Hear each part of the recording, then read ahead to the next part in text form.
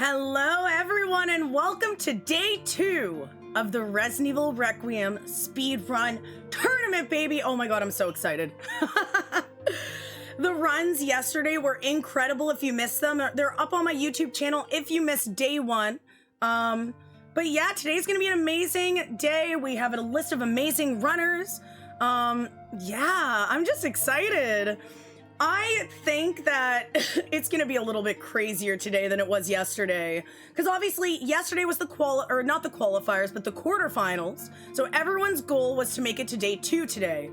Now, I don't know if people are going to have to play a little less safe because they know they're up against like the very, very best and everyone's going to be playing like nuts. I don't know what we're going to see today, especially in the finals. Like in the finals, do you think anyone's gonna take time for safety saves? Do you think anyone's gonna take time to do slower, safer strats? What if they don't have time to do that to get first place, you know? I don't know what people are gonna do, but anyway, if you missed yesterday, this is where we left off. This is our top 6 runners. In first place from yesterday, we have Spicy with a 135.21.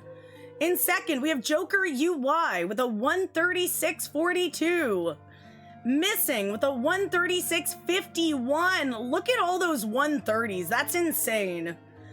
7 Ray D with a 139.25. Tio with a 139.43. And then Savitru with a 142.13. Savitru had kind of a rough run. Do you guys remember that? Savvy just like...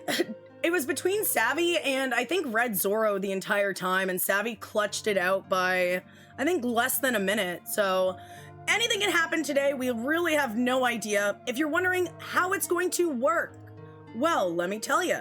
Yesterday we had 3 rounds of 4 quarterfinalists that we knocked down, 2 each round, so 2 advanced from each round.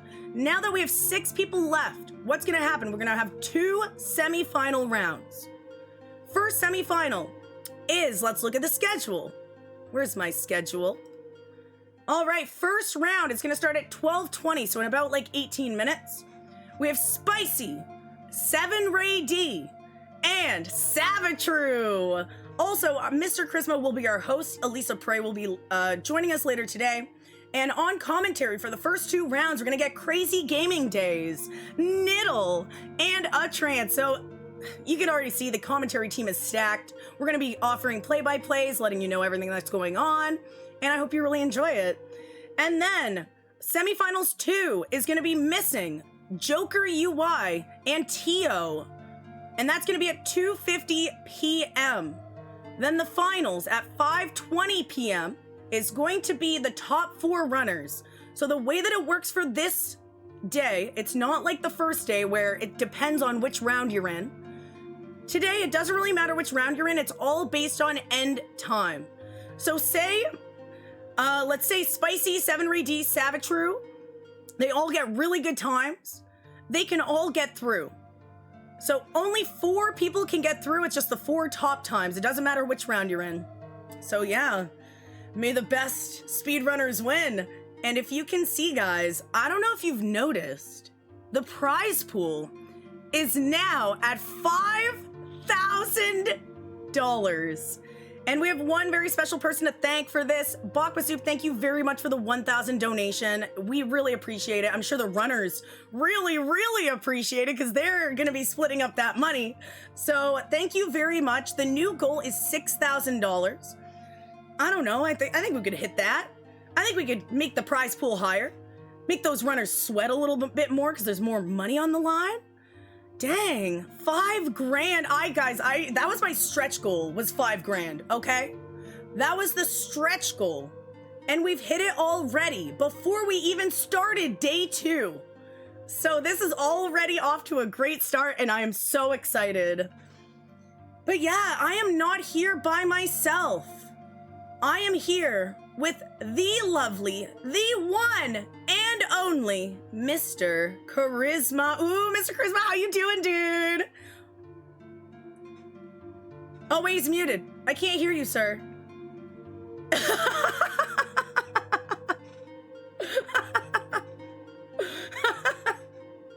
Just give him a moment. Professional. Oh, Oh, there we go. I can hear your beautiful voice now, Mr. Charisma. What I was saying is, the heat of this competition. I know, I'm sweating. It's crazy. I am stoked. Oh my God, it's like a sauna. I know, these runners are just so fast. They're generating friction or something. Like, it's insane. Oh my goodness. Dear But God. Mr. Charisma, feel free to introduce yourself. Who are you? Who are you? Who are me? I am Mr. Charisma. I am a voice actor and a gamer, and I'm now a voice actor in games such as League of Legends, World of Warcraft, Smite, Red Dead Redemption 2, Elder Scrolls Online, Phantasy Star Online 2, Vampire the Masquerade Swan Song, The Fabulous Fear Machine, Ooh. other things that I can't talk about. But as I did reveal yesterday, I will be voicing and doing mocap for Claire Redfield in the Resident Evil Code Veronica remake. Pre-orders happening now. Guys, don't click the link. It's a scam. Don't click the link. He's trying to scam you. No. I'm trying to scam you. I'm trying to get you to buy my branded socks. Yeah. Actually, I did wear a special shirt today, speaking of things. So this is... Ooh. I also have my special shirt on. Yeah. Yeah. Because if you think about it, the square crank might be the most important item in the entire Resident Evil franchise. Where would they be without the square or the crank? bolt cutters. Ooh, the bolt cutters. But the bolt cutters, they're not in all the games. Bolt cutters are in Remake 2 and 7 and RE3 Remake, but like, that square crank, man, you couldn't lower the fountain. It's true, it started from the beginning, like RE1, you had the square crank right away. Yep, you gotta drown, you gotta drain the pool, and then, you know, then you're opening the shutters. And then, can I tell you, anybody who is old, do you remember when you played RE3 OG for the first time, and you got that square crank, and you went to the gas station, and you put it in, and the fucking crank broke? The look that Jill, like, I know it's polygons, but, like, you see the disappointment on her polygonal face when she's just like, oh, I can use it, toink. Like, you can just hear the music from Curb Your Enthusiasm as she looks to the camera. And it's like, great, now I need to find a fucking wrench. God damn it, man. What's these fucking Resident Evil games making me run, do all this weird shit? Seriously. I love how Carlos is like, that's a weird fucking door. See, that and then Grace is like, how is anyone supposed to like know how to get in here? How does somebody get in here? This doesn't make any fucking sense, okay? I do love when they pay attention to that, because yeah, even as a kid playing this, it's like, what do you mean I need a heart key? Why did you make I have a shotgun. I can just shoot this door. Someday. Or like there's like a little thing blocking the stairs. It's like, oh, you can't go that way. But you could do a backflip. Oh God, yes. So come on, you can juggle hatchets, but it's like, there's a ficus in my way. I obviously can't. I'm gonna have to go around and get a flamethrower in order to burn down the thing, in order to get the diamond key, which isn't the same as the other key, and then I have to open that, and I just need to. We made this key for one door. Yeah. Good thing we're all speedrunners here, so we don't need to deal with any of that, because we just remember what to do now. Exactly. There's no more solving, it's just doing and going. Yes, this is something that I have to remind people of. I have been a fan since I was a very small child. I am not a speedrunner, I'm just a fan of speedrunners. And actually, so you, Sneevil, Orchelon, and Bakwa Soup, you were the first 3 speedrunners I watched on Twitch to get me that coveted beat the game in 3 hours, because I would see you guys beat it in 90 minutes, and I would, and that's how it would go. Like, you guys would be at 8 minutes, I would be at 25 minutes, you guys would be like, you know, I was always, but happy to be here for those reasons. Yeah, me too. I'm very, very excited. I know that, so yesterday, runners, because, there was a little bit less on the line, I guess. Like, you needed to make it to day 2, but also you didn't need to be the best. You know, like, you could be, like, in second, still have kind of a rough run. Today, though, I think the stakes are going to be a lot higher. I think runners are going to have to play very well, and mistakes are going to be a lot more punishing today. Just because all of the runners, like their times, their PBs are very close to each other. So I'm very excited for today. I know that the finals is going to be insane.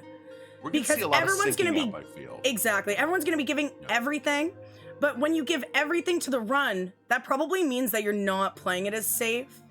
And then if you die in Care Center, like you might be just out. I mean, keep going. What if everybody dies in Care Center? You don't know that. You got to keep going, but yeah. Also, I want to give a shout out real quick. Care Center. Oh, I see what you did there. Uncaring. The uncaring center. Or it's I will be stuck in this care center because now I need care because I'm insane. Exactly. I need care from being in the care center. God, this is gold, people. Let's hit that stretch goal of 12 million. Yeah, it only gets $12 better. million, guys. Come on, let's make these speedrunners millionaires. Exactly. No pressure. But yeah, I want to just thank the Demented Salad for the raid. I really appreciate it. Also, Red Zoro, thank you for the raid. Congratulations on just getting into the tournament and doing well yesterday. You were so neck and neck for that second spot. So shout out to Red Zoro, guys. Make sure to go follow all of the runners who are part of today's event. My mod should be shouting them out constantly, so keep an eye out for that. Also, follow Mr. Charisma because he's awesome. He streams. He's an excellent voice actor. I forgot to even say I fucking stream. So I stream Tuesdays and Thursdays at 6 p.m. I finished Requiem. I platinumed it, all that stuff. I still haven't solved the goddamn final puzzle. He's having a hard time with the final puzzle. I'm having a hard puzzle. I'm having a hard time standing there and fucking... Anyway, so what I'm doing Tuesdays, I do Spooky Tuesdays. I played RE2 Remake for the first time, super casual. Like, all the documents, all the you only just jumped into speedrunning it right away? Oh, God, no. No. As in, like, okay. like, actually going and leaning back. I didn't use any of the infinite things. Just kind of, like, experiencing how fucking good that game is. And I feel like I need to do that. Yeah, just kind of take a story playthrough, I guess. Yeah. And we're starting RE4 Remake on Tuesday, and then after that, again, a very long, casual playthrough. I am gonna do Requiem third person with Grace, because I've never seen those incredible hair physics. Yeah, so looking forward to that. Yeah. Perfect. Well, Mr. Charisma, I think I'm gonna leave you alone. Oh God. For a minute while I set up everybody's runs, because we're almost ready to go. I saw someone asking, when are we gonna start? Well, we're starting in about 7 minutes. Goddamn good and ready. 7 minutes is all I have to wait. 7 minutes. So I need about 7 minutes. Then I can play with you. But until then, I'm just going to talk like this. There you go. All right, I'll leave you with Mr. Charisma, guys. Good luck. Does everybody smell nice today? Are we ready? Are we ready for the speed run tournament? 1 hour and 32 minutes. 1 hour and 32 minutes is all the time I have to spare. Why did I dye Jill's hair and put her in a onesie? Because I have sunglasses on and I can't see what I'm doing. I feel like I'm turning into like a Morgan Freeman. You better get busy, resident. Or get busy, evil. 7 minutes is all I have to spare. With Andy Dufresne. This is why I don't have a podcast. Because I feel like it would just degenerate into mumbling to myself. So to reiterate, today, this is no intro, insanity, orphanage skip, no final puzzle, percentage. And I of course, lobbied for everybody having to solve the final puzzle, mainly because I was angry that I have yet to solve the goddamn final puzzle. I went AFK for 25 minutes just to be sure. There was one time I actually counted the fucking bodies because I thought maybe for some reason it had to be exactly 150, but no. I'm not killing anyone on the conveyor belt. I didn't even touch anyone on the conveyor belt. Took a couple bites, but that's okay. still can't get the goddamn. A ton of blood has been drained. All right, Mr. Charisma, not to interrupt you or anything, but Please, I'm a little bit oh my God. worried because I do not see Savitru live yet.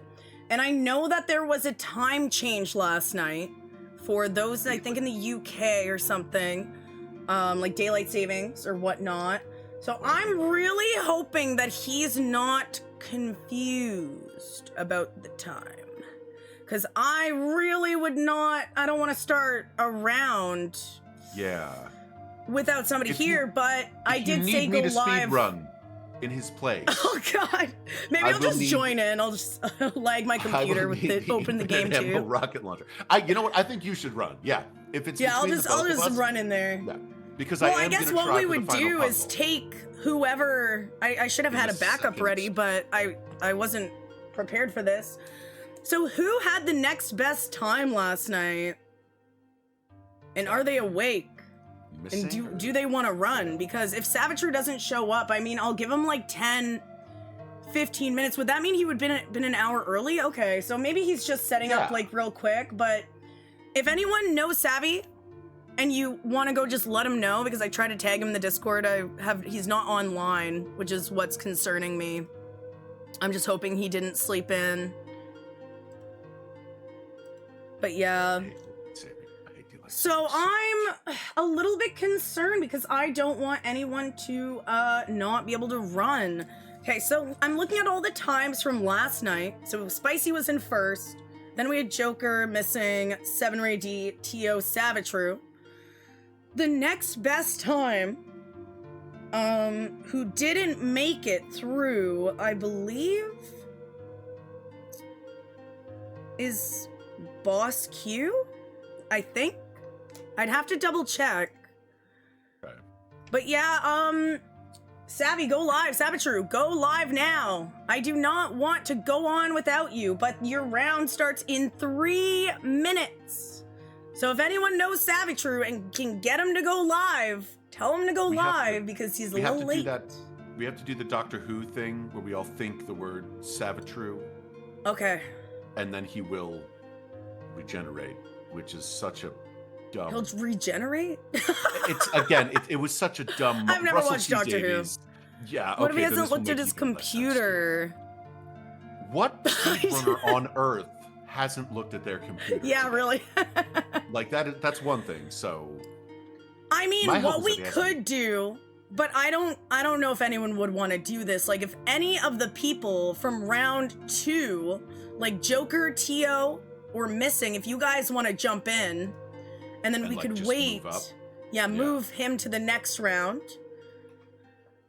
But yeah, Savitru, we need you. See if any of them are on. See if any of them want to, maybe just... Did I not, like, type his stream in right? Nope, that's his stream. Savitru. Refreshing. Still nowhere to be found. Well, if we need to kill some time, I can go live and try to solve the final puzzle. There you go. I don't even need the points. So I'm just gonna reach out to... I just want to make sure.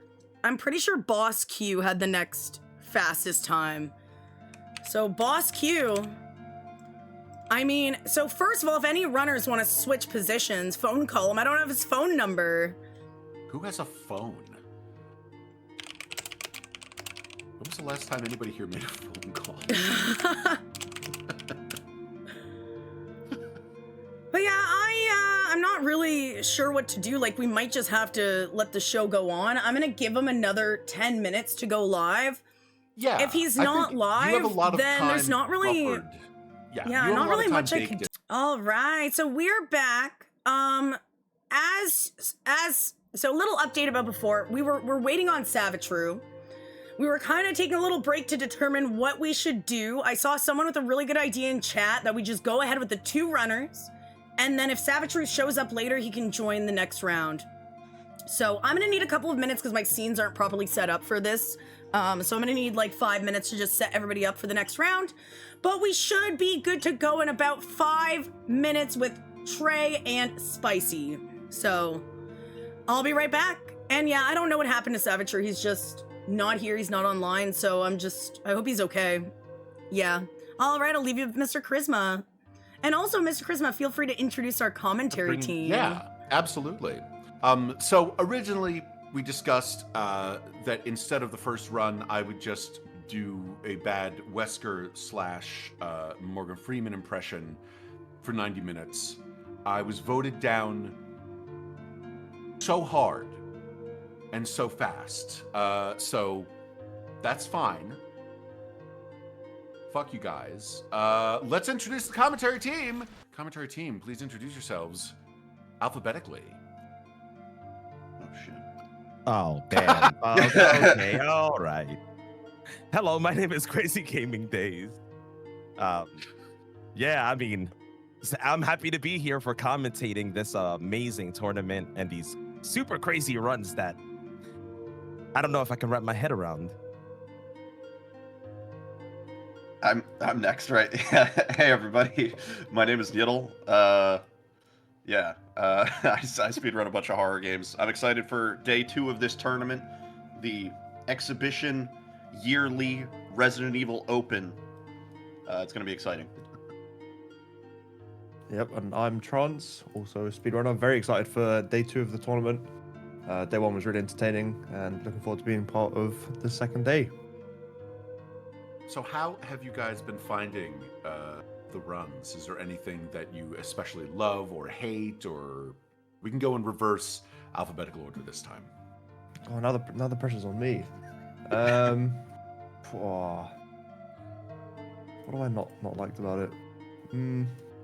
It's a bit slow. Like, I think that's the thing with RE engine games now is it's just very slow.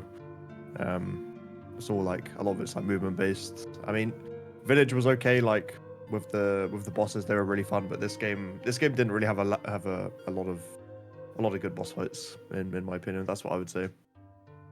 Have you been avoiding shooting Emily in the vital organs though? No, she's been getting every single bullet straight to the heart. Because it Oof. doesn't matter anyway. That's and true. It's a time save. That's true. That poor girl. The poor lady. Yeah, sort of similar sentiment. I think the run is really tactical, and I love certain sections of it. Like, I as a RE7 fan myself, you know, I'm a bit biased towards the Grace sections. I really kind of like the RE1 style progression and just like how you kind of get through the care center and stuff like that. Granted, the care center is a huge pain in the ass, and everything is like it's not a matter of are you going to lose time, it's a matter of like how much time are you going to lose. So it makes for exciting tournament, I would say, because you know every little grab counts so significantly just in terms of health and the time loss that the grab incurs, right? But yeah, no, you know, it's got its pain points. All right, guys. Good news. Well, bad and good news. So bad news, Savatrue is not back. Good news, we're good to start on the next round at least. So if Savatrue, so the way that it's gonna work, if Savatrue shows up, he is free to compete in the next round. I mean, if he doesn't show up at all, then there's not really much I could do, but I do want everyone to be able to participate. They all earned their way here. I don't want anyone to lose their spot because they slept in. Like, we don't really know what's going on. He could be dealing with an emergency, but I just hope everything's okay, and I hope we hear from him soon. But anyway, what a matchup this is gonna be. Remember, everyone, it depends on your end live split time. It does not matter which round you're in. All about that end time, baby. So, I guess we are good to go. I'm gonna let the runners know that they're about to start. And, yeah. I'm very excited to watch this round. Hell yeah. Oh, names are reversed. Oh, thank you. I'll fix that. Spicy's looking very different today. Okay. And Crazy, how about you? Anything specifically that you love or hate about Requiem? Oh, There we I mean, go. same thing. I love the Grace sections. Care Center is one of the best parts, but as it was mentioned, it's one of the worst parts in speedrunning. And we're about to see how these two runners' care center goes. So I'm going to leave you guys for a minute. I'll be right back. And I'm just gonna count the runners down and then I'll share the screen with you guys. Excellent. All right, runners. If you can hear my voice, it's time. Savitru has not shown up yet, so if Savitru does show up, he is able to join the next round. I do want to make sure everyone has an opportunity to still compete in case he slept in or something, so if we do hear from him later, he will be in the next round. However, it is all based on live split times anyway. It doesn't matter which round you're in. It's just so we don't have 6 people on screen at once, so... Good luck, Spicy. Good luck, Trey. You both are 2 of the top speedrunners of all time, and everyone should go follow you right now. But if you want to just show me your RE framework, please, just make sure there's no mods installed. That would be very great. Looking good. Perfect. Spicy, if you could do the same, please. Perfect. Awesome. You guys are good. You can close your RE framework. Make your way over to the load screen. And I will be counting you down shortly. Good luck. No matter what happens, congratulations for making it to day 2. It was really, we had so many good runners already being knocked out. So congratulations. And I really wish you both the best of luck. All right. I'll count you down now. 10, 9, 8, 7, 6, 5, 4, 3, 2, 1. Good luck. All right, and we're back. So let me share the screen so you guys know what's going on. One moment, please. Sneeble, did you ever beat Plant 42 when you did your melee run, or is that where it stopped? I think I had to shoot there, yeah. Yeah. Cool. All right, so you should be able to see the screen now. Let's go! Hey. I'm very, very excited for today. Trey and Spicy are both runners that I watch a lot. So I know firsthand by just watching them how good they are. I'm not expecting anyone to die on Marie today, but also I didn't really expect it yesterday. So who knows what's gonna happen? What do we think is gonna go on today? I think a lot of syncing. Everybody's so ridiculously good at this point that I think we're gonna see a lot of syncing up until somebody takes some damage. Yeah. Definitely. Yeah, right now they're pretty much frame oh, by wow. frame. Yeah. I love it. I hope it stays like this the whole run. That's what I always hope for. Being no intro, it's like the runners have this section down pat so many times because, you know, realistically, this is the section you play the most of, you know? Yeah. Yeah. All right, let's get some hype in the chat for the runners. I'm hoping, I mean, we haven't even seen any PBs yet today, so that would be nice, but a world record would be even cooler, of course. Oh, yeah. I don't know if people are using all world record strats today, like maybe in the finals they will. But I'm not sure what everyone's strategies are going into this semifinal round because only 2 are getting knocked out. It's going from 6 to 4. So, I mean, not even, like, there's a good chance that you're going to make it to the finals. However, if you really screw up, there's a good chance you might not. But also, if a lot of people screw up, like, you just don't know what's going to happen. Yeah.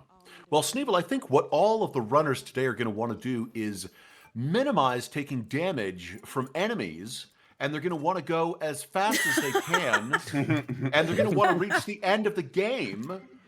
No before way. The competition. Again, this is some cutting edge technology we're working with. High level analysis right there. That's the thing. You want to finish this game before anyone else. That's what you want to do. Exactly. Sorry, I love I hate seeing sports. Wait, you can really see the difference here between the FOV mod that Spicy's using and Trey, I don't believe is using. Yeah, he's at default, yeah. Yeah. Yeah, because in the game, if you're not aware, there's no FOV slider. So it was kind of allowed on the boards to use the FOV mod just for accessibility reasons and, well, there's no slider. Like, some people get motion sick, you know? So I think it's a fair change. I don't think it affects anything in the run. However, it does maybe make Spicy look like he's moving faster. But it's just more of a visual illusion than actually moving faster, so... I learned All that right, look how yesterday. clean this is. Yeah.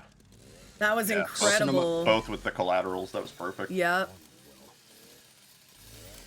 Yeah, both Also, still just to, neck and neck.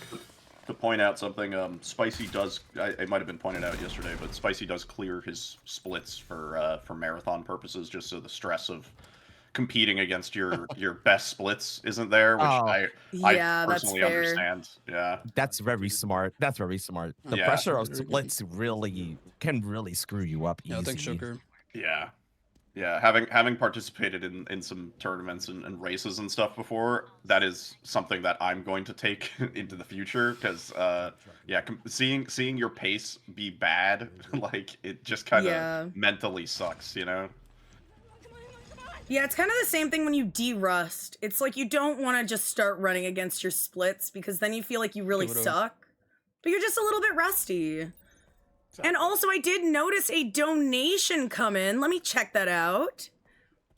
Knuckles, thank you very, very much for the $100 donation, bringing our total to $5,000. Oh, I can't believe I'm saying $5,100.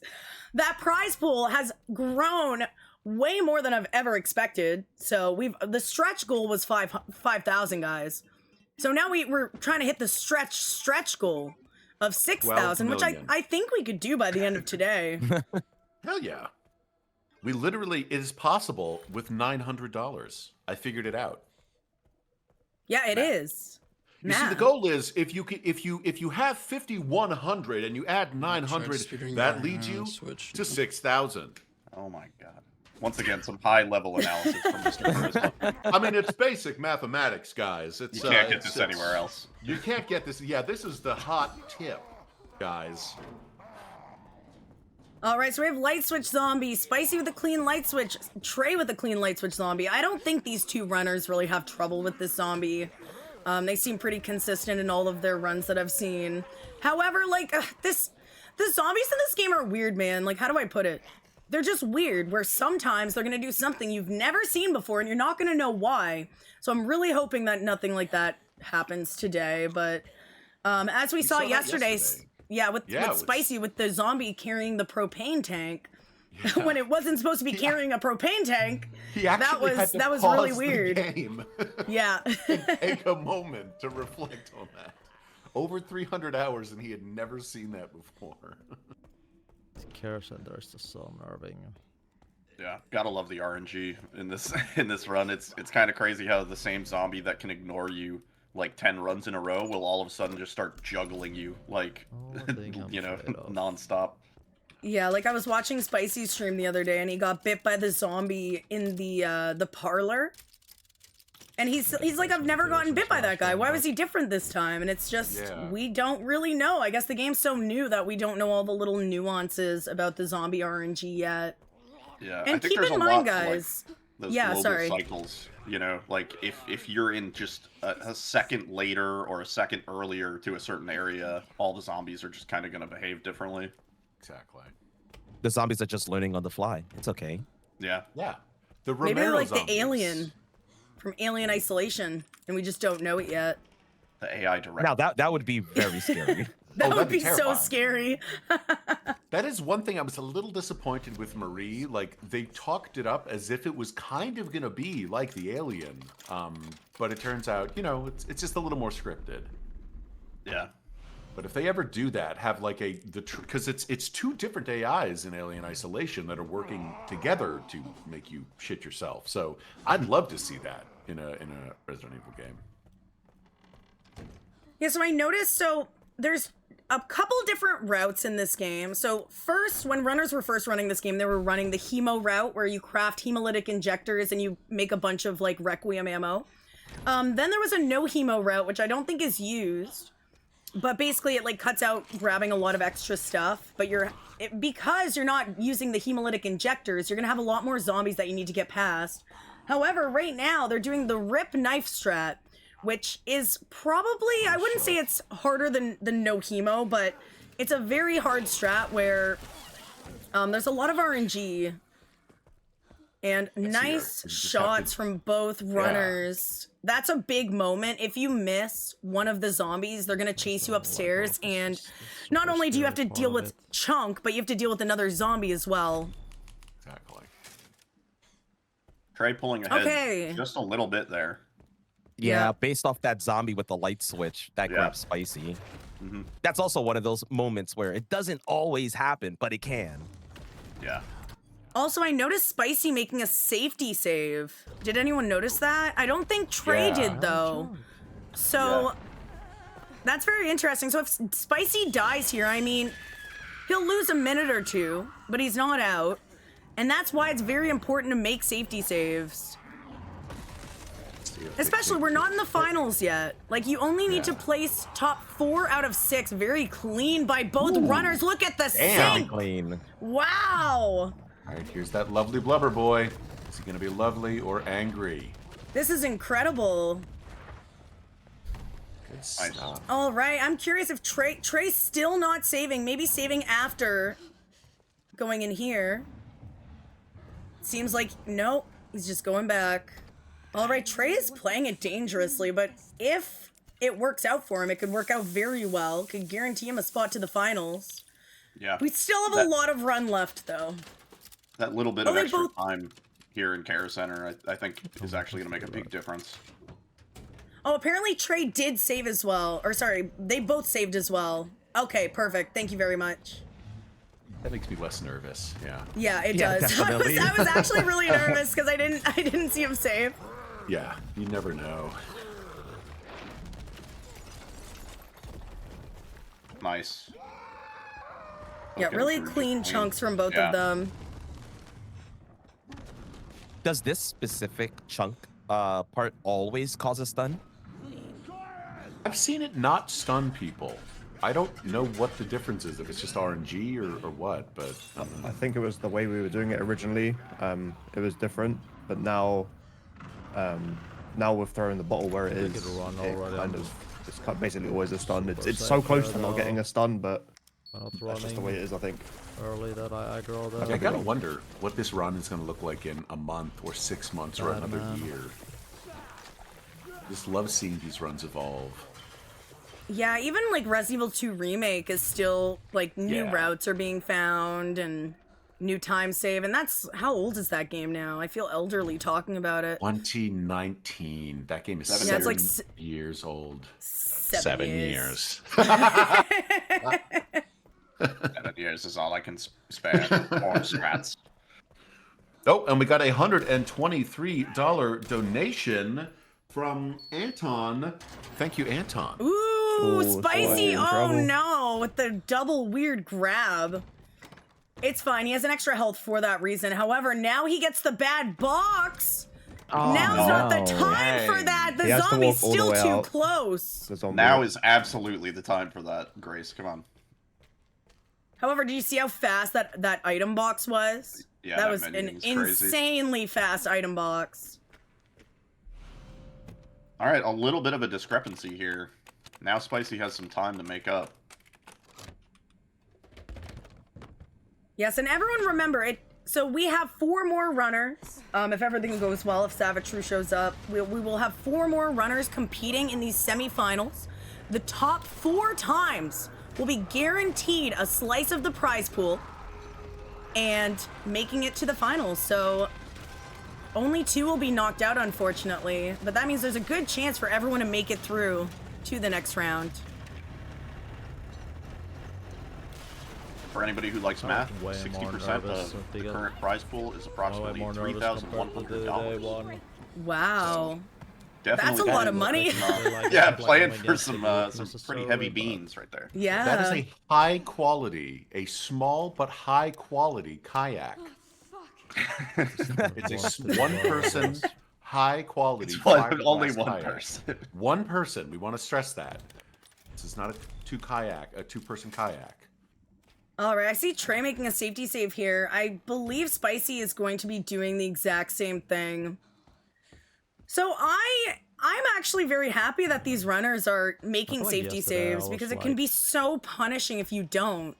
Oh yeah. There's Group no stages, I autosaves wasn't throughout the being entire first I part was of the care center until you fine drop securely, down with but- Emily and switch to Leon. So if you die throughout this entire part and you don't make any saves, you go back to the beginning, which would basically guarantee you out of the competition. But I think to secure their spot, they're spending like what 10 seconds to make 2 saves, Zombie 100%. which I think is totally worth it. Absolutely. Well, that being said, at this point, if Spicy were to skip a safety save that Trey were to make, it might actually be enough to put him back in the lead. So it's kind of, I don't, you know, I'm sure his chat is keeping him informed on what Trey is doing, but it'll be interesting to see if anybody takes a gamble to secure that spot. 100%. Yeah, you never know how much of a vacuum these runners are in. Like, is there like, do they tell their chat, "Don't tell me anything," or do they have somebody saying like, "You're down 7, you're up 3"? Yeah. Yeah, I think some runners might want to know where they're at. I know that Absolutely. Trey, I think, doesn't want to know anything. Because it does make it harder. Say you see like someone say, "Hey, this person's way ahead of you." It might get to you a little bit mentally because you feel like you're behind when otherwise you were just running fine. Exactly. So definitely be definitely. respectful of all of the runners' wishes. And because we want them running at their full potential. This is pure skill on display. There are hundreds of hours that these runners have put into this game in order to get this good. It's not like you're just born and then you're just able to speedrun. I mean, maybe Spicy just came out of the womb and he's just able to do it, but I mean, everyone, even Spicy, puts in probably over, I think he said over 300 hours in 1 month in this game. And that's why he's so good, because he puts the time in, he puts in the work, and so do all of these runners, and that's why they're so amazing. Oh, that was weird. I guess that was fine. Oh, Spicy no. with the, no. is he dead? Oh, no, no. he's all No, right. he lives because of the charm. Yeah. Do you want to explain the charm trance? As far as I'm aware, as long as you have used the green herb or like healed at some point, your next like death death would be prevented by the charm. So it's really clutch. In the original route, it took far too long to get. Like we didn't really use it because we were like, oh, we're just not gonna die. And then I think runners realized it's pretty easy to die in this game, especially on Grace. So you die in 1 hit. So where do you get the skull charm? I think you kill Chunk, and you pick it up from his dead body, and yeah. So the old route was too long to get, but now because we have to box for the inventory management and not getting the hit pouch, getting it is just really nice for safety, and it's actually faster in the lab. So we used to grab a knife, and then at the very end of the game, like with Grace, there's like 10 zombies coming in after you picked up, I think it's the red orb. We used to just use a knife and stab them straight in the eye, and then you'd get a cooldown and the enemies wouldn't grab you and you could run past, but stabbing them in the eye takes forever, and you have to also pick up the knife. But with the charm, you can just turn around, take a back grab, and then you can walk straight out. It's Oh, much nice. faster. So we see Yeah, we both saw of the someone- runners making a safety save here. Yep. As they should. Yeah, I don't remember who it was yesterday. I think it was in the second run. Someone just literally juked their way through the zombies in the red orb room. Oh damn. Yeah, right? Yeah. See that? Yeah. Yeah, I think in the red orb room, is that where they stabbed the zombie in the eye with the knife? It seems to give you iframes for quite a while, or I don't know if it's iframes or de-aggroes the zombie. But we actually have an important part coming up here. So Spicy having to do a line there to not get grabbed while carrying Emily. I'm assuming that Trey did it well since he's already in the room. Yep. And this is a big critical moment for both of these runners. This is where the blood knife really comes to bite you in the ass, because you now need to kill all of these zombies, not with the Requiem, but with a knife. Trey with a good lineup. I think he got both of them. There's one more zombie. I was worried that bottle would miss. All right, Spicy going at it.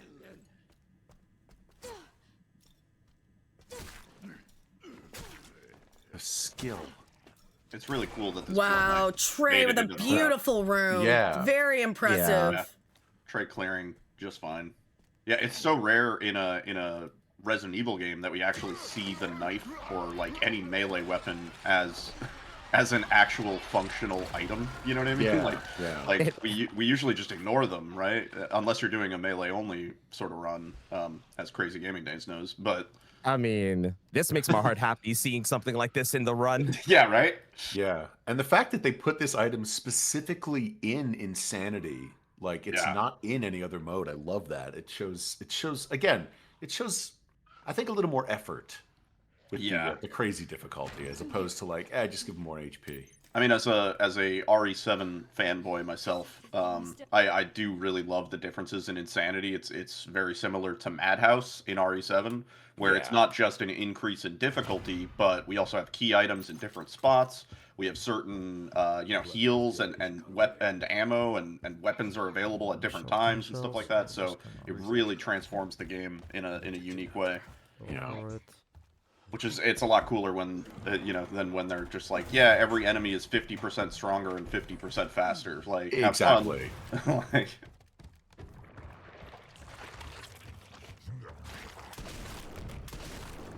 Oh, we've just had a $300 donation from Larksa. Thank you, Hey. Larksa. Oh my god, hi Larksa! Sorry. Thank you so much for the 300. Big fan.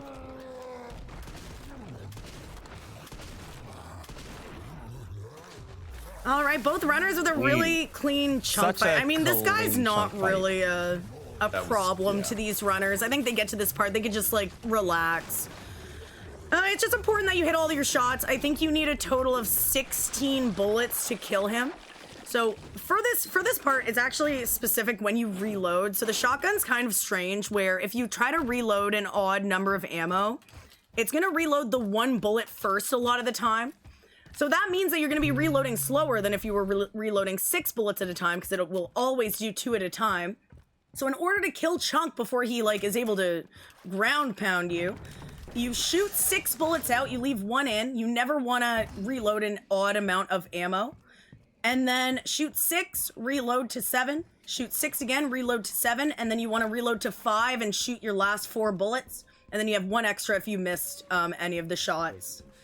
But yeah, very consistent fight, not too much trouble for these runners. And Trey's gonna be reloading an autosave here to reset the Screaming Lady's RNG. No, she's not the Singing Lady. She's the Screeching Lady, because her singing is terrible. I don't know. Yeah, That first moment I stepped in casual, and the first time you open that dining room and it's like, what the fuck am I hearing? That was one of the most bone-chilling moments. Also, we just had a $4.20 donation from Rasfield. Thank you, Rasfield.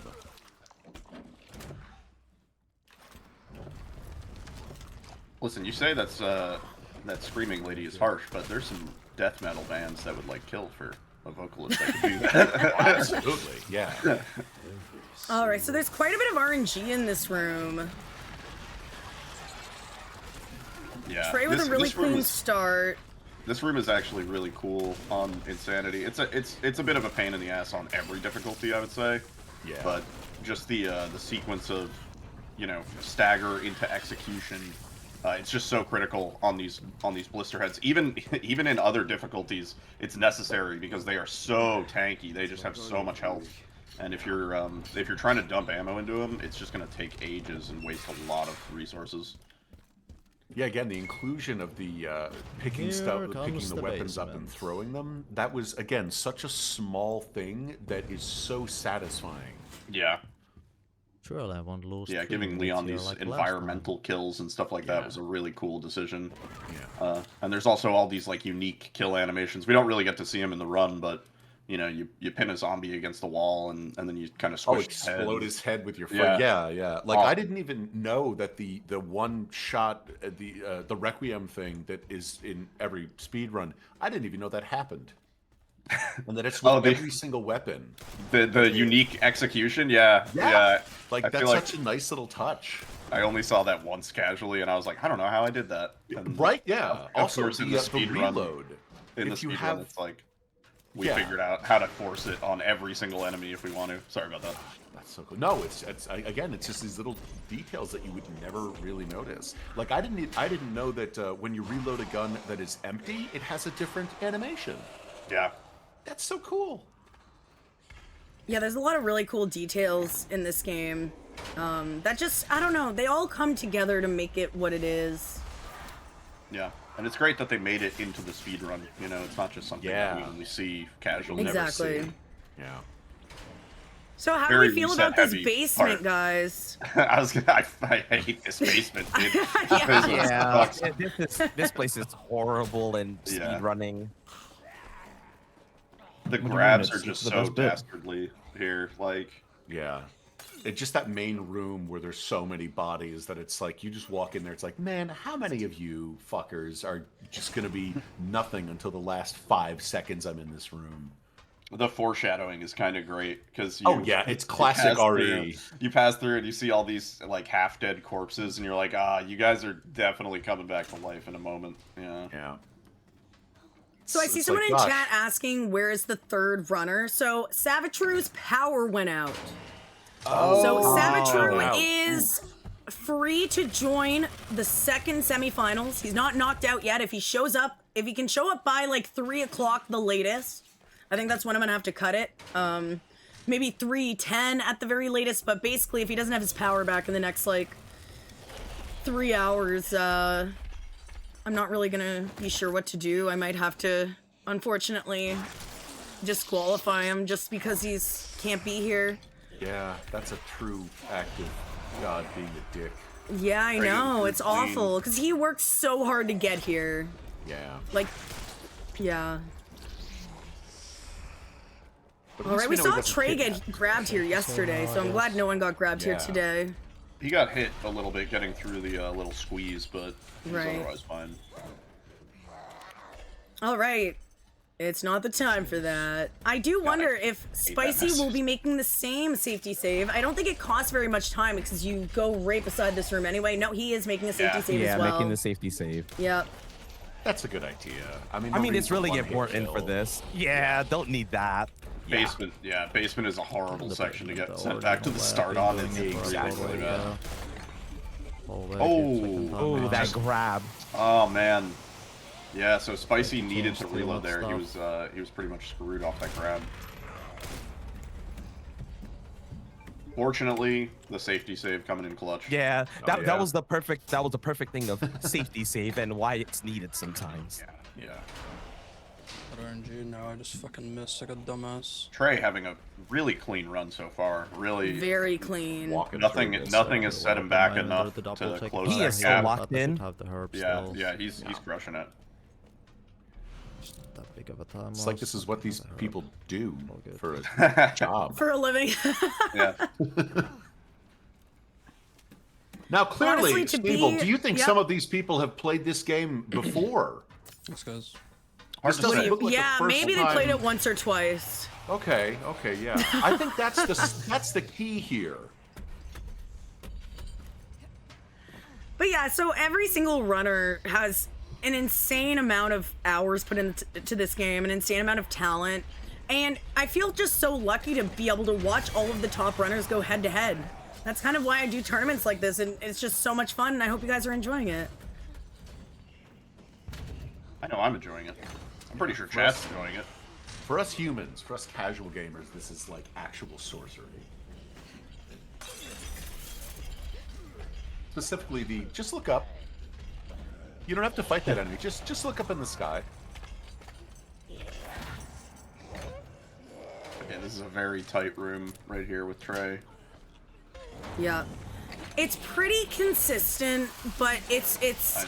like easy to mess up as well. Like you need to be in the right position when you shoot. Like right here, Spicy's gonna do it. You move forward, you shoot. It's gonna attract her over there. If you don't do it right though, she's gonna bite your head off. So he would have Yeah. to go back to where he saved, which would be a huge setback. But he has this. And it looks like we're gonna be using the 30 FPS strat. Oh, look at him wiggle around. Wow. Ooh, that was Was Savvy clean not for, asleep? Yeah. Just Trey powered here. Yeah.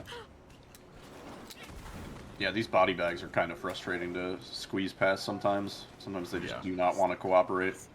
It's unfortunate. Okay, let's It's see nice if when it someone- pushes you back. You're Yeah, like, oh yeah. man, I'm going through, and then it's like, oh never mind, you get sent all the way back. Yeah. Check this room out again. Oh, it looks like 7 Ray D is also not going for the final puzzle strat. Oh, Which I get. God. I get that now. I understand that now because it takes quite a bit of time away from the run. Man, I had to do that thing like 3 separate times because it just didn't want to work for some reason. I waited a total of 45 minutes in this goddamn room. I still have yet to get the fucking thing to do. It's so shitty and inconsistent. I don't know why. It's so brutal. For something so intricate, you'd think it would be a little more forgiving. Yeah. Oh, and Spicy also just ignoring the final puzzle. Okay, that's fine. Did we see either of these runners make a safety save? I was looking away for a moment. I do not recall seeing a safety save. I don't think so either. And that makes me really uncomfortable. I mean, they did make a save a bit earlier, but I would 7. say that's like a good 3 minutes of time loss if they, maybe even more if they die near the end of this section. Perfect. Good about Spicy Okay, save. so it looked like Spicy save. Yeah. Okay. Okay. I like the risk though. Yeah, it's always 50-50 between like, yeah, the risk and reward, but it's just absolutely terrifying. You just I've gotta also- know when to risk it. Yeah. Exactly. Also, knowing that these guys, I didn't know this, again, being casual, but like knowing that it is always the same zombies that get up, that's incredibly helpful. Yeah. There's one guy when he gets up and he says, "Yeah, boy." He And does! I love I that said guy. that yesterday! Yeah, yeah, What do we he's- know about this guy? Yeah, boy. He gets up and he says, "Yeah, boy." Yeah. It's like, is that Steve-O? Is that a reference to Steve-O? Like, I want to know this voice actor. I gotta find out if I know him.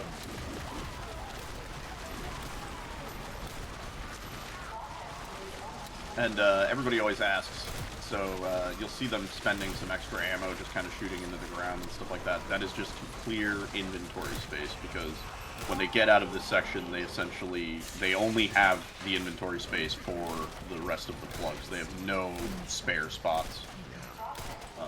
Which also, you know, it makes planning around like potentially picking up a safety heal or something like that makes it kind of a pain because you don't really have the inventory space to hold on to a heal. So if you pick up a heal, which you saw Trey, he tried to do, but he already had a heal in his slot. So making the save now, cool.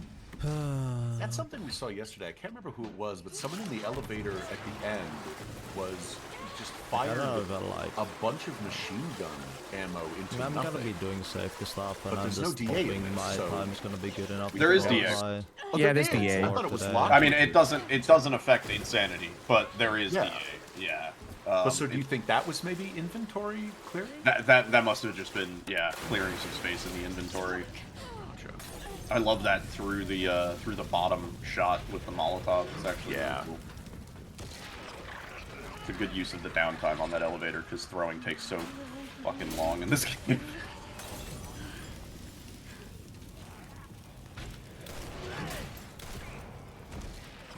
Crit.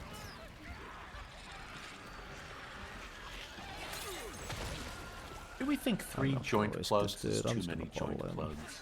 Gonna I'd do say it's everything the way maybe I've done one it too many, before. yeah. Maybe one too many, yeah. Feel comfortable with it, quote unquote. Oh. Comfortable.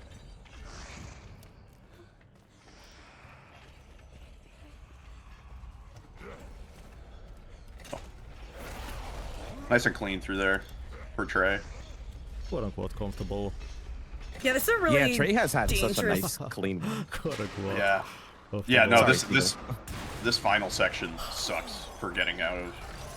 Oh god, terrifies me. Well, I hate blister heads, spicy. man. Yeah. But again, nice throwback to the Crimson Heads. One of the best This worst game parts hates of me, RE9 man, remake. on tournament runs. Like, Definitely. I've literally never seen that happen before there. Wow, Some fun both facts runners, here. I must say this is a very strong showing. I don't know if you guys understand just how hard insanity is. If they get grabbed by anything, they're just gonna die. I mean, they do have the charm that prevents that, but It scared the fuck out of me. it's still That's a an very insta-kill attack. incredible. Like, the Ice Spy charm doesn't save they're you playing from very that well. because it's an insta-kill attack. They're head to head. Like they're what, 10 seconds So, apart? They're about 10 seconds apart. Yeah, so like there is a little bit of a timer discrepancy, as you can probably notice, but like the time that they both got into the elevator is almost exactly 10 seconds apart. So to be 10 seconds apart, 31 minutes into this insanity run is actually just so crazy. Like, Yeah, we're a that's quarter absurd. into it already. And this is expected. These guys are this ridiculously good. I know. I can't wait for the finals. I feel like a kid on Christmas. I'm just feel so that. excited to watch them battle it out because I know they're going to be giving it everything. Like, will we even be seeing saves? Because it could be a second between first and second place, or like third and fourth. And there's a lot of money depending which position you're in. Remember, first place gets 60% of the prize pool. Second place gets 25%. Third place gets 10%, and fourth place gets 5%. And that prize pool is already at $5,527.20, which is absolutely insane. Is that not insane? Am I the only one who thinks that's like crazy? It's pretty insane. No, that is insane. Totally Rather crazy. large. And again, So that is a yeah, if very we can nice hit two-person 6,000. kayak. Oh, of course, a nice two-person kayak. The inventory is so weird. I'm just like have to stop and think, what am I banking here? Everything. Dude, my inventory is so weird right now. Right, Trey is out. And we get to just breathe in the fresh air. Freedom. Beautiful. Actually, I I'm guess sure this is everything's going to be normal. smooth sailing from here. Oh, out. for sure. Yes. Already, I didn't have to pull out the charm there. That's why it felt different. I guess technically might be discloser to not bank everything. just Also, bank this the few character, things that I know I Harry, have to Henry, bank instead of such a all good things. job. Because, like, you I think don't there's know, like, excessive inventory no for the one rest of trusted the this run guy. anyway. I don't need to, like, stop Oh, when he and says think that about line all about, different he's things like, that oh bank. man, my leg, it's a war wound. Your war wound, it's like, Yeah. okay. You're, Yeah. When are you going to turn and eat the child? Yeah, I was like, I don't trust this dude for a second. The real question is, did he get a war wound or did he get bit? And he's like, no, Exactly. it's not. I didn't get bit. Don't worry about me. Yeah. I'll But be again, cool." subverting the expectation of the RE guy, the person who has a quote unquote war wound, is obviously going to turn into a zombie. But they impale him before he can. Yeah. Oh, and we have a donation at Kimberly Boo with $2.80. Oh, that's my girl, Kimberly. Shout out to Yeah, Kimberly, by shout the out way. to You should all follow Kimberly. her. She's amazing. It's awesome that everybody's been pumping this prize pool. It's actually it's pretty crazy how much first place is running for here. Yeah. Yeah, does anyone... I'm not good at math. Let me calculate. Last I checked, so- it was like 3,100. Wow. Yeah. Kimberly making it a nice round number. Let's see, it is now 3318. 3318. Second at Oh no, I'm 1382. yeah. And now our total Wow. is at 5530. Yeah. Thank you for That is squeezing truly in. insane. It Yeah. is. I mean, It's a lot of money. I'm nervous. Even fourth is getting $276, man. Like that's not too bad. It's about time. No, That's a definitely kayak not. That's rental. pretty nice. Yeah. I mean, hey, a rental's a rental. Exactly. That's Kayak a nice rental. day. Yeah, no. 276. You're Oh, Ray's in trouble. oh, He's in a lot of trouble. Oh, He got grabbed there. no. That's gonna mess up the cycle for everything now. Oh, no. Shot stagger now. Because he has to stun this Okay. guy. That's man. nice. Oh, got the stun Now he needs though. the front grab. Okay, he's fine. He's up. Okay, nice. Nice recovery. With the- That's a very important thing with just being a speedrunner, especially in like a marathon or a tournament setting, is knowing how to recover. You Yeah, need to be stay able to see cool. something you've never seen before and know on the fly how to dodge, what you should do, and that kind of differentiates, I guess, people who are good at running in marathons and like doing one and done runs and those who are bad at it. Yeah, I feel like especially in this area, it seems like this has to be clockwork because there's just so much that can go wrong in here. 100%. Yeah. Ooh, we see the running strat. Ooh. Go, I actually Grace, like go. this running stat. The running strat. I love this. Good use. It's Good so use silly. of the panic. Yeah. And you can avoid the staggers as well by pulling out your gun to aim. Oh, I did Just not like know a split that. second. Ah. Yeah. So Yeah. well, it's weird because if she has the gun out, like she runs slower, but if you pull it out like when you go around into the first door, it will stop her from staggering, and then when she touches the stairs, she'll go back into the running animation. And and This wasn't you can running. use like the aim to slow yourself down and dodge the blister head, but then you have to run slowly all the way to going through the gap. But both runners made it through without taking any damage. They're getting close again because of that Yeah. little snafu. Yeah. The It's boys crazy have how- left the Kool-Aid room. It's like little things can really just bring them back in sync. Yeah. Yeah. Oh yeah, one more that- little grab. Yeah, just getting a little bit slapped Oh, around church life. there was enough to put Spicy a little bit closer. They're like 12 seconds apart going into that split. So That's insane. This is I don't know if we're fully accepting how insane it is that they're both having This like a synced pretty up. perfect Yeah. run so far. yeah, look at the golds on Spicy's fake splits, man. Oh geez, Oh yeah. that's gotta feel so good. Like oh my Yeah. god. Feels like deja vu when I'm looking at Spicy's screen now. Yeah. Little shopping trip there, just making sure that they have everything they need for this section. I actually love this section. After seeing Yeah. how it was done in the speed run, I'm like, wow, mind blown. And also, Yeah. Marksman 1A is my favorite gun in this game. I Yeah. hate this section. I actually hate this section because you can kill everything like extremely fast and you still have to stand there for 20-30 seconds. It's Oh, actually yeah. insane. Yeah, I waiting hate for it the so much. You mean the cycle on Grace, right? Like the Yeah. stupid ass door animation. Yeah. Yeah. Yeah. I saw a clip from this. He was labbing it off stream, and he literally got all the perfect spawns. He went like back down the stairs to kill 2 guys early. What walks up has to stand there for 20 seconds, and I was just like, wow. If you can't go fast, what's the point? So that's why I hate Yeah. this section. But I feel like there's a certain point where Grace would just use Emily as a battering ram. yeah, Don't res- that should have been after 5 seconds. Kick. Okay, fuck this. Yeah, but in my habit to Yeah. load. You can see Spicy right now just losing a bit of time on that Yeah. animation. Sucks. But man, they are close. Oh my god. Yeah. Okay, though. I think guess. yesterday we saw a couple of these guys pop up, but I think we're okay. All right. Yeah, Nice parry. Nice They- parry. Yeah. The route they take. Spicy that was a going great with the parry. double shotgun. The route they take makes it a little bit better. If you take that straight path, they always just ruin your day. Gotcha. So it seems like both runners are going to be using the SMG strat, which is much faster than throwing the grenades. But Yeah, hopefully it goes so- well for both of them. Interesting fact about the SMG, the What? nerds may already know. Oh But- shit. Oh my Dude, god. Spicy with a Oh, big Spicy. mistake. What Man. world? Oh, That thing is no. fucking dead. Damn, that was looking good too.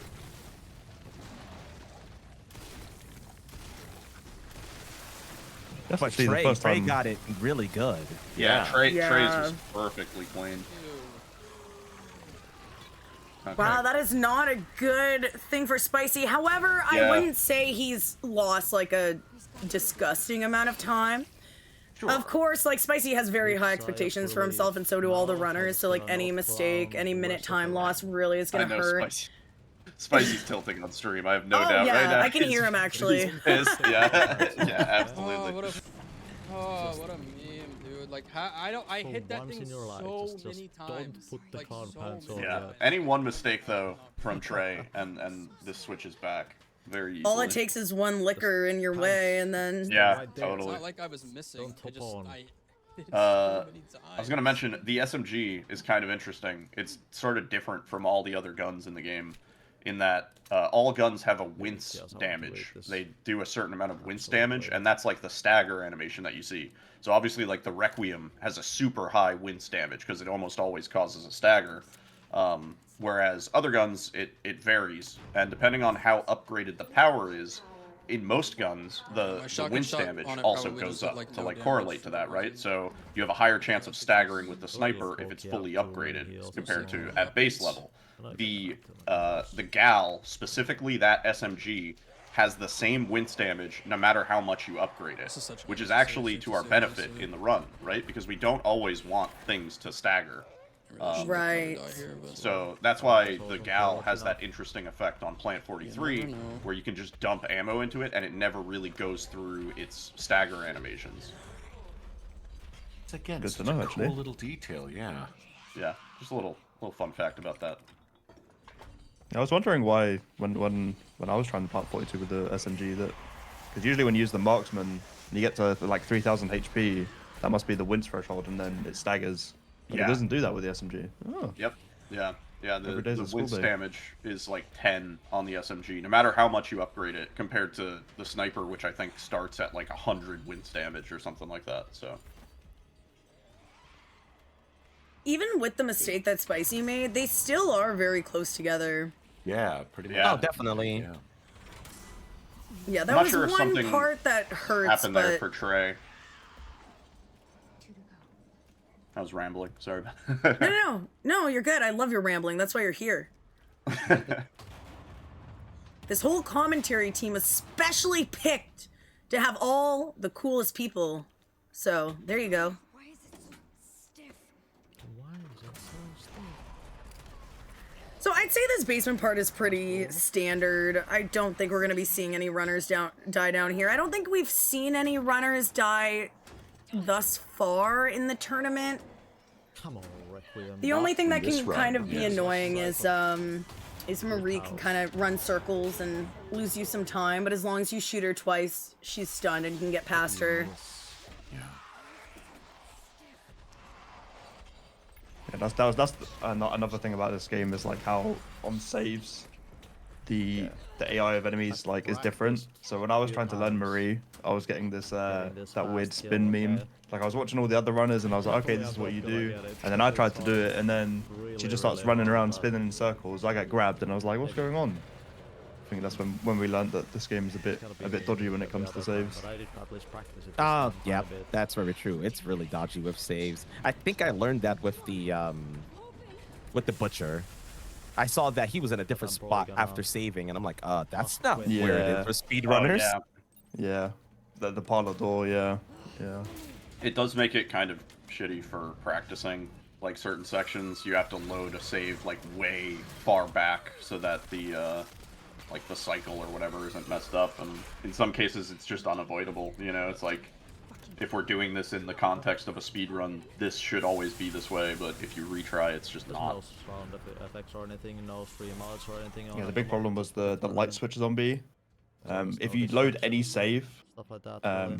in the care center, you can basically always get past it for free.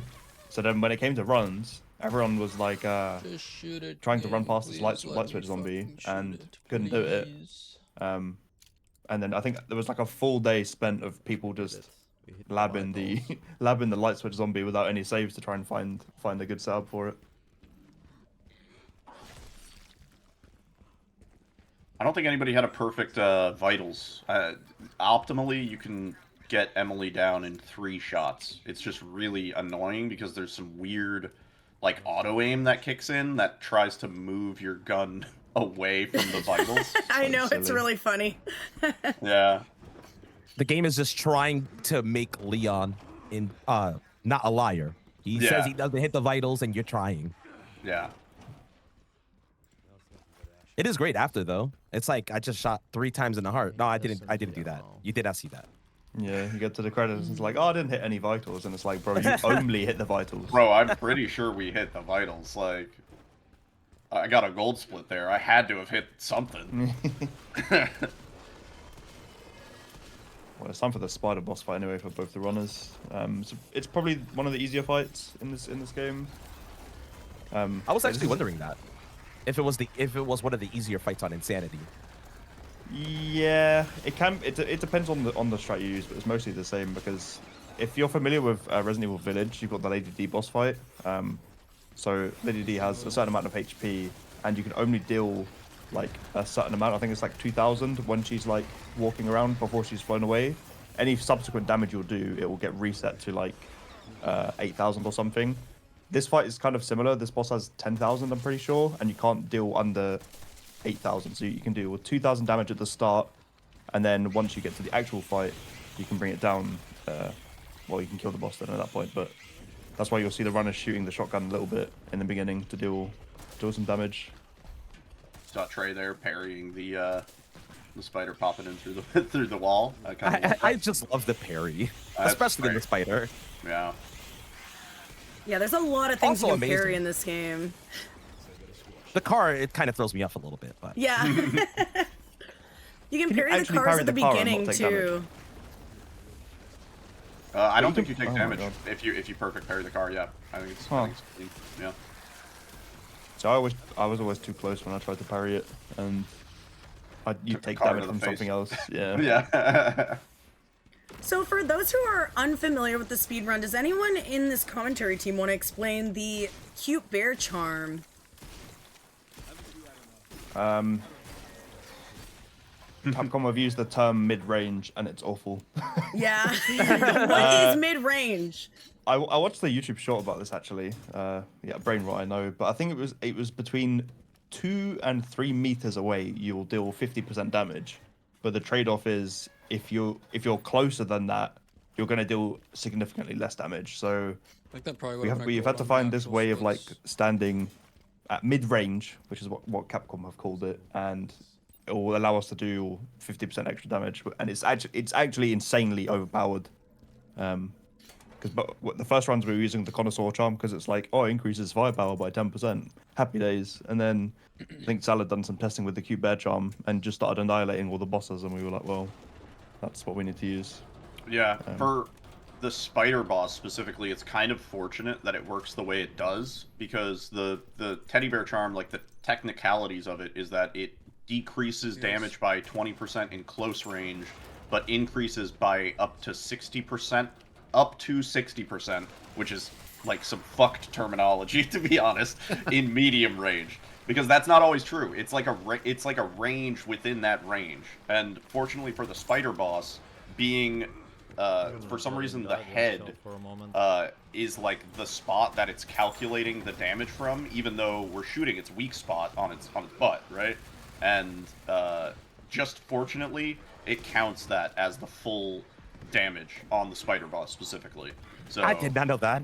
Neither Yeah. did I. That makes a lot of sense now. yeah, so that's why the spider boss works the way it does. It's just fortunate that that damage range is being calculated from the head and not the ass. So Yeah, because some runners were testing like shooting the arse at really close range, and you were still getting full damage, and we couldn't really figure out why. But now that explains it all. yeah, it's because it's actually calculating the head range. Wow. And that's honestly a great explanation during this, because I'm pretty sure that's something that goes through people's mind. Like, you say mid-range, but you're hugging the spider from behind. How does that work with the damage? Also, the little grenade skip here to skip the extra Sherry dialogue. That's a nice 7-second time save. Is it really It's that about long? 6 or 7 seconds. Wow. I have a free 6 seconds I could save. 6 seconds, yeah. It's pretty nice. At the cost of a grenade, though, which is Yeah. it True. really upsets me. It really upsets me. I know for a while, like, when people were like, oh yeah, you can throw a grenade to skip the Sherry dialogue, like, a lot of runners were like, absolutely fucking not. Like, we are not using a grenade for that. Like, we need these grenades so badly. Like, they're so critical to the run, you know? Yeah, later in the run, you're going to be seeing, I think it's once you get to the Arc Labs, you start using them all over the place. Like, you use them in the Nemesis fight, once Victor transforms. I think you use, like, 3 of them. And then you need 1 of them for... what is it? I think you use 1 for the zombies after the final liquor room. Yeah, And there's then one you can there. also use one for like those guys that drop down when there's the single liquor in the tube. I don't know how to describe any of these rooms, but there's a lot of good uses for the double nades later on that can really help you out. But yeah, you just basically grenades are worth a lot in this run. All right, who did we see have trouble with this yesterday? I believe it was a couple runners, but especially Hazeblade, I think. Yeah, this section sucks a lot. I think everybody is tilted at this section at some point or another. I know I have. Has anyone explained the intricacy of the spinning of the wheel and the hitbox? I'd love you to. Honestly, yeah, because I still don't understand it. So, Oh, Trey. oh, is that that death? an I think instant that's a death? death. I think that's no. a death. That's Yeah, gonna death. even it right Oh. back up. Wow, yeah. I should have been watching. As Spicy had a long bit as of trouble here as well, Spicy's though. will be okay here. I mean, the blister guy. Oh, He's no. dead as well. Oh, dead oh too. my God! On the same boy. Very good. Wow. Very consistent. Well, they Let's don't see. know that they both died here, so it's really Yeah, not a big they- deal. Well, but also it might be a big deal because it depends on the other runners as well. Like, it doesn't matter who wins this necessarily. Like, They they are going say by time to time. Yeah. exactly. So if there's 4 runners in the next round and all 4 of them beat Spicy and Trey's time, like, it's just the bottom 2 are gonna get knocked out. So they're not gonna know whether they get to the finals until all of the runners are done. Right through now. Yeah. Yeah. Spicy. I was gonna say, is this a 900 IQ play from Savageru? Because he said his power's gone out, right? But now, technically, I've if he ever been plays in the drafted as second round, he's gonna know the times of these two. And if these two end up having a howler at the end, then he might be able to adjust his route and his strategies. He's playing 4D True, I chess. never really thought of the mental element of performing later when you already know some of the runners' times. But however, it could be the opposite way. Say they both Man, what like a don't make game any this more is. mistakes. What a That's game still a this is. really hard time to beat, so it could It's a lot of pressure. get in too, his head a you little know? bit, yeah. Yep. Seeing somebody play a perfect game and say, "Okay, cool. All I have to do is not take any damage." Easier said than done in this freaking game. Also, Mr. Charisma, would you like to talk about our prize pool a little bit? Let's talk about the prize pool. So originally, the goal was $14. We This blasted run has been not that much of a challenge. It's not like a weird run like yesterday where I was seeing a bunch of stuff I We are was sitting pretty at $5,530. Thanks to Kimberly Boo with that $2.80 donation to kind of get that number even again. But you know what's more even than $5,530? $12 million. Yeah, it is. But hey, if we can't get to that, 10 million is even rounder. You know, 5 million, that's a nice even number. Hey, 6,000 is even rounder. But yeah, this is free entertainment, people. Don't let it be free entertainment.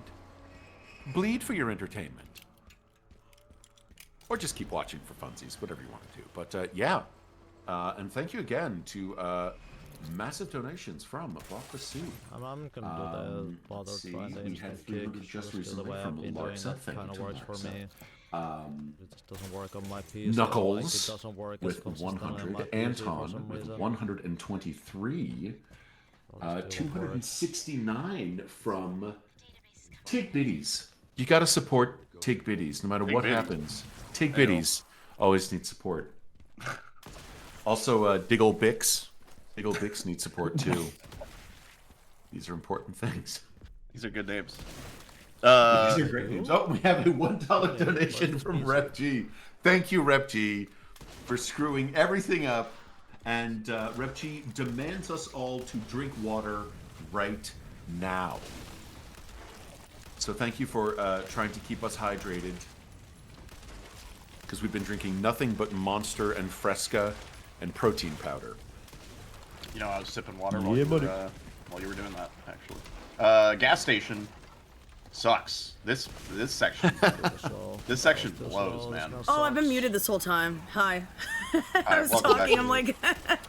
Welcome back, Sneevil. Yeah, I've found in Yes. my career that unmuting the microphone is a better way to get people to hear what you're saying. I know. Oh!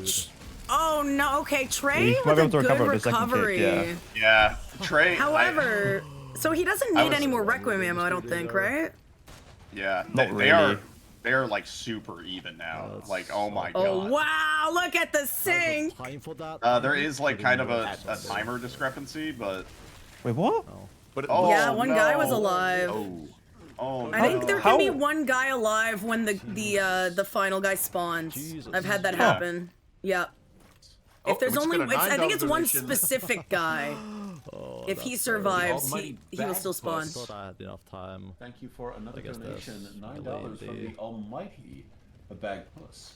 Hey, let's keep it going. Let's get up to a The nice bag even burst. $6,000 so that 60% is easier to math. Exactly. And remember, the higher the prize pool, the more incentive these runners have to. I mean, they're already giving it their all, but it's more incentive to make them more nervous and to give more of their all. So let's get it up to 6K. Exactly. Make them sweat. Let's upgrade their kayaks. Yes. Let's let them. I want them to buy a Porsche. That Res Evil Yes. Porsche. The yeah, Porsche at of least the kayaks. watch.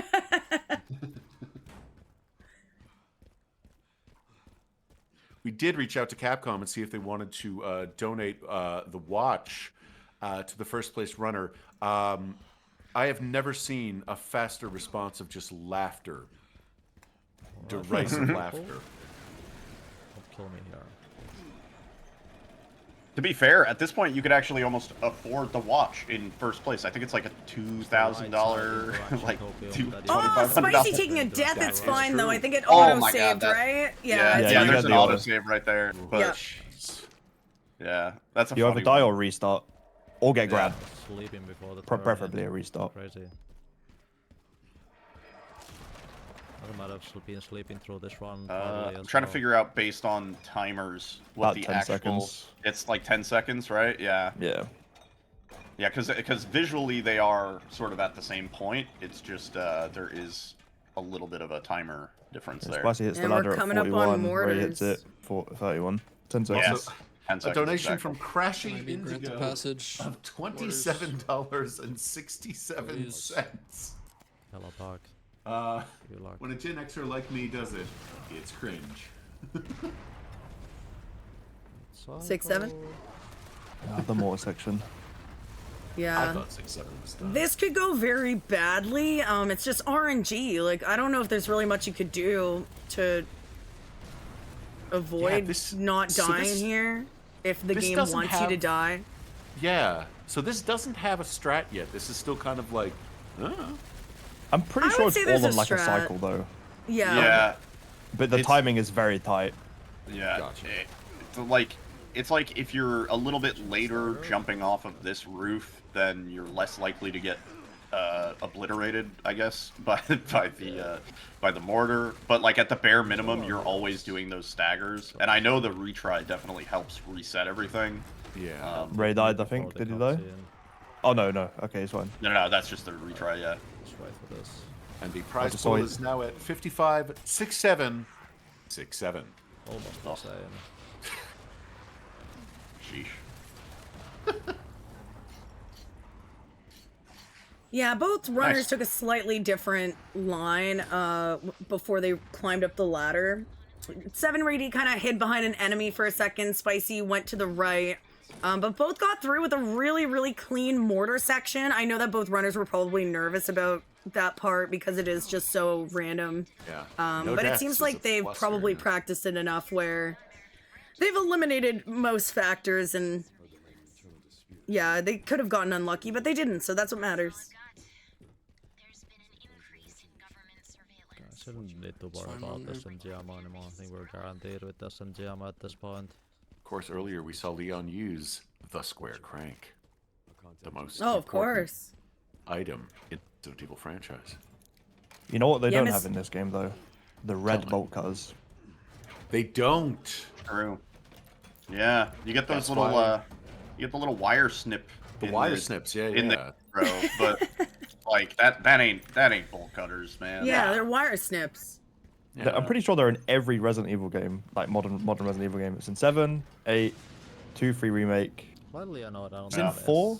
Requiem Remake? ammo left anymore. No, actually. Don't remember it before. That's why I think the square crank is it for me, because that's in everything, like OG True. remakes. I think it might not be Got in the plans for like 1 or safety. 2, but yeah.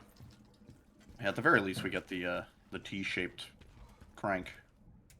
Yes. Yeah, true, Probably true. the gas station And we just zombie. had $10 Well, from I was on TJX fire, Mommy. and that was totally on my Thank you, fault. Mommy. Thank you to everybody who's been contributing to the prize pool. We really appreciate it, and I know the runners will love it. I mean, the top 4 will. That's for sure. Yeah, the others will hate you because you're making this so tasty. A tasty meal they cannot eat. I mean, I love it too. Even though I'm not in the running for it, it does just increase the hype, you know. Oh hell yeah! It really does. When the prize pool is higher, you know, like more on the line. It's hard to pretend that we're hype. We're actually hype about this. Yeah. Oh, we might see the synchronized up staring. I hope none of these runners fall off during the. Oh man, not the glass, not the glass. Oh. Yeah, there's some funny memes in this section. It's like it's pretty chill for the most part, but then like I don't know. There's some sick bastard at Capcom, and he can like watch our runs, and he flips a switch, and he's like, all right, do the thing where they throw the explosive and you get fucking thrown off the building. Like, I mean, I've seen, what was it? Right before you fall off the ledge to one of the final detonator part, I've seen someone get grabbed by a zombie, and the zombie tossed them off the side, and they fell just on top of the glass and it shattered. That's it. Yeah. Mm-hmm. Oh, that's brilliant. That's a sick way to die. Yeah, I've had that happen too when I was like labbing limit testing and stuff like that, and I was like, oh, that's a fun one. Yeah. I mean, casually, getting clean. I love this area. Like the mechanics of the glass. It's so much fun to just one by one drop them. The animation of them dropping is so satisfying. Yeah. Trey opted to blow up that dude there. $23 donation. Let's go. Let's go from Born to Run Slow. I love that. I love a speed walker, not a speed runner. That slow RNG is a bit trollier. 5,800 now for the total prize pool. We are climbing to that 6,000, and thus we are also climbing to that 12 million. Yes. I mean, this will be very. It's a lot of steps. It starts with one journey of 12 million steps. Yeah.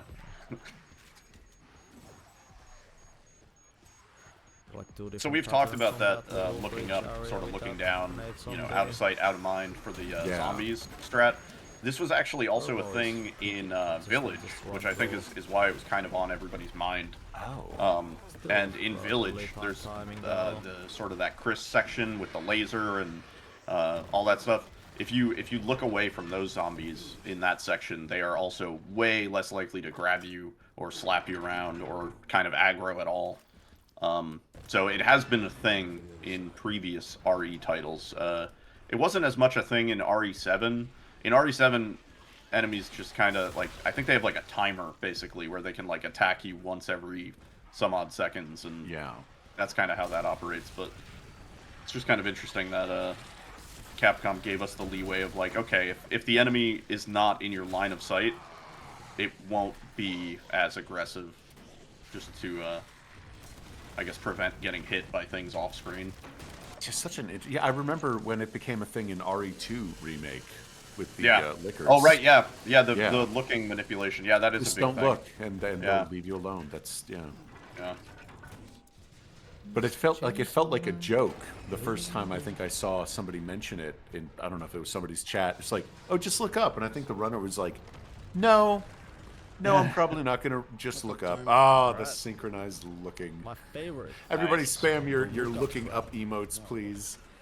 I want to take a drink here, but I think I need to be holding it. And this is where we just think for a moment, like, are there streams? Okay. Can you spot anything up there? Oh, the mouse died, dude. The battery. Yeah, exactly. What time? Oh, and we To be honest, this would be a bad time for that. Yeah, this is where you have time to replace your mouse battery. Have a small sandwich, like some tapas. This is a tapas thing. We just have a $77.77 the ceiling. donation from Mighty Couscous. Yo, Mighty Couscous. Hell yeah. Today also. I think the weather forecast is raining zombies. That was very generous. $77 I have no idea why this donation. works the way it does if you aim in this corner instead of the other corner. $77.77 doesn't jump down. is all I have to spend. It's raining. Because I'm not Albert Wesker. Yeah, Couscous made the orphanage skip mod. Couscous is well known shit. in the modding community. Has made Wow. lots of tools and various things for us here in RE games and also elsewhere. So yeah, just a cool person. That's great. I feel like the community should be giving him money. Yeah. How happy they are with that orphanage. Saved us a lot of goddamn time. Yeah. Thank you so much, Savage. I really appreciate Yeah, thank you very much for that. Thank you, brother. I wonder if Couscous also created the Thanks, Meat guys. Merchant mod. Alright, you and the other game on, man. Sneevel's favorite mod in the entire series. It is, yeah. He's really annoying. We also need a mute Victor mod. Sacrifices, Yeah, right. shut up, Victor. Sacrifices must be made. Yeah. God, when you're practicing that fight, it's awful. I turn off the voiceover, but then also I like to hear when Leon says, oh, he's reaching his limit, so I don't miss it. Yeah. So then I have to keep it on. It's awful. Spencer's vision will live with. Shut up. I'm stubborn and stupid, and I can't be arsed to learn. I don't know. I kind of like it when he starts stroking out. The future is gonna be. He sounds like a South Park character. Almost like I say it every time when I'm entering Mr. X We have a fight. $20 donation from Empire. Emperor. It doesn't work like that, Zeit. It's just like they didn't want 6 There, people on the yeah. screen at one time, so they're doing 2 different rounds. But the top 4 out of all, like the round, Your name is evil, what round but you're in your doesn't heart matter. is full It's of just the love. top 4 times from. And we're on a motorcycle, people. So first gonna be honest. impressions. Yeah, all you people. Ah. First impression with this, yes.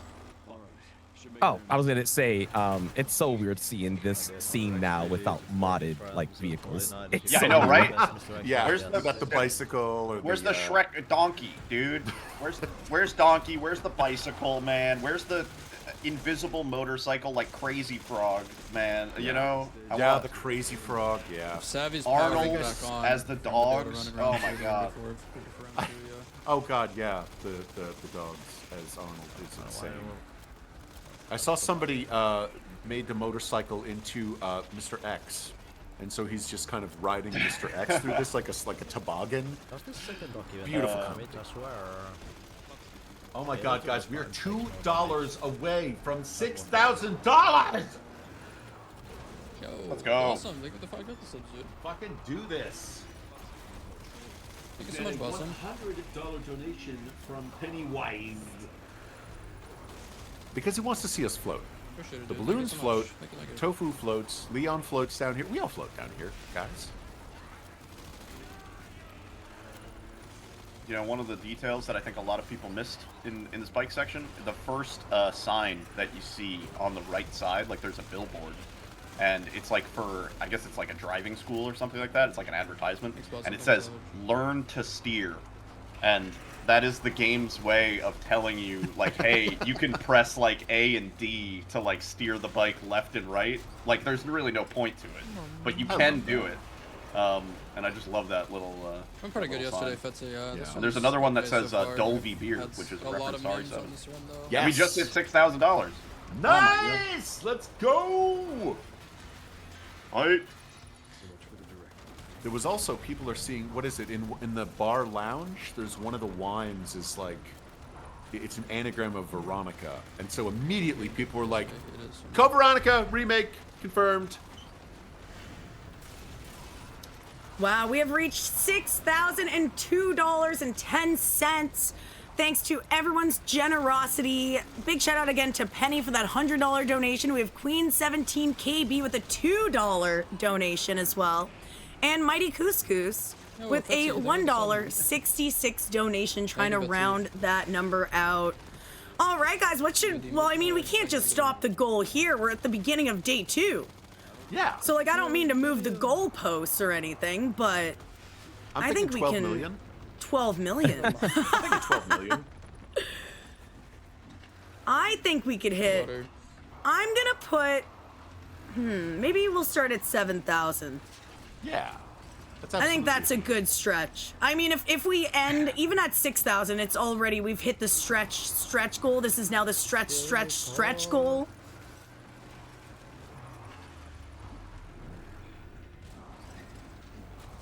So increasing the goal from 6 to 7,000.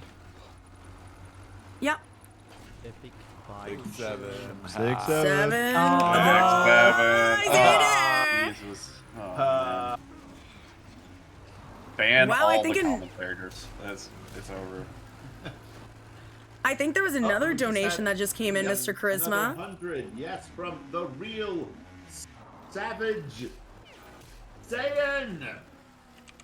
So maybe because it's the real Savage Saiyan, we should make the goal just over 9,000. Just over 9,000. 9,000. Just 9,001. 9,001. Yeah, exactly. The golden. Thank you, the Savage Saiyan. Unbeatable gold. You are fueling the machine. I can roll my sniper. Sacrifices must be made. God. Go to cap and SMG upgrades.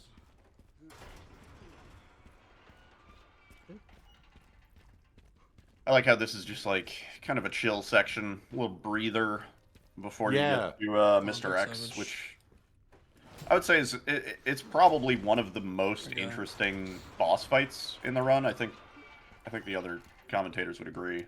Like, Oh, Yeah. definitely. Actually could have been Yeah. like a I feel like it PvP is my instead favorite of boss an fight in the entire game. yeah, I mean, well, it's such an iconic enemy. Maybe Plus, we're fighting it in miraculously sort of a new something. context, and everything's kind of sick this time around. You know, Yeah. it's pretty cool. And But- Leon isn't a rookie this time. Yeah, Leon's not a rookie. Exactly. Yeah. But also, Mr. X is not wearing a hat. Yeah. Other than that, 10 out of 10. This is, again, for somebody who's been playing this since, who played OG RE2, like, I mean, I guess I do the all the music same and the stuff, so it's everything. Absolute Yeah. chills. So absolutely good. Yeah, and then I kind of like that we actually, so like, you know, most of the other boss fights, admittedly, in virtually every category, it's just like, dude, you just DPS it down, like, you know, like you just like do as much damage as you can as quickly as you can. But Mr. X actually has a bit more in terms of the mechanics for it, so it's just kind of cooler to watch that, you know, the routing has had to evolve around Mr. X a little bit in terms of what weapons you use and how you kind of try to stagger him, and also where you stand and where you want him to stand and how you want him to attack you, and sort of just the planning around that has kind of changed, which is cool. Yeah, yesterday Orchlon did something I don't think anybody had seen. He actually trapped Mr. X. Yeah, there is a way you can great. get him locked in between two cars Focusing, and kind of just chills. I've never It's- seen that. That was great. Yeah, I don't know if it's the most consistent thing in the world. I think it's like a little bit of a gamble on whether or not he'll actually stay in place or whether he'll start throwing cars at you. So. Yeah. It's actually extremely consistent, surprisingly. Oh, is it? Yeah, like it's based on a few factors, like how much damage you've done to him, but more importantly, like your distance to Mr. X. Like, so if you can get him to bait an attack, like either the triple swing or the frost, he's gonna stand in place, and then usually, like after the first like few bullets, he'll jump on top of another car, and then you can get him trapped inside, or trapped between the next set of cars, and you can just keep that cycle going pretty much forever. But by the time you get him trapped on the second one, he's dead, fully dead. Also, for everybody that may have noticed, yes, Orphanage has been skipped. We do not do Orphanage in No Intro. Yeah. At least this Like one the I've not played dollhouse it, in like, over and RE over again, Village. so it's definitely It's gonna so feel like the Mr. X fight, also played fantastic. off rails. Once. Fine, Yeah. I have practice for all. Although yeah. some of the free cam is hilarious. Like when they're pounding at the window, it's just arms. Yeah. I love So it. we're I on love that. we're on the Tyrant fight with both Spicy and Trey. I think this is a Spicy pretty started standard off that fight. Started I've off never the fight re- really clean. Yeah. It's all of. Wait, is Trey does a completely doing different something a bit strat different. here that no one else I don't think uses. This is the Trey, the 7 Ray D strat. Let's see if it works out for him. Oh, yeah, this looks fine. I don't know was what's supposed to interesting. happen here, so I don't know how to Yeah. commentate. I thought he was gonna parry the car, but he when just did kind you- of backed out. Yeah. Well, yeah. So Yeah. if he stands on the corner now, he's gonna do a triple swing. Okay, no, he boots the car up. Wow, well, And he that's seems to enough know to what get him he's staggered, doing, and that's so... it. He's dead. Yep. Yeah, Wow. Well done. amazing. That's a big time save on Spicy, I think. Because you should kill him here in a couple more. Nice. Oh, yeah, there we are. Yeah, you need that final stun. It's scary when he starts moving towards you. So who is in the lead right now? It's hard because Spicy's splits are about like 35 seconds ahead. I'll tell you in about 15 seconds when Ray drops off. Perfect. It was 14:30 when Spicy dropped down. So Ray's got 18 seconds ahead, but now it's going down 15, Seems to be about 10 still. 11, Yeah, 10, about- yeah. Yeah, about 10 Okay. seconds ahead. That is So still 7 so Ray-D close. is... It's so close to be an hour and 15 minutes into the run and still have them so head-to-head. That's like the The next like, big so, time, like, run potential and just, time like, thing give, is the like- elite guards, right? yeah, I just not figured out. I'd say that's Unless definitely a they big die to factor. the- Just Make it the happen. just the BSA whole zombies. arc. Variables. Yeah. Yeah, I was gonna say pretty much anywhere in Arc also has the Depending how potential to first just charges, how you pass him, and then go when wrong. you start moving, and it's just like Like once you hit And Mr. X, tiny like bit thing the game goes just starts wrong, firing it's- everything it at you. doesn't hit Like the car. for the rest of the Yeah. run, everything has the potential to go maybe wrong. there's Whereas up till something this someone point, doing it, but I like just you don't once you bother left the care setting center, up or practicing it kind of like figuring it out. peters down a Oh, bit, and then shotgun you get to Mr. X, and then for the rest of it, it's just pure chaos.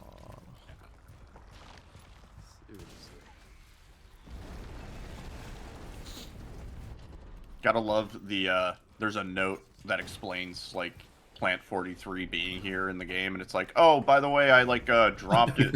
I like dropped Oops. it outside the base. My bad. Just step around it or whatever. And like, there's another note that says like where to find all of our bioweapons, because like Umbrella's dumb like that. And in that note, it's like Plant 43. I don't know, just look outside the base, dude. Like, open the fucking window. It's you can't miss it. And that's how Plant 43 is here. I mean, who's surprised? I feel like Umbrella has the worst fucking luck when it comes It's to security. Extremely irresponsible with their bioweapons, yeah. Yeah. And they're expensive too. That Very tyrant expensive. that tyrant 30? is like $140 million, dude. Like, Yeah. it comes with a jacket, sure, but that's still a pretty hefty price to pay. I love that they added that.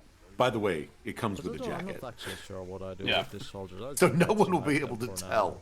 Well, it's a pretty snazzy To be jacket. on the safe Oh, it's a great side. jacket, but Well, like, you get like 30 FPS yeah. squeeze past the soldier, but I'm just glad they put the heart inside the body I like that a time. weird thing where I did that, and Guys, I think I found a weakness. I wrote a checkpoint and I was constantly Yeah. being shot That instantly pulsating into the back. For that, and it's super awkward. Another kind of pain in the ass section right here. I think everybody hates getting slapped around by these plants, Yeah. and getting owned by the BSAA guys. Kind of sucks. Yeah, thankfully they placed a checkpoint right behind the second guy, so you can just Yeah. reload. Kind of a Awesome. staple at this point, hitting those retries in RE games, like the last three titles, right? RE7, Village, Yeah, they've all had that mechanic Right. actually. 4R, I think, might have them too. It's kind of crazy. I haven't ran 4 in a long time, and I don't remember. It probably did though. Nobody's ran 4 in a long time. This fight is very straightforward with the Gal. It's very fortunate that the strat was even found, because the staggers on Plant 43 just kind of suck for time loss. It's so weird to dodge, like, even if you just move like a little bit to the left or a little bit to the right, depending on which tentacle is coming down, that allows you to dodge it, which I thought's a bit strange, and don't really know how it works, but it does, so I'm not going to complain. Yeah. Is this the biggest door in Resident Evil history? It's up there. Yeah, it's up there. massive.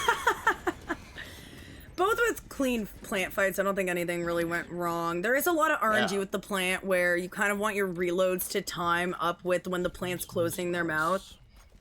But it's just small variances. All right, into the labs. Yark. It's so close coming up to this point. Trey has been having they both have really solid runs. Like, I don't know what they're on Yeah. pace for, but I definitely a Been, like, 130 so, like, something. I would a ridiculously assume. good fight. If Yeah, the only like, major at the time end loss of they had was last the charge, death on the Blisterborn like, in Rama will just line up Raccoon City. perfectly for his Yeah. stupid shit. Let's get some arc hype, people. Yeah, We're at our Yes, first the get that arc arc. hype. day. So I had in the previous plan section because I did like a stupid I hope we yellow get to see lineup more where I of only the killed 2 AI plants. I in failed it. any DLC because I feel they're like, oh, the AI is there's a problem with the AI, but we don't really understand why. I have How just long? never Okay, used this maybe shit I'm before in dumb. my life. No, don't Totally answer not. that. I know I'm dumb. No, you're How not. long? Did you guys realize immediately that we're in Ark and the security system is called Noah, and so Noah's Ark is the that's the I was Wow. raised Catholic, so I didn't- instantly. Yeah. See, I didn't, man.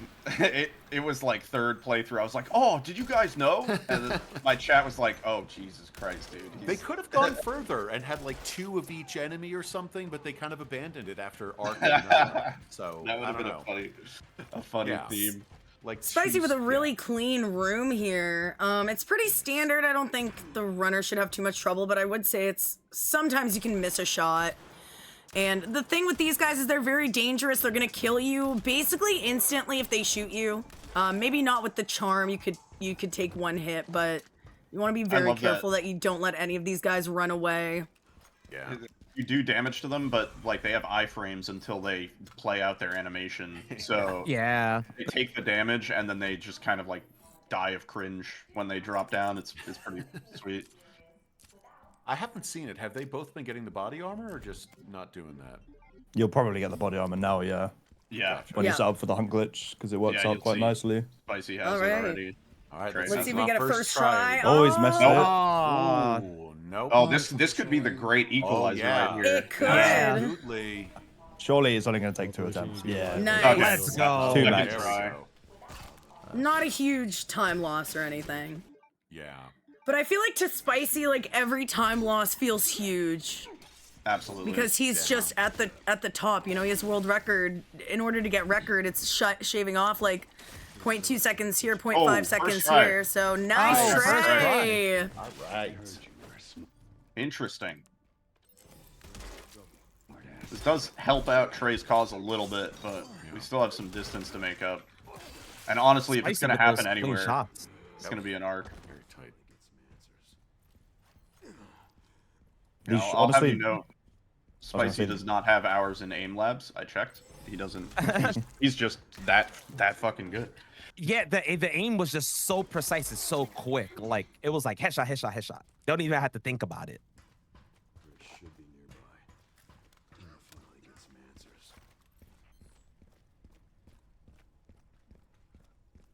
All right, so now we're back to Grace, and Got the top yeah, aim. if she dies, Just the top it's back to the aim. beginning of the Grace segment. Oh, God. It's Yeah, actually like, kind of yeah, awkward to make it's saves here because if you run past the lickers will like follow you into the save room.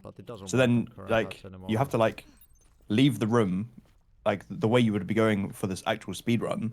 And then if you did want to make a save, you then have to come back to make a save, and it's kind of awkward. Do saves here. So we'll see don't if know. where and if they decide to make a save. Trey is actually ahead, despite what you are seeing. Trey is actually Yeah. ahead by 10 seconds. Yeah, chat. Still doing the 10.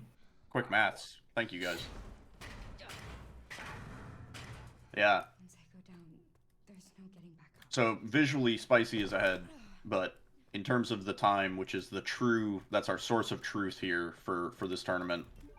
Trey is actually 1 in the hour, lead. 21 hour, 21 minutes. Chat with the time. undefeated It's- maths. There's a no Quick intro maths. category, which starts past the first 8 minutes, and also we are using the mod to skip orphanage in this run, so I'm glad Spicy yeah, saved. this is the This could current, be very I guess, sweaty time if you area. ignore those bits.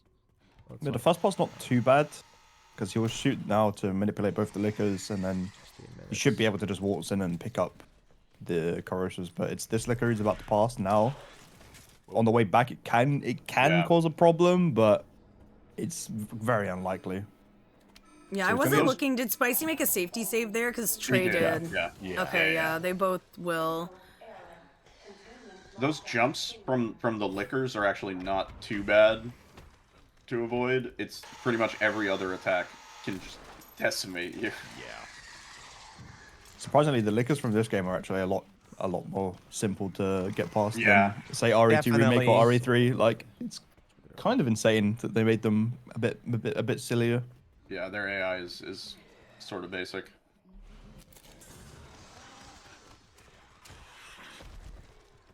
Nice, Trey getting through.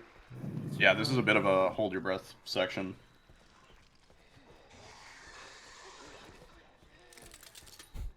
But somebody really tried to grab me there and it's like so close and grabbing me. Okay, past the licker. It's very But this is extremely now, rare, I but will it can make kill another you. Save to save here. Because otherwise if I do save afterwards, the enemy's position is gonna be super weird. Oh, you can pick up the key through the wall. And That's it's good to know. just- I can't do the Did not know strats that. Good properly stuff. then. Again, this is As just he a raised, decided to make the annoying save thing here we are instead. doing Here, but it's just safer side, I guess. So wait, did Ray make another save or is that his first save? That was the 'Cause this- second one. Okay.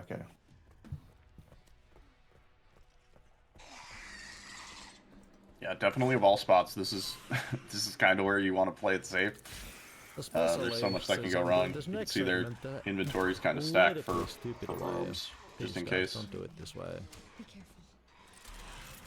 Because this is not consistent. So Spicy's taking a very Just specific not line here to focusing line on up the this. zombies where he can just run past Remember them. what I was doing before, okay? Gonna go in this room. The knife is extremely important for this strat. It's the only reason you're able to get out of this room alive. So thank God they coded it this way. But what he's gonna do, he's gonna take the grab, he's gonna use the knife. After using the knife, I'm not sure if you have iframes or the zombies just de-aggro. But they're not gonna grab you, even this guy. Hopefully won't grab him. And he's good to go. Spicy is out of there. Trey nice. starting the same area up. Oh, nice dodge by Trey. Trey seems to be taking a different route for this room as well. It's interesting. Oh no, a grab. Now does Okay, Trey he have should more be okay health? though. Did he pick up a knife? That's like, if he has a knife, he's fine. If he, oh, he got the back grab. Oh No. Was that If on he has purpose? one herb, he's fine. If he has a herb, he's Okay. fine. He's out. Yeah. Yeah, he's Okay. fine. Oh, that Wow. guy's staggered back. He's good. He's That good. was He's good. actually kind That of is so flawless, scary. I'd say. That's terrifying. Yeah. About as perfect you would have this go. Honestly, I think that all seemed according to plan for him. I'm not He sure. did, but yeah. if that It's went just slightly scary. wrong, he was dead, and he was going back Yeah. to. He was going back a few Yep. minutes, but he risked it for the biscuit, as we'd say.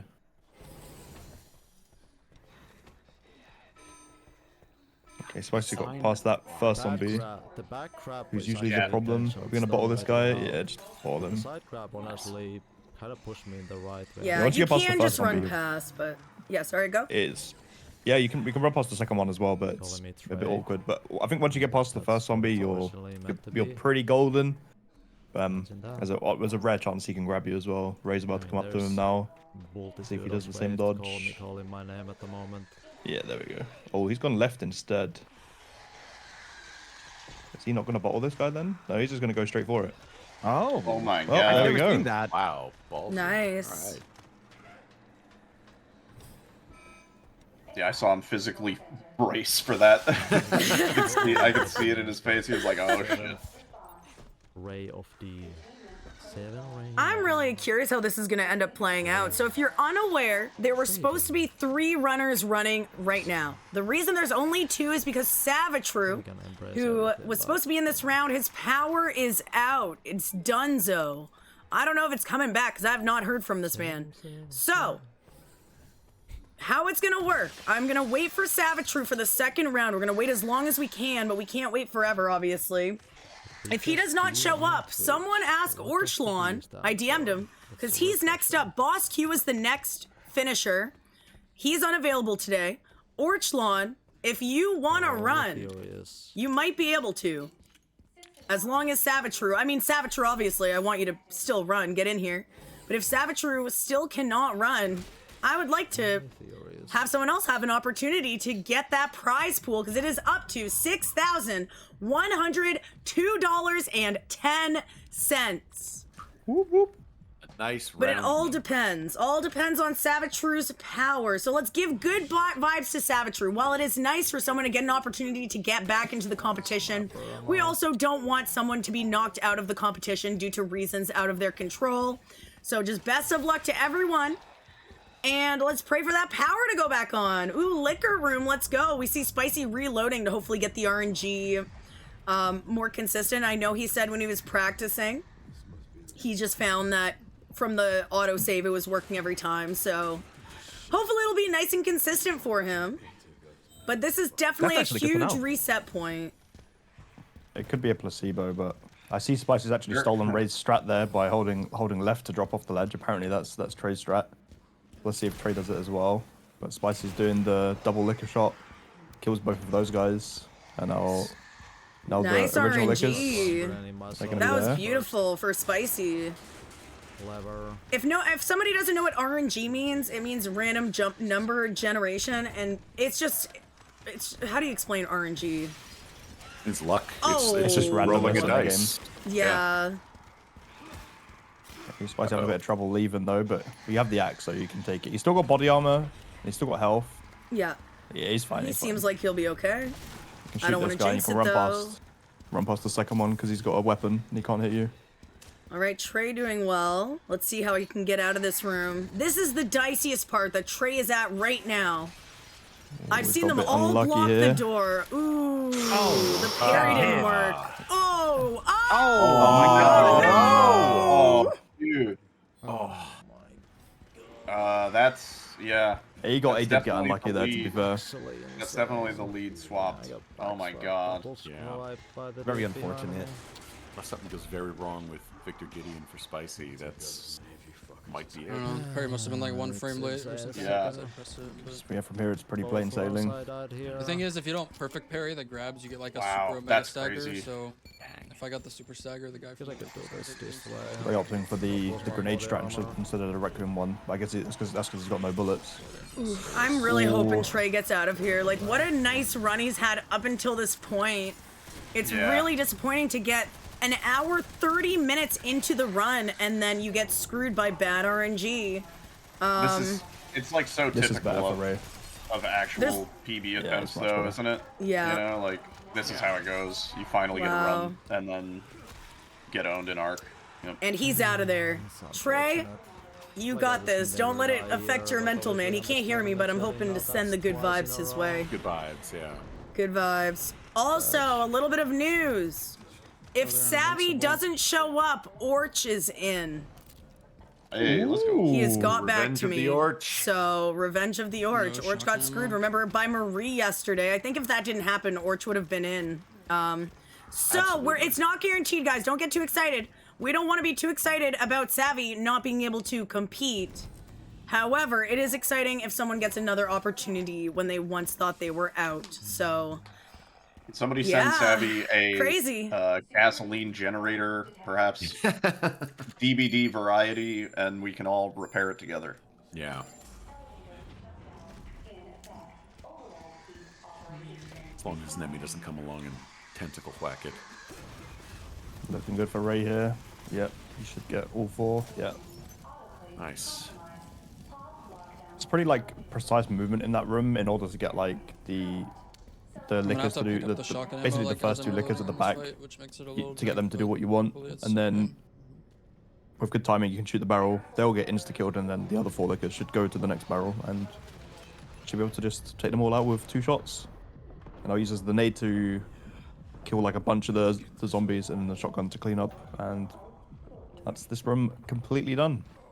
Wettest, most naked zombies. Yep. This room is so much better on Insanity than on Casual because everything is so slow in Casual. Like this room actually, unironically, takes longer, I think, in Casual because everything takes so long to get into the right position to kill in like 1 explosion. So We see Trey readjusting here, taking a little sippy sip before the final boss. That sip of concentration and good that was luck. a big boy. That was a Ice chug. cold coffee. Monster Fresca. Yeah, the Speedrunner Delight. It's Monster Fresca and protein powder. But the protein powder is not in the Monster Fresca. You do a shot of dry powder and rinse it down with the Monster Fresca cocktail. It's the only way to do it. Yeah. I think it's currently 9 p.m. for Trey right now. This is certainly outside of his normal hours, but Yeah. Let's take a look at the live split going into the Victor fight. So Spicy is ending up with a 133.35. Trey is gonna be about the same. I don't think he's that far behind, even though he's No, died. he's not. They're like Yeah. literally He the might same. even be ahead. Let's see. Let's see. Wow. Oh no, because he has to go back to Grace. Sorry, yeah, I forgot. Oh, never mind. Okay, I thought this was the yeah. last. No, I was gonna say. No, my no. guess is he's 134 or something. Yeah. Probably. Still Or really, 10. really close though. Now my nemesis. Okay, Spicy with Stepping in with Victor. the Rocket Man. Will he drop the large rocket? We need parries. him to drop the rocket. Drop the rocket. But come on, Spicy. He's got this fight. He's done it probably at least 100 times. I would reckon. Yeah. Yeah. I reckon. I guess this fight comes down to Victor not being a meme with the rocket launcher. Yes, it can all be- essentially. Calculated. So what he did there was he waited till it was just above 13,000 HP. Then when Victor starts an attack, he shoots him with a shotgun to deal damage, and then that puts him in a bit of a cooldown, and then you can spam shotgun shells into him to do like a lot more damage. And once we're under the 10,000, he should instantly drop the rocket launcher once he's finished doing this electric stuff. As long as you're standing far enough away. I'm pretty sure that's how it works. So he should drop it now. Oh, he looked a bit Oh, odd there. nice. And now 800 damage. So drop Beautiful. it, picks it up, kills him. Bob's your uncle. And Spicy looks like he's going to be our first semi-final finisher. We don't know if he makes it to the finals, though. We need to see all the other runners first.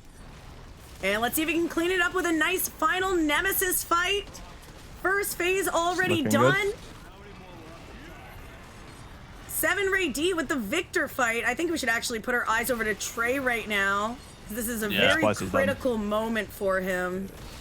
Yeah, Spicy's pretty much wrapped up. Yeah, it's pretty guaranteed for Spicy to end his run here. What a scuffed run, man. What a Spicy's scuffed calling it a run. scuffed run, but it's not far off from his time from yesterday. So just a reminder, sure hope this yesterday will make Spicy got a finals. I don't know. I feel like 135.21, that's and he looks like he's ending with a 135.53. This run was 3? Hey! Damn, that takes a lot longer than I That thought. 135.53. Nice. Oh, Wow, Everybody, that was a GG's in great chat to time. Spicy. GG Spicy. That was a great run. Now, Ray had a bit of sacrifices trouble here, must though. still be made. He's getting memed. He needs to get away from him. Yeah. Okay, he's got the rocket launcher out now. Oh, Yeah, one damage. shot. Picks it up. Beautiful. Nice strong finish by Trey. Let's see him clean it up here. Nice. Good nade. That's These are my splits from yesterday. This is the first hard 32 part. slower The than second one is yesterday's. pretty free. Just yeet it Crazy and how done. in sync they were up until just this last 5 Where's minutes, Trey at right? right Yeah. now? Deep Trey. But that's the beauty of tournaments, and that's the beauty of this going on. It's like you can be ahead until the end, but something could go wrong, and Yeah. it's all over. Yeah. Someone yesterday picked up the rocket launcher and fired it and died, I think. They were too close. Yeah, you can take a lot of damage from the rocket as well. Pretty insane. All right, everyone, give it up for 7 Ray D finishing up here with a time, let's see it, of 1:36.29. So Good showing there is from both. only, oh my goodness, there's only like 35 seconds between Spicy and 7 Ray D for a run that is an hour and 30 something minutes long. That is absolutely incredible showing from both of these runners today. Amazing. Oh yeah. Dang, I wonder how they feel right now. I feel like they should both feel pretty good. I feel like Spicy is a little bit probably mad about that blister fight because that was kind of BS. He's done it a million times. I'm sure he probably feels like it's BS too. Trey getting unlucky with the liquors at the end. but I think they Yes. both have a very good Like I chance of disguise making so it into the rarely, but finals. I What do you just guys reacted think? badly as well. It's what it Oh, is. yeah. Oh, yeah. Pretty good. It's what it I is. think they're still top Again, contenders, this is even not though a by dropout their yet, standards, which so are, you know, crazy high. this is all Inhuman. the They, runners yeah, from they would say Hawaii. this is like a scuffed run, and Four you of know, the best maybe times they in don't the feel world. great about it, But but this is not- I think these are still I'm not really out hard yet. times to beat. You know. Yeah, 100%. Seeing this is just have to like, see how see, the watching other this. runners This do is their actually runs, the first time and I've seen the sometimes full they get it Insanity right, but- speed run, and Yeah. Wow. seeing a time like this, it blew my mind. It was amazing. Both of them did amazing. Yeah. These are So- both, what, like 3 minutes away from the world record? Yeah, with a Yeah. different route and 2 deaths as well. All So up if to you chance now. And all the take out the safety deaths. saves and all the yeah. Wow, yeah. So I'm gonna go let the runners know how they did. Also, Spatfark, thank you very much. 7 Reed's run here was the 3rd fastest run so far this tournament. GG's, thanks And the everybody for 2 the faster follows. runs were both by GG's and Spicy. all that. I mean, if we were to say if there's a favorite to Crazy, win, we both died at the or wheel part like at the someone same time, who though. I think everyone's kind of thinking Spicy has a really good chance at this. He's gotten the 2 fastest times in the tournament thus far. He's shown that he's see how it goes. consistent, but also we don't know what's going to happen. We saw him take a stupid death, and also we have 4 other amazing runners, also all with top times that we're about to watch very watched the soon. run. It's awesome to And watch, yeah. who knows how that's going to go. Like, they might get the perfect run. We'll have to see. I'm But very anyway, curious commentary about team, I thoughts, will be the back in a rest was fun. jiffy. Just give me a few moments. All right, hello, runners. Great job. It's very, very solid. Oh, let me mute myself. I can hear you. I can hear myself. Wait, it's a loop. Okay. Sorry about that. Hi, runners. A very, very good run from both of you. Like, I must say, really solid. So, you will not know right now if you make it to the finals or not, okay? You have to wait for the 4 other runners to run. It's going to be the top 4 times that make it into the finals. So we have no idea if you made it or not yet. However, I think you have a very good chance. Trey finishing off with a 1:36.29. What a great time. An unfortunate death by the liquors in the lab. But you did a great recovery, and I know you'll be able to kick ass in the finals if you make it there. Spicy with the 2nd fastest time of the tournament so far. By the way, Trey, you had the 3rd fastest time of the tournament so far. With a 1:35.53. Spicy. I know you might not be too happy about that run, but you kicked some ass. Good job, man. And good luck, both of you, getting to the finals. I hope that the next time I talk to you, it is good news. And yeah, I get to count you down one more time. All right, guys, I'll see you in a couple of hours. Feel free to nap or whatever you need to do. Trey, I know you're really off your sleep schedule. Same with you, Spicy. Take a little nap, get some more practice in, and hopefully I will be seeing you both at the finals. Hey, All right, welcome back, guys. today I'm glad I'm not a speedrunner. Yeah, exactly. But yeah, welcome back, guys. So, dang, I have a feeling, if I were to guess, like, I don't know. Do you think Trey's 1:36.29 is enough to get in? I think it is. I To was be saying, quite real here. I think Trey has a much better chance than maybe we've given him credit for here, because I think that's a hard time to beat unless Yeah. somebody is genuinely popping off, like, you know, like PB pace. I think these are 2 really, really tough times for sure. That's really Yeah, true. let's 100%. 100%. And let's look at some of the times from yesterday. So Joker UY got the, I think, 2nd fastest time yesterday with a 1:36.42. And then Missing also got a 1:36.51. But we got to keep in mind the runners were probably playing it a little bit more safe yesterday, just to make sure they made it to day 2. However, I think that if they don't use any safety strats, they might be able to beat Trey's time. Also, keep in mind they know what time to beat. They know what kind of time they need to get around in order to get into the finals. I mean, they're able to have, I don't know if it's necessarily an advantage, it might be a disadvantage, watching like just how great those 2 times are, knowing they have to beat a, what was it, a 1:36.29. So yeah, if I was the runners, I wouldn't want to know. I don't think I'd want to know what the other runners got. I think I'd get 2 in my head. What about you guys?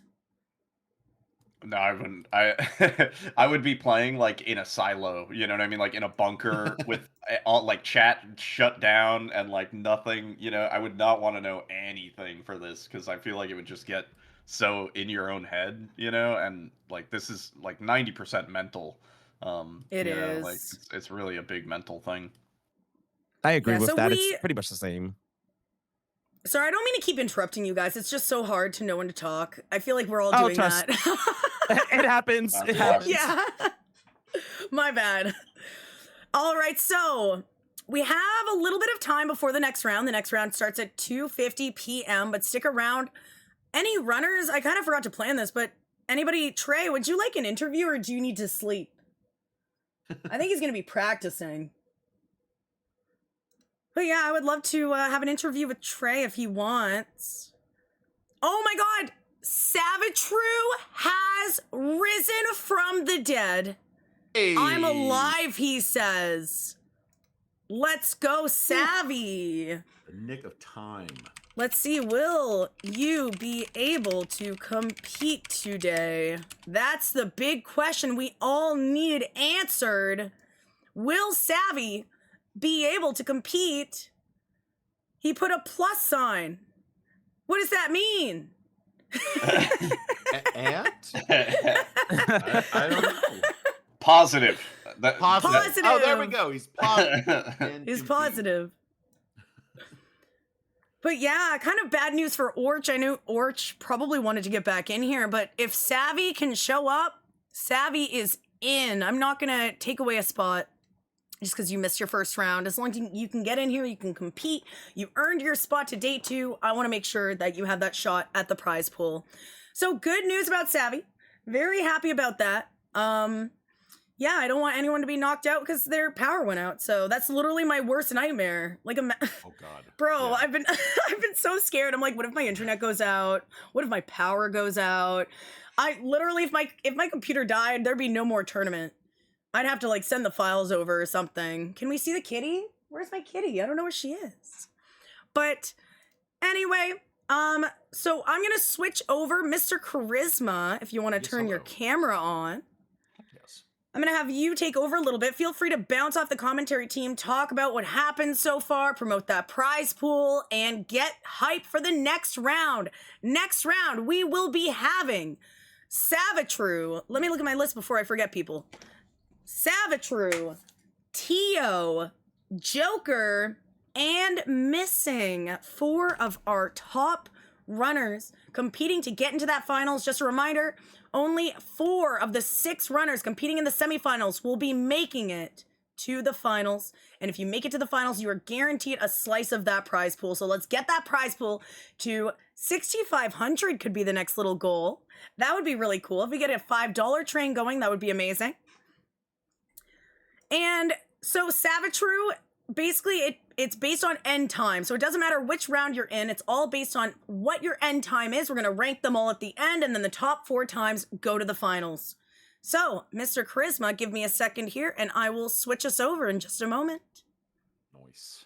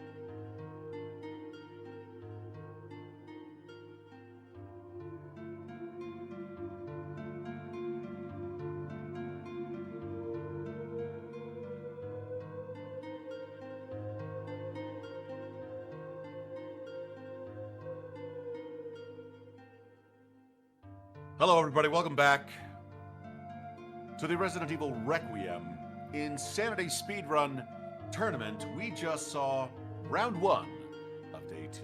That was Spicy versus 7AT. And we saw some zombies getting shot. We saw some plants getting shot. We saw a large man in a trench coat getting shot. But most importantly, we saw skinless gorilla monsters getting just kind of avoided, actually. Nobody really shot the lickers, right? They just kind of skirted past them. We are at 6,100 money, hang on, money. Oh, scroll up, you absolute bag. Okay, there we go. Yes, we are at $6,102.10. Which is going to split up into money for people. Very nice kayak selection. Even the lowest ranked person today is going to be able to rent a really nice fiberglass kayak and take a loved one or a family member or maybe a romantic interest, just someone they're trying to start a relationship with, on a nice kayak trip.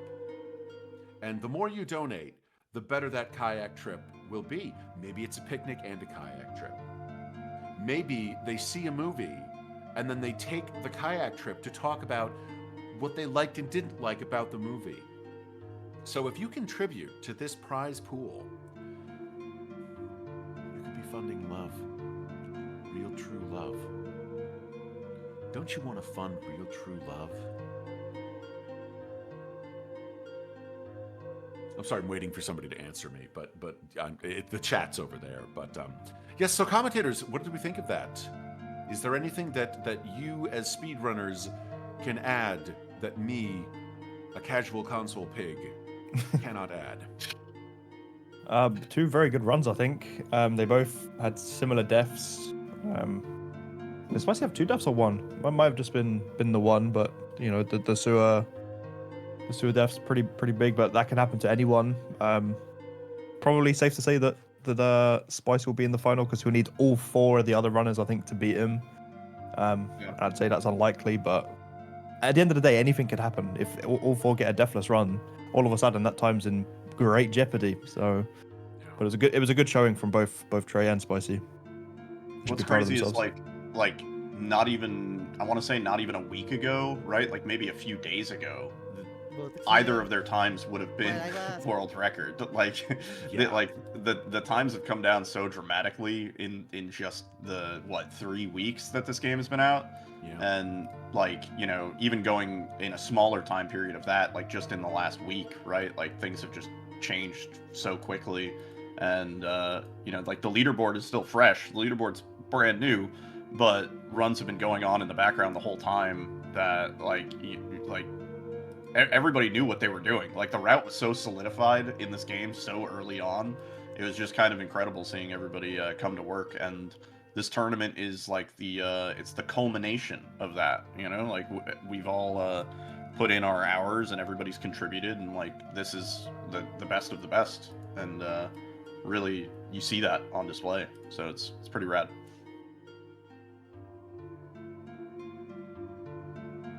It's exhausting, the effort put into this.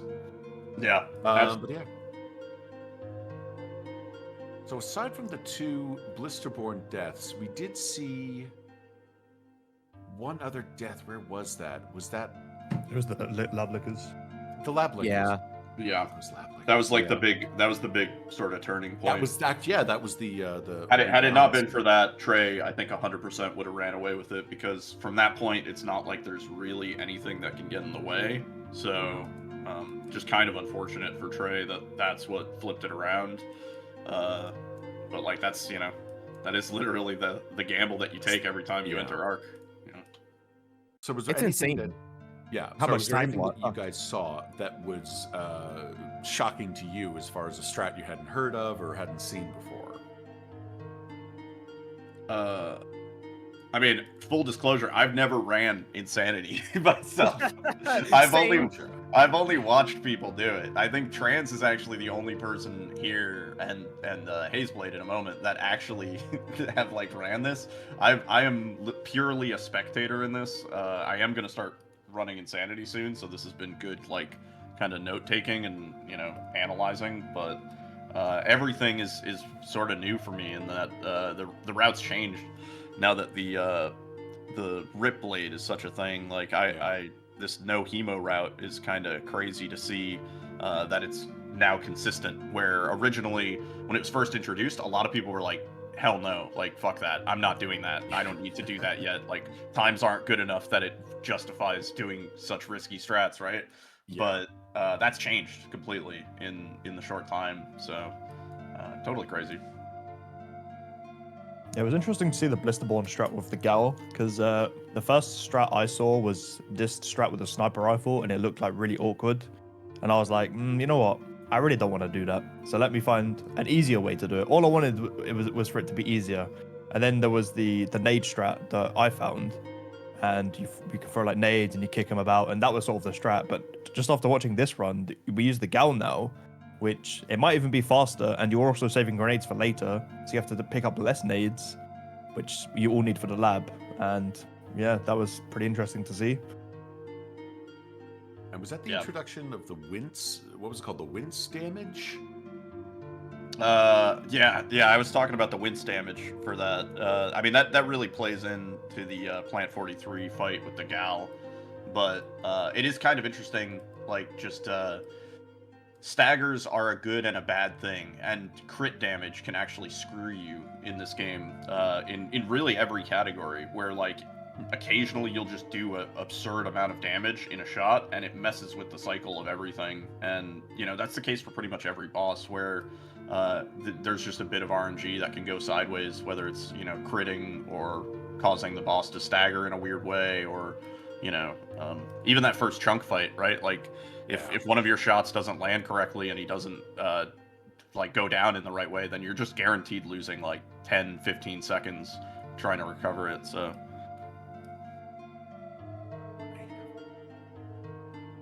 just a lot of give and take. All right, sorry guys, but we are almost, we have about like 15 minutes till the next round. I'll give the runners I'm not going to start early or anything, surprise them.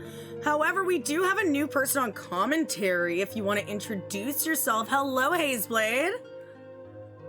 Hello. You guys may have remembered me from yesterday. Yeah, coming in last impromptu on the gameplay scenario, but I am very excited to be here on comms today. If you guys don't know me, I do a lot of speedruns, not just in the horror scene, but also I do Souls games. I do recently I did Metal Gear, just a whole bunch of stuff. And I'm also the how do speedrunners guy. If you watch YouTube shorts or anything like that at all, that's kind of my thing now. And yeah, it's great to be able to be on comms and kind of actually sort of narrate how speedrunners do things live. This is the how do speedrunners live segment now, I guess. So it's a pleasure to be here, and I'm excited to see the runs today. Of course, Hayes. Yeah, did you watch the first round? I saw bits and pieces of it. I'm actually cooking up a new batch of how do speedrunners as we speak. So I was kind of watching it a little bit, and I did see that Trey was really pulling ahead there all the way up until the end. It was a nail biter for sure. Oh, 100%. And like, Hayes, you did so good yesterday, like just coming on out of nowhere. How did that feel? Coming on like last minute when you were supposed to be like on commentary. Well, I mean, I was definitely underprepared compared to all the other runners, right? Like, I think a lot of people on Friday that knew that they would qualify, right? They spent pretty much all day practicing, and I was just like, well, I'm not in the tournament, so I'm just going to take the day off and do some stuff behind the scenes. And I also obviously was not running the Rip Knife route, so that put me a couple of minutes behind by default. But I will say this, I did watch the run back, and up until Emily defense, I thought that I did really well. And I think for a period of time I was in second place for a while. So yeah, I thought that it was a fairly good showing given the underpreparedness. And I'm just glad that I was able to step in and fill the slot. It's a shame what happened to Nevs, but we're thinking about him and hoping that he gets everything sorted. So Yeah, shout out to Nevs again, guys. Nevs had to drop out because of just a kind of emergency going on, so he's fine, I hope. Like, he's fine. He's just got hacked. His Discord got hacked. I'm making it sound way worse than it is. But he had like a personal situation that he had to go deal with, so he unfortunately had to drop out, which is why Hazeblade so nicely stepped in for us. But I'm glad we still got to run with 12 runners. So thanks again for stepping in, Haze, and everyone go follow Nevs, because it really sucks to work really hard to qualify and then not be able to compete because just some terrible person. So yeah, but Haze, we're very excited to have you on commentary. I'm excited to be here. Awesome. So yeah, we have about 10 minutes left until the next round. I'm gonna play the clip compilation. And enjoy, everybody. Right, welcome back to the Resident Evil 9 Requiem Insanity Speedrun Tournament with a cash prize of now triple that, $6,212. I must say I'm very impressed with how high we've gotten the prize pool so quickly. We're not even halfway through today, and it's already at that amount. I was like, I don't even know if we're gonna hit 5,000 through this event. We've already whizzed past that. So, Mr. Charisma. Yes.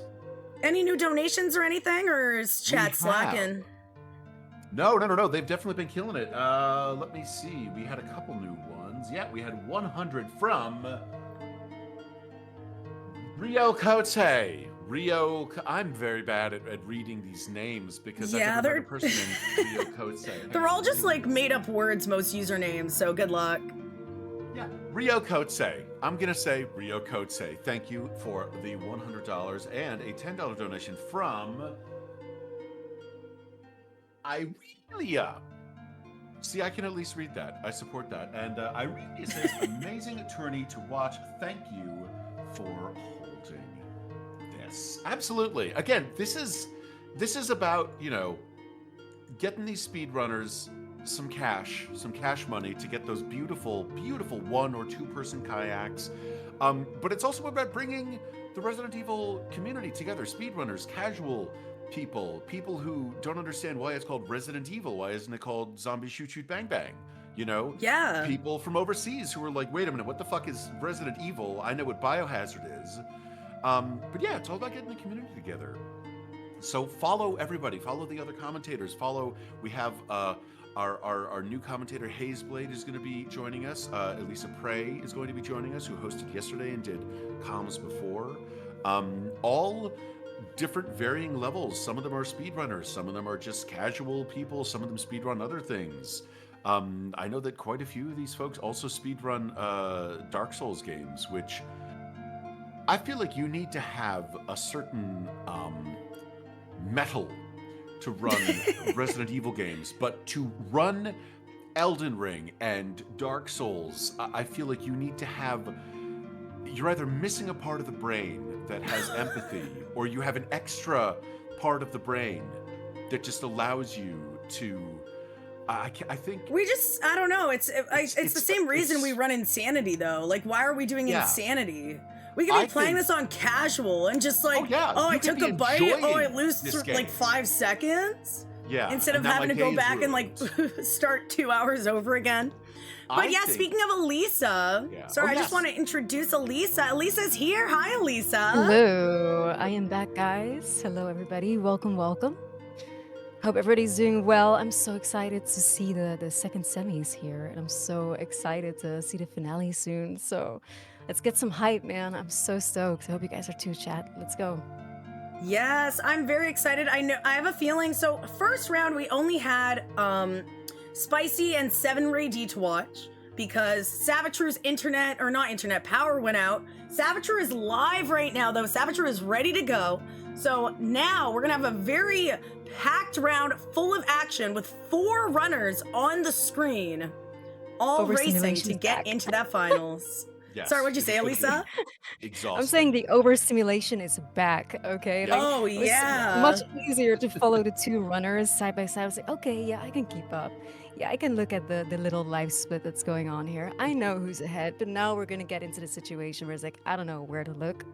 right? I don't know who is ahead, especially when those timers start going crazy. So yeah, we're gonna need like all hands on deck for this one, but I'm super excited. This should be really good. Absolutely. And the upside with the Forerunners is we have a chance for the quadruple lookup moment, which we just hope that you guys have any lookup emotes ready to go. Oh, we also had a I $5 wasn't seeing donation. enough. Toxic McToxy, thank you for the $5 with the comment, Snee is God. I disagree. I think Snee is better than God. Because Whoa. God could not. No, and here's why. Here's why. I'm not just blaspheming. Here's why. When was the last time God put together Resident Evil Requiem speedrun? Right, Silent Hill 2 remake speedrun? Sure, God made whatever, water, but when's the last time he made a speedrun? Strike me down if I'm wrong. Points were made, Mr. Prisma. Points were made. And now God does not exist. I just proved it. So. Legendary moment here, a true Mr. Charisma moment. We love to see Yes, we've proven the non-existence of God. Also, Toxie McToxie it. for helping to prove. How about that Resident Evil Requiem? So that All right, guys, we're going to be transitioning over to the runners now. We are ready to go for the next round. So we have Tio Minus, Savitru, Joker UI, and Missing all competing to get into that finals. All right. On commentary, we have once again Crazy Gaming Days, Niddle, A Trance, or myself, I guess. Sorry, I'm just reading from the list. And Hazeblade. We also have Mr. Charisma here and Elisa hosting. So get those donations in. All right, so I'm going to just make sure everything's good here. And yeah, I think we're all good to go. I think I'm ready to tell the runners that they're ready to start. $5. Oh, no, I'm sorry. The God Prays to Snee. Another $5 from Toxic McToxie. Thank you very much, Toxic McToxie. And whatever is our total at now? The total, what an excellent question, is at $6,222.10. A lot of even numbers in there. I am happy with that. But again, the stretch Armstrong goal is $12 million US. Or $300 billion. Yeah. We did that earlier. Were you here for that, Elisa? Someone had it at 6,000. Oh, God. Yeah. All right, guys. So I'm going to go over to the runners now and let them know that they're ready to start. I'm sure they're anxiously waiting. Nice. And yeah.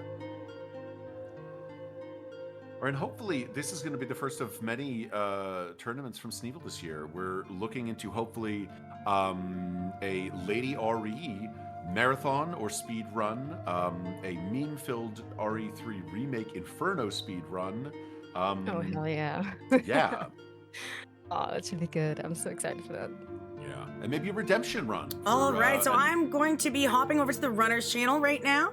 Sorry to interrupt you guys, but no. I just want to I know they're impatiently waiting for me, so I'm gonna hop over. All right, hello runners. If you can hear my voice, that means we are ready to rock and roll. Good luck to you all today. I wish you very good RNG and a very blessed run. Tio Minus, Savitru, Joker, and Missing. Tio, good luck. Savvy, good luck. Joker, good luck. And Missing, good luck. I really wish the best runs. Let's get some like 135s and 136s across the board.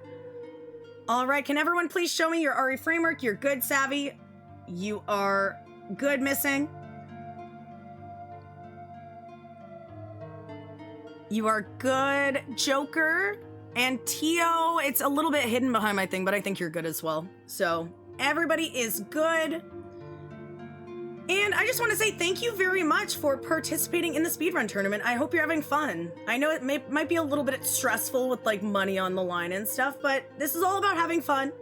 And I hope that you're having a good time. So If everyone can please make their way to the load screen and get ready to go.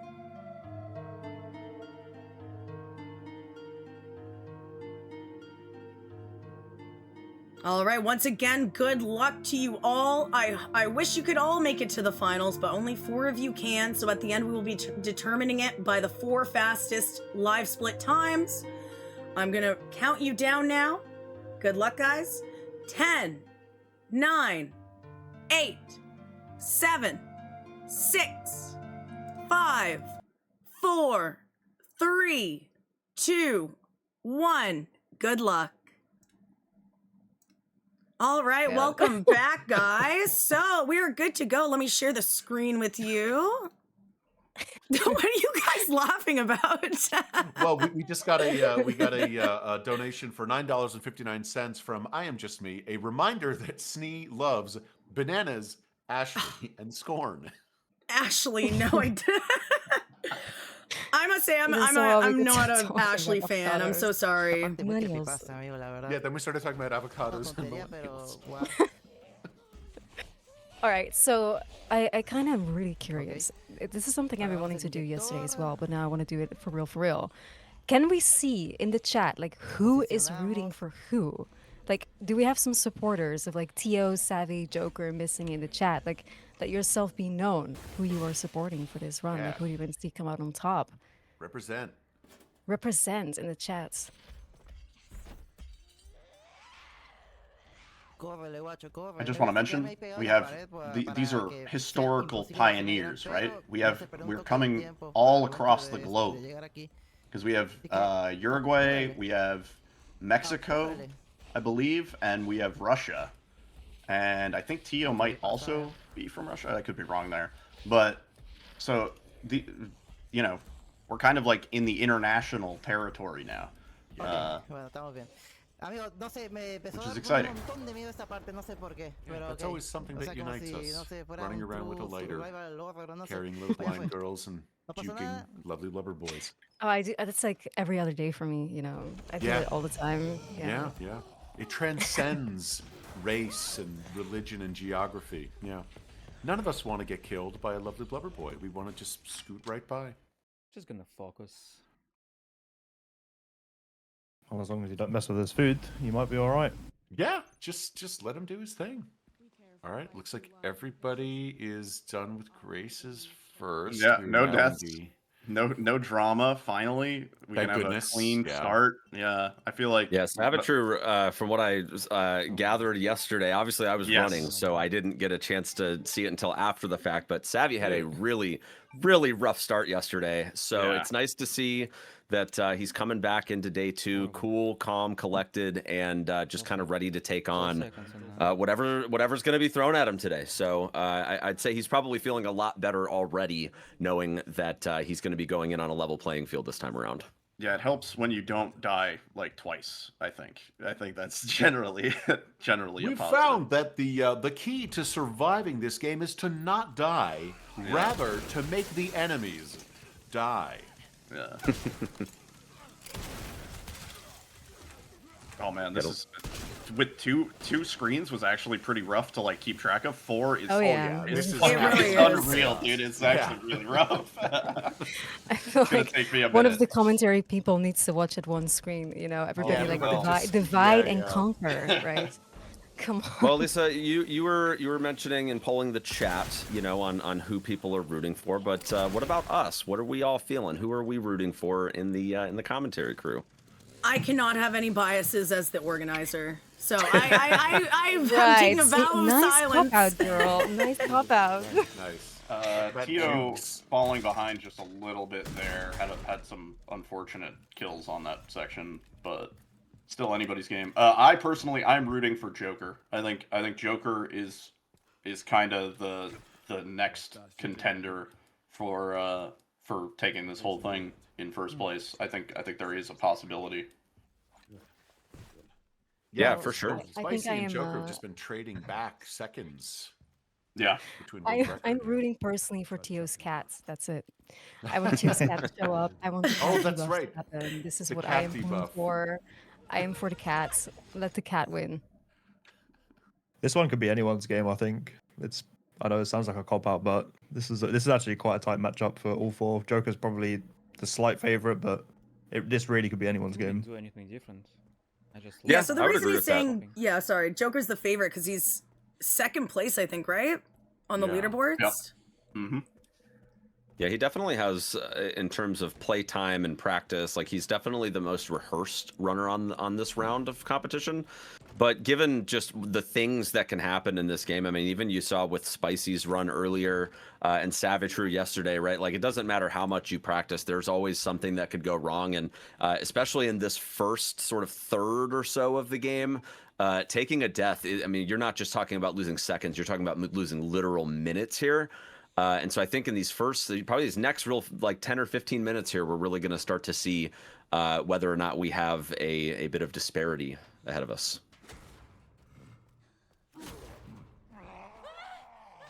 Looks like most of them getting through without too many issues with the chef and the light switch guy, which those are definitely two enemies at the start that can be a little tricky to deal with. Everybody's got a little bit of a different strat too with like how they look and do the strafe tech around the light switch guy.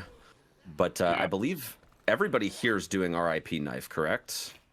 I think we're probably going to see rip knife from everybody, yeah. And it's kind of funny because these opening sections, it's at the end of the day, it's a 50-50. Either you die or you like don't. Like it's not, you know what I mean? Like it's kind of just that's the way it is.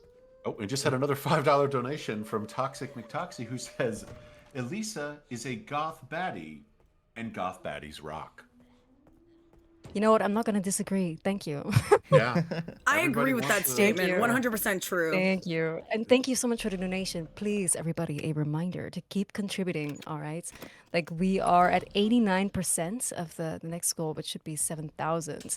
So please keep it going. These speedrunners deserve to get paid. They put so much effort into preparing for this tournament in general. Please just keep this going. And the more money that gets put to the prize pool, the more likely it is that more tournaments are going to happen. The more people are going to want to participate. So support the tournament scene in general, contribute to the prize pool, and thank you so much if you've done so already. Thank you. Yes. These kayaks can only get fancier. Exactly. Like we have every runner making it through the sort of first wing area here, heading into the parlor, grabbing the key to start making their way over to the east wing. So far, so good here. But I think the real test that we're going to see coming up is when we get into the part where we're actually getting the RIP knife and making sure that we lock in all of those kills, because the timing can be pretty tight there. I actually studied up on the RIP knife route yesterday, so I would actually know what I'm talking about today. As we mentioned earlier, that you know, like I was doing old strats yesterday. And obviously, you know, being up to date on the RIP knife route, like it really is quite a bit faster. And I know that when it was first being routed, a lot of people thought that it was only like maybe 20 or 30 seconds, but you really start to see it once you get into like the end of the first segment of the care center, that it is a pretty considerable difference, probably closer to 2 or maybe even more than 2 minutes by the time basement wraps up. Jeez. So everybody's doing that, so everybody's kind of on the same foot here. So Savitru going in for the collapse. There we go. Getting the oh no, I think the other guy still lived. The guy in the back lived, which is that could be pretty dangerous because that's unfortunate. Well, we're like we said, we're about to see if there's going to be any disparity here. So it looks like safety saves are definitely going to be the name of the game here. I did not do a safety save here, and my heart was racing yesterday going through this section. I am holding my breath for the Chungus section always. Like, that's like the first really scary moment for me is when the chunk shows up and people got to get those bracelets. That's like, oh. Right. It's terrifying. Just dodging him. We've seen so many people getting like grabbed or having to reload just when the chunk shows up. Super scary. Again, he's a lovely blubber boy, but he is an angry, lovely blubber boy. He's very angry. He's hungry more than anything. He's hungry. He's hangry. He's a hangry, lovely. First up, we have Savvy going into Chunk. And let's see if we get a good line here. Okay, he gets through nice and easy. But this zombie, oh man, this zombie can do a lot of really nasty stuff. It looks like he gets through though. Very nice. He should be alright leaving as well, because once he bottles the chunk, he should should kill the zombie, I think. Tio up next. I've seen it to where like while waiting for. Yo, just got. Oh my god, Tio died, guys. Tio got him. Oh no. Oh, see, this is exactly what I was afraid of. That was after both of them got out of the office without taking that hit. All right, so now we're about to find out if Savvy gets through here. I know on the old strats, the guy could grab, but sometimes he'll get back up right here. But it looks like he's okay.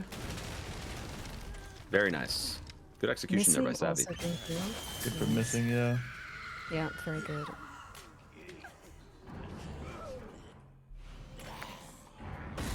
All right, we've got Joker's turn coming up here.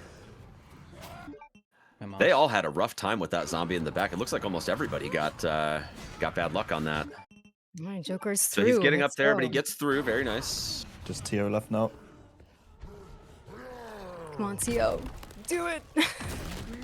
Get it done. Yeah, there we go. No stagger as well. Nice. Okay. Super clean. Got the chunk one down. Too bad for Tio. It really sets him back quite a bit compared to the other runners. Yeah. So stupid. Rough, but there's still so much time in this run for Didn't things work, to change. So I don't know what happened there, honestly.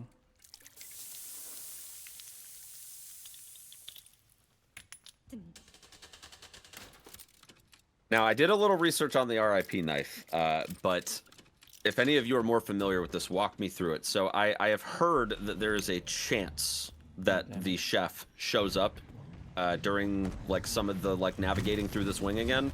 Do any of you have any insight into like why that happens? Is it completely random? I'm definitely curious to know more on that. So I'm going to be learning it myself next week. I don't think we know yet, but if I have to hazard a guess, it's all going to be based off like just a tight timer. Maybe you get there too fast, or you get there a bit too slow. And I think the chef, he shows up at the freezer. So I think what you want is like he's walking away from the freezer when you're coming down the stairs, and then you can just crouch and then go in. But I'm not 100%. I haven't learned this route, but I think it is a global timer thing. Like once he's sort of spawned in, everything is set in motion, and then as long as you get there at generally the same interval, it should be okay. Mm-hmm. So I'm assuming then that you said during Orch's run. Yeah, we saw him showing up, walking right to left instead of left to right, and he had to pause. Yeah, I'd never seen that before. Yeah, might just be a timing thing. That's my thought. yeah, I was in Spicy's like chat earlier, and Spicy was talking just how much that like Orchlon's strats just like stressing out. Like everybody was stressed. Oh, God. I was watching Orch doing Orch things in the Orch run. Yeah, just being It Orch. was pretty terrifying. Yeah. I mean, that's part of the appeal of Orch's content, though, is like when you watch the Orch strats and then like we anticipate the buildup of the inevitable moment when the run falls apart, and then we get to see Orch bang on the table, and then at that point it's RNG. Like maybe a keycap flies across the room, just gets the hat, the webcam falls over, like hits the any floor. number of things. Yeah. Or he breaks the keyboard and the stream just ends. Yeah. Yeah. So, you know, but that's the appeal of it, you know, like we're supposed to be stressed out because we're getting suspense building up to that inevitable moment when that happens. And so, you know, like it just wouldn't be an Orch stream without being stressed out beforehand. So that way we get the sweet release of that whenever the banging on the table starts happening. So yeah, I feel like it's a brilliant strat for him to take the stress off the run and focus it on. Oh, speaking of which, Death Robes, thank you for the $50 donation. Huge. Shout out to Death Robes. Hell yeah, thank you so much, Death Robes. Thank you. Give me a fucking break. Brings our total to $6,286.69. A very normal save. round number to have. I actually don't know if that changes the RNG, but hopefully not. I tried it and it wasn't. Let's see. Before. Anybody keep track of the places? It's really hard with the timers. Savvy is ahead by 10, 15-ish seconds. Okay. Yeah. We do have our first kill coming up here, actually. So we're gonna start to see this RIP knife run get heated up here as Savvy goes for the first kill. Now I did watch this yesterday, so you do have to kind of like line up with the stack of papers that's right here, so that way you don't aggro this other zombie. And then you're gonna go for the 1 hit followed by the 3-hit combo, and then you can bait this guy and run through, and then the second one won't aggro, and you'll be fine and make a clear exit there. That was very well done by Savvy. Very smooth. I got missing and Joker. Ooh, missing gets grabbed. Unfortunately, missing get the grab. Ooh, He's this is gonna in mess trouble. up. This He's is in gonna a lot mess of up the trouble. durability for the knife. This is unfortunately. Oh no! Oh no, the charm. no. The charm. He lives because of the charm. So missing is officially in improvisation mode right now. Unfortunately, is able to secure the kill here, but he's gonna have This to zombie's bait a problem, this though, zombie. yeah. Oh, no. Unfortunately, not able to make it, and that is going to bring him down. Oh no. He somehow lives through that. I'm assuming he's got the skull charm. But he lived again? Here. Yeah. What? Really rough spot to be in here, but missing knows where the heals are, so he's gonna go around and take a little bit of time loss here, and it looks like he's maybe going back potentially for a safety save or possibly to grab extra heals. Let's see. Gotta be the hill, yeah. He's a... It was harrowing. Jesus. Wait, where's he going? I'm not sure. He's going for the cutscene trigger, which I'm not sure if you get something out of that, or maybe he's just... Is that a quick save? Does it? Oh, maybe there's some... Does it? No. No, right? I think he's messed up there quite badly. I've not seen it before, though. Or he's going to reset the Oh, the it might enemy reset the position. aggro, yeah. Oh. That's a really great backup strat, honestly. He's Let's very see. lucky to... He's very lucky to have not died there, because that would have set him back really far. Yeah. Oh my god. Damn, he done his research about the backups then. Scary. Yeah, what a that's great actually save pretty there. sweet. Huh. What a great save. All right, so we There's have a score there. Joker making his way towards Emily defense, so he's going to grab Emily I got the and slow work his engine. way there. Now, on RIP knife route, of course, you have the fact that without the Requiem, you're not able to dispatch the zombie that normally blocks the path there, and it looks like Joker did have to heal at one point, so he's not going to be able to do the conversation skip. But we should have the setup here where he can take the sort of like diagonal line here and get around these zombies. But of course, if you were going for the route that I went for the other day or yesterday, you're able to shoot the one zombie so that way you can take the optimal line here. Missing, making his way towards Emily to also to head in that direction. So it looks like we're going to be wrapping up the care center pretty much all across all 4 of them here. But yeah, I'm very curious to see how much of a setback that was for missing, given the unfortunate happenings there. Savitru working his way through with the RIP knife, getting the kills that he needs. Why? That actually went pretty cleanly there. Yeah, I noticed he used like a different use of his swings. Like I know that there's a difference between the right click and the normal like swings. Oh So dear, usually Joker getting grabbed. Oh no. He doesn't know what to do here. We've seen now almost everybody besides Savvy really run into like a big problem moment. Tio has run into a big problem, Missing has, Joker has. Oof. But remember, this is very good for Spicy and Trey, who competed in the first round, because, I mean, the worse that these guys do, the better chance they have of getting through to the finals. That's So true. obviously I don't want anyone to do bad, but, yeah, it would it does... take a really clean run, I would say. And so far... Here we see Joker with recovery attempts. So he has Savvy recovered the locking knife, in. Savvy locking in the 1731 at the end of the care Oh, center. his So knife he is broke! most certainly in the lead So here. he doesn't have any knives. He needs to use the handgun. He only has 3 bullets left. And these guys are so tanky on this that's rough. difficulty. It takes like, Going it for takes more like 12 ammo. bullets, I think, to kill them. if not This more. right here is why I just went ahead and reset yesterday when my Requiem shot missed, because these guys have so much health. And there are crates around the room that you can use to restock, but it's very dangerous. Good recovery there by Joker, but man, with that knife being out of the picture, that is going to be a very, very rough basement. So where does the knife come into play in the basement? With I guess the- there's 1 or 2 guys that you slash 2 zombies while they're down. Yeah, Okay. The first 2 zombies that are in there that you would normally hemo in the hemo route, you can use the RIP knife on them.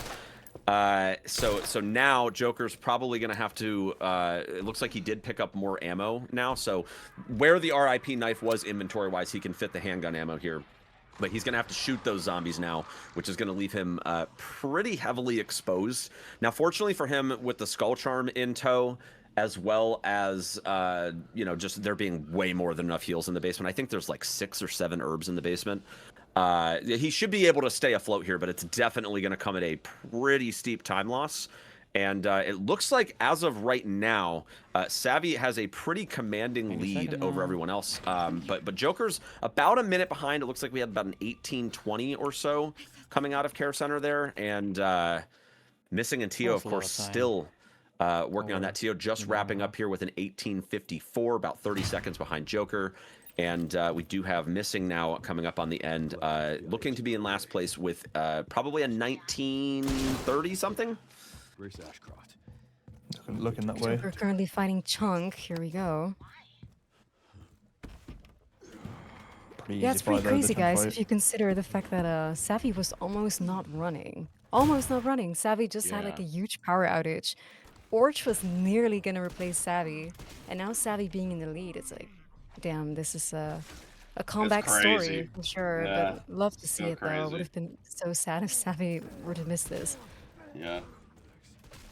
And, you know, I would say, just, you know, not any bias or anything on my end, but I would say that, you know, if I had to pick the 2 runners out of this batch of 4 that would end up Joker going just into the finals. Reset. Holy fuck. Oh, wow. That is unfortunate. Yep. Damn. That's very unlikely. Yeah, it happens sometimes.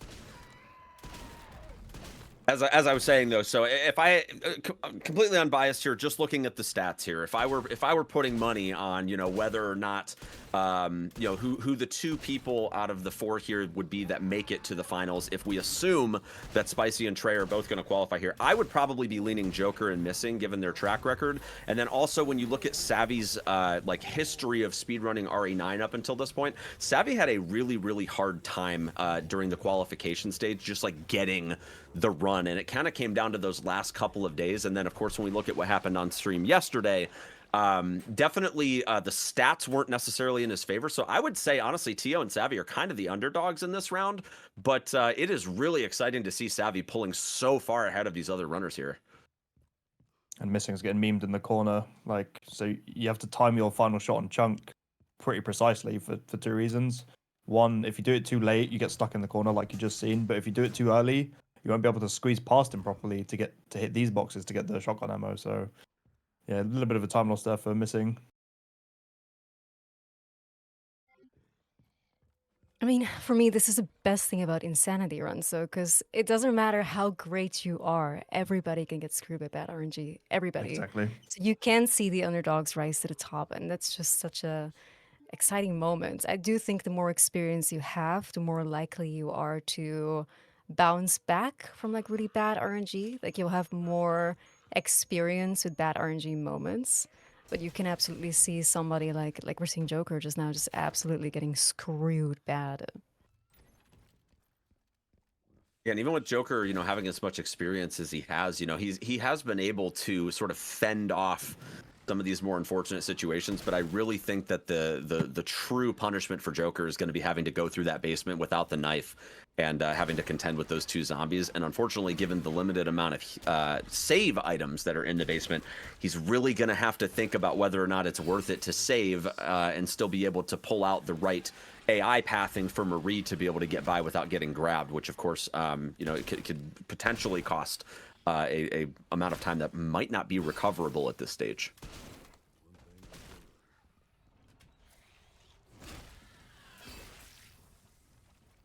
We do have Savage True. Oh. Go ahead. Sorry, Go ahead, Steve.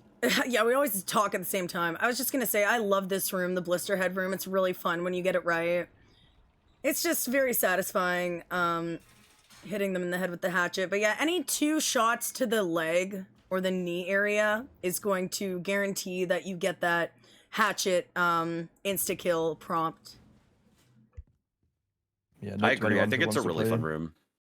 Just shoot the legs, because you can shoot them in the chest like 5 times and they'll like, oh, it hurts so much, and then they just don't do anything, and then they bite you and you're dead. So Also, the hyper We're armor seeing they get when some, they're in the middle of attacks too can be really frustrating. Yeah. seeing some urges, some questions from the chats to have an update on who is in which position right now. Can we get anybody with a check-in? Who is first? Who is second? Savvy's definitely first. By Let's quite see. a lot. Yeah. But yeah, by Yeah, quite a then- margin. Then I think it would looks be, like, I don't know, it it's looks hard like with the live Savvy split. and Tio would be in second.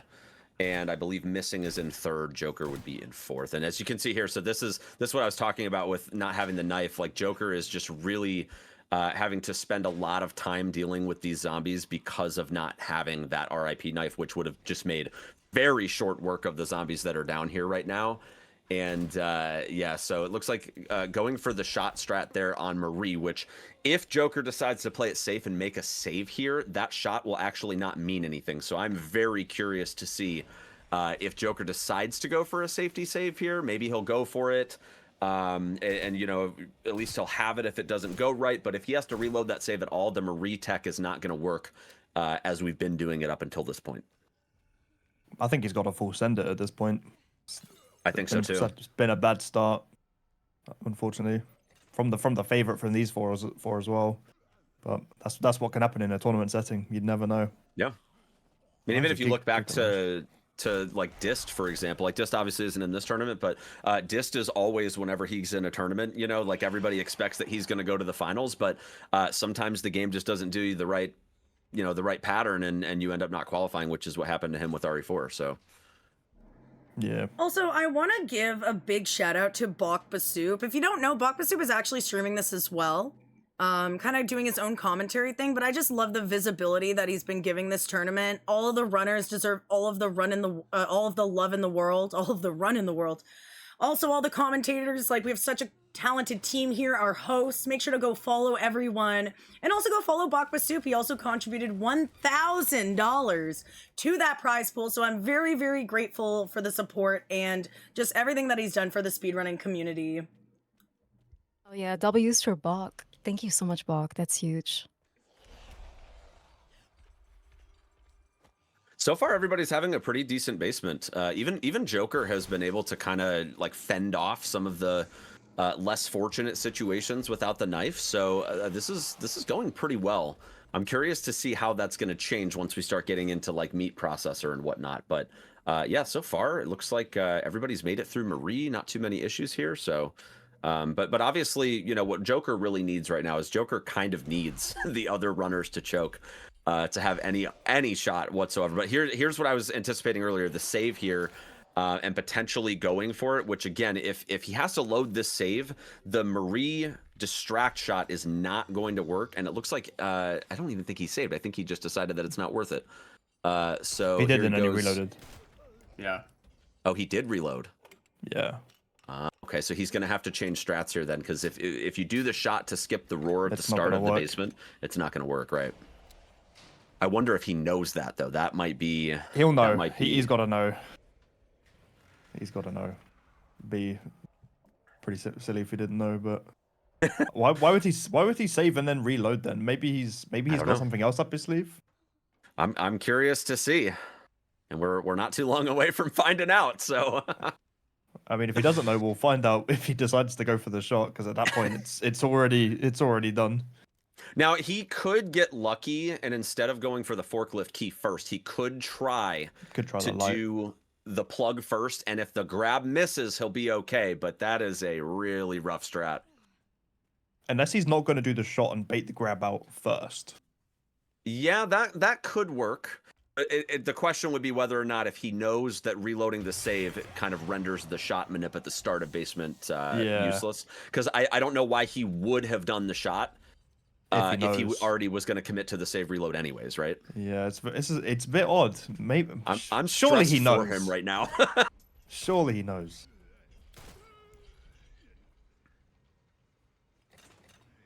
Savtrue cutting through the meat processor like it's nothing here. Having a good time. Savvy is chilling. Like Savvy's having a great run. Oh my gosh. Yeah. RNG is in his favor. I don't know what he did today compared to yesterday, but whatever sort of RNG blessings or ritual he has, it's worked out for him. I think when the power went out and it just flushed, the power went out, flushing all of the bad memory from his system. Yeah, maybe he did some sort of ritual, and that's why the power went out. Some Yeah, sort he of, booted like, up the RNG computer, ritual. nice, fresh, clear RAM, everything. Like, just reset all the RNG. That's my prediction.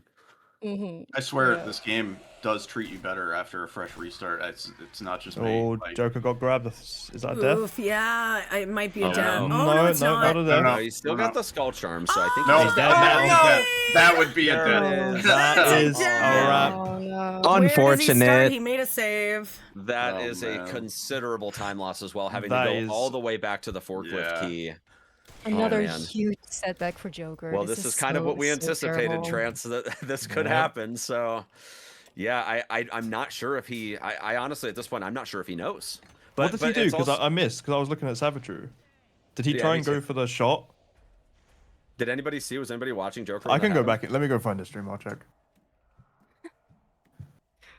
I love how Yeah, this- invested everybody is. But this is where game knowledge comes into like a lot of play here. Like, you know, Trance and I going back and forth on the sort of what if here. And I mean, we pretty much called it. You know, we'll see exactly what happens when Trance does the research here. But we knew that this was going to be a spot that was going to be a problem for Joker, given that he didn't have the RIP knife. He did do the shot or no? Wait, what happened here?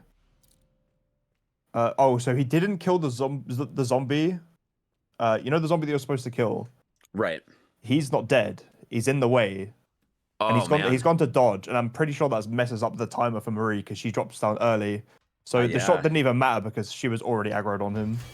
Oh, he's gonna have a rough time getting back through here. Then he's in big trouble. Yeah, I'm kind of worried. He was really a front runner coming into this, like having the second fastest time. He just recently held the world record before Spicy took it back. So I personally think his best recourse here would be to actually use the glass bottle instead and then try to YOLO his way out at the end, because that glass bottle will buy him enough time to do the Marie setup like normal here with the grab bait, which should get him through. Even though the ending of Basement will be toxic, it is way less. Yep, see what, there he goes. He goes for the bottle. Yep.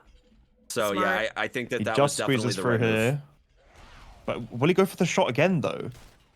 I don't know if she's going to fall he's for done the it. shot here. Okay, it works. Let's She see. He's probably did. going to go. Oh, he actually he's got fine then. lucky with this one. Okay.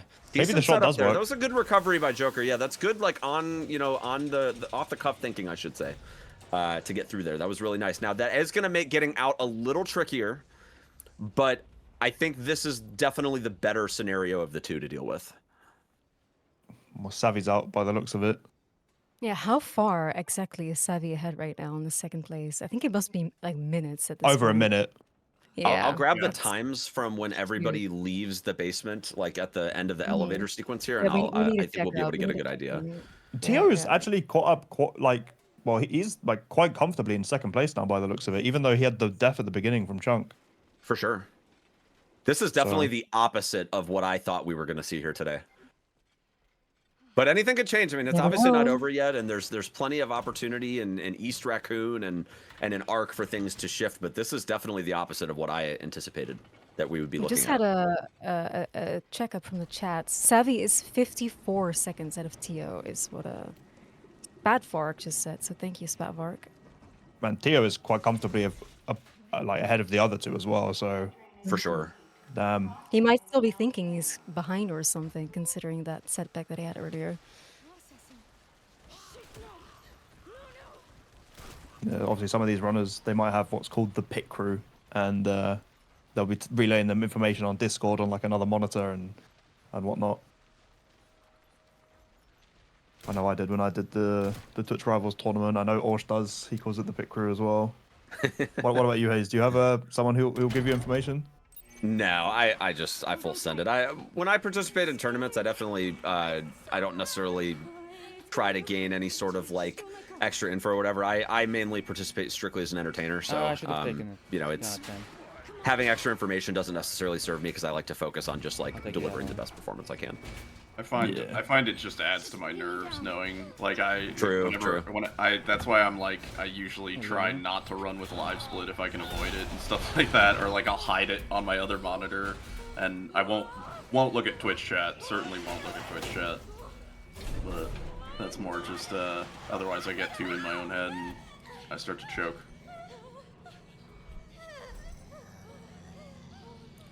I will say that when you're, you know, in a tournament or on stage at GDQ, there's definitely there's an energy that kind of goes through your vibe or mood, whatever you want to call it, that definitely kind of gets you locked in a very different way than when you're just like trying to grind a time like on your own stream. Oh yeah. And I definitely felt that yesterday when I was like kind of having to make some decisions in sort of like the mid section of the run where I was dying a lot and everything. And I definitely feel like that sort of like feeling that you get definitely helps kind of save some really, really rough situations from time to time. Oh yeah, I bet. Yeah. Usually if a speedrun goes bad, you just press the reset button and call it a day and you do another one. But in a run like this, you've really got to think on the fly or be very prepared for things that could go wrong. And, Not the best time. you know, it's like what he says about the energy. You know, it's nice to be nice under that pressure and come up with solutions to problems that you wouldn't usually have because you don't have the luxury of just going back to the beginning and starting again. For sure. No. We're about to see if the strat that Joker adjusted to here is going to enable him to get out smoothly here. So again, he's down a glass bottle right now. So he's going to have to pick on whether to use that bottle going in or going out. Getting the dodge on either side isn't that bad, but it's more so just anticipating which one you're going to go for. And it looks like he is going to go ahead and do the bottle first, which is probably the right answer, you know, given that at least you're on a straightaway when you go for the second dodge, whereas over here you kind of have that furnace that's in the middle of the room that you have to work around. But this guy right here is going to create a whole different set of problems. This is such a problem for Joker. If he grabs him, it might be game over. He's got the skull charm, so he should be able to take at least one hit here, but I don't know if he has any heals on hand because of skipping the pouch. He's a minute and a half shoot faster. this guy. Okay, so he gets through the first guy. Compared to no deaths and no saves. Okay, this guy's going completely AFK here. Okay, but that's definitely the better scenario here. He's fine for this guy. Okay, the other guy's just not even facing him. He should be able to give him a hug and turn around. Even a breakaway there is not the worst case scenario. That was very good gameplay there by Joker. And he's going to be able to get out of the basement with that, but holy moly, that is definitely coming at a steep time loss. But good recovery. Coming up with a dodge as well now. Let's see. He's going to shoot instead. Oh, he got an unlucky crit, but he's fine. Still made it through. Very nice. Maybe not. Maybe not. Oh, the body block. Wait, did he just not wake up? What the hell? Those enemies in that room are very unpredictable. I've been grabbed by that very first zombie when I'm like rounding the corner before the stun. And I've gotten like stuck on the guy not waking up. Like that whole room is just dicey. Yeah, it's kind of a mess. Why am I getting pretty big mess? I'm an advocate for getting the extinguisher and killing them all. That's what I think we should do for the speedrun. Well, if we're gonna do that, we have to do the final puzzle. True. You know what? That might be a good idea. How long can we make this speed run?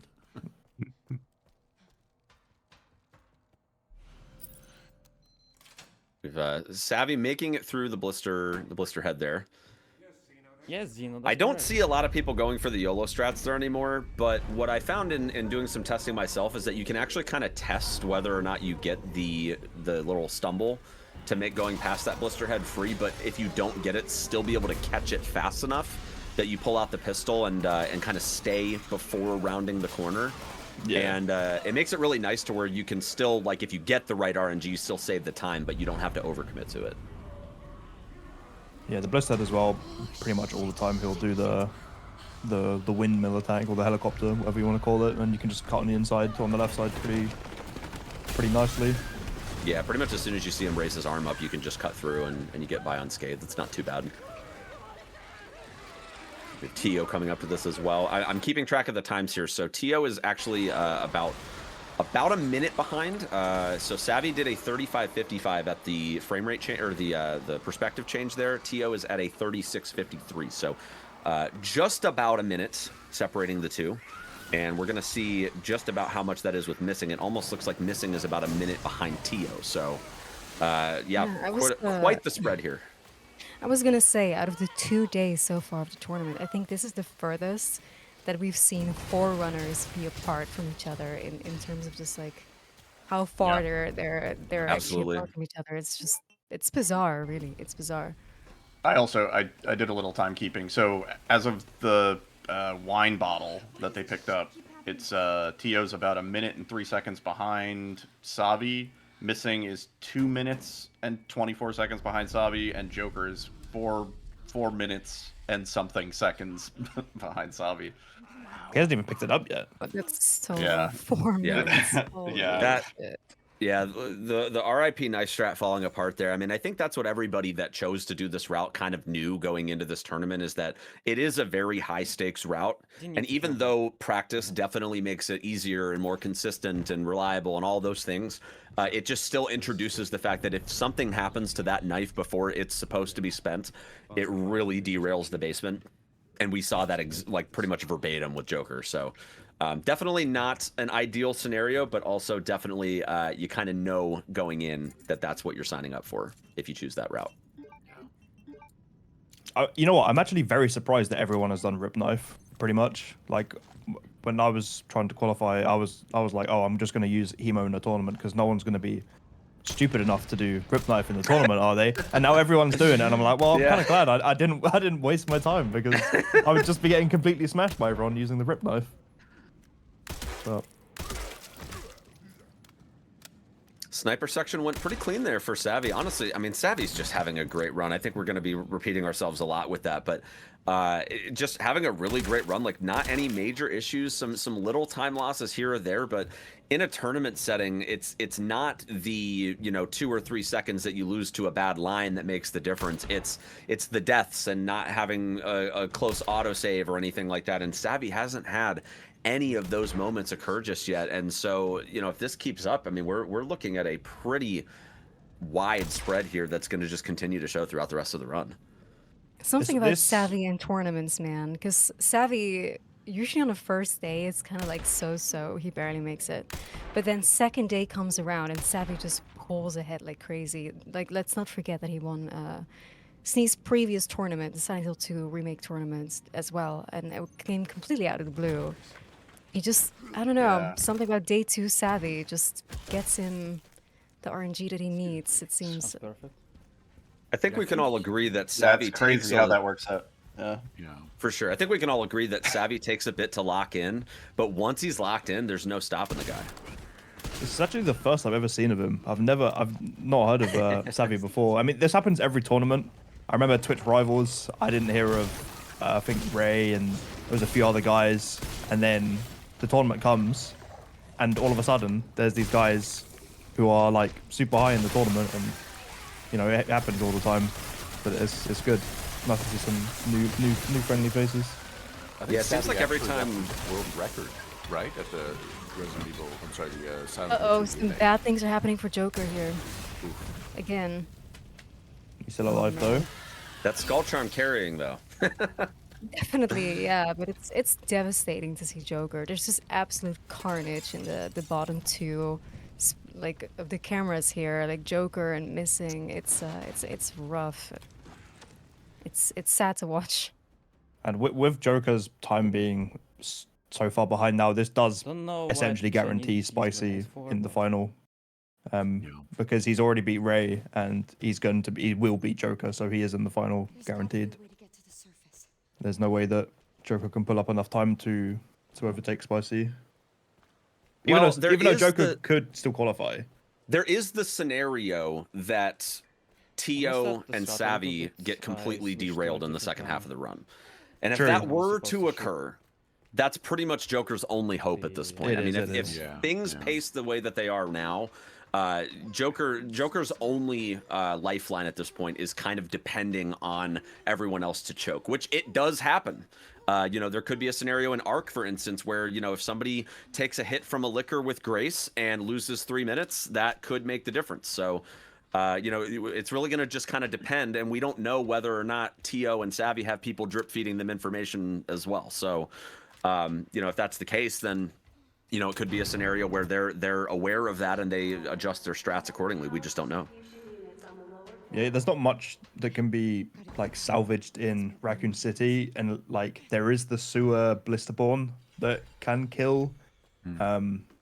it's possible to die in gas station if you get off the cycle, but he's kind of hoping for arc, because even with Leon, when you've got the first big liquor section, that could easily have a run, have 3 deaths there, and there's not really much that they can do about it unless they play it super safe and they get like some extra requiem ammo and kill all the liquors. Right. But he's still in it. He's still in it. Yeah, I mean, we're only about a third of the way through the run, right? So we've, well, a little closer to halfway. But, you know, we still got a whole nother half here, and anything could happen. So we'll just have to kind of see what happens here with Savvy and Tio specifically. But, you know, it looks like Savvy and Tio both at the Marie fight here. So just about to get into Raccoon City. Doesn't look like Savvy had much issue at all getting through the Marie segments here. And honestly, like, this has just been a really great pace, too. I think he might be ahead of like raise time from today. I'm not sure. I think he had a 43 something ending here. He's lucky his power came back on. Ooh, yeah.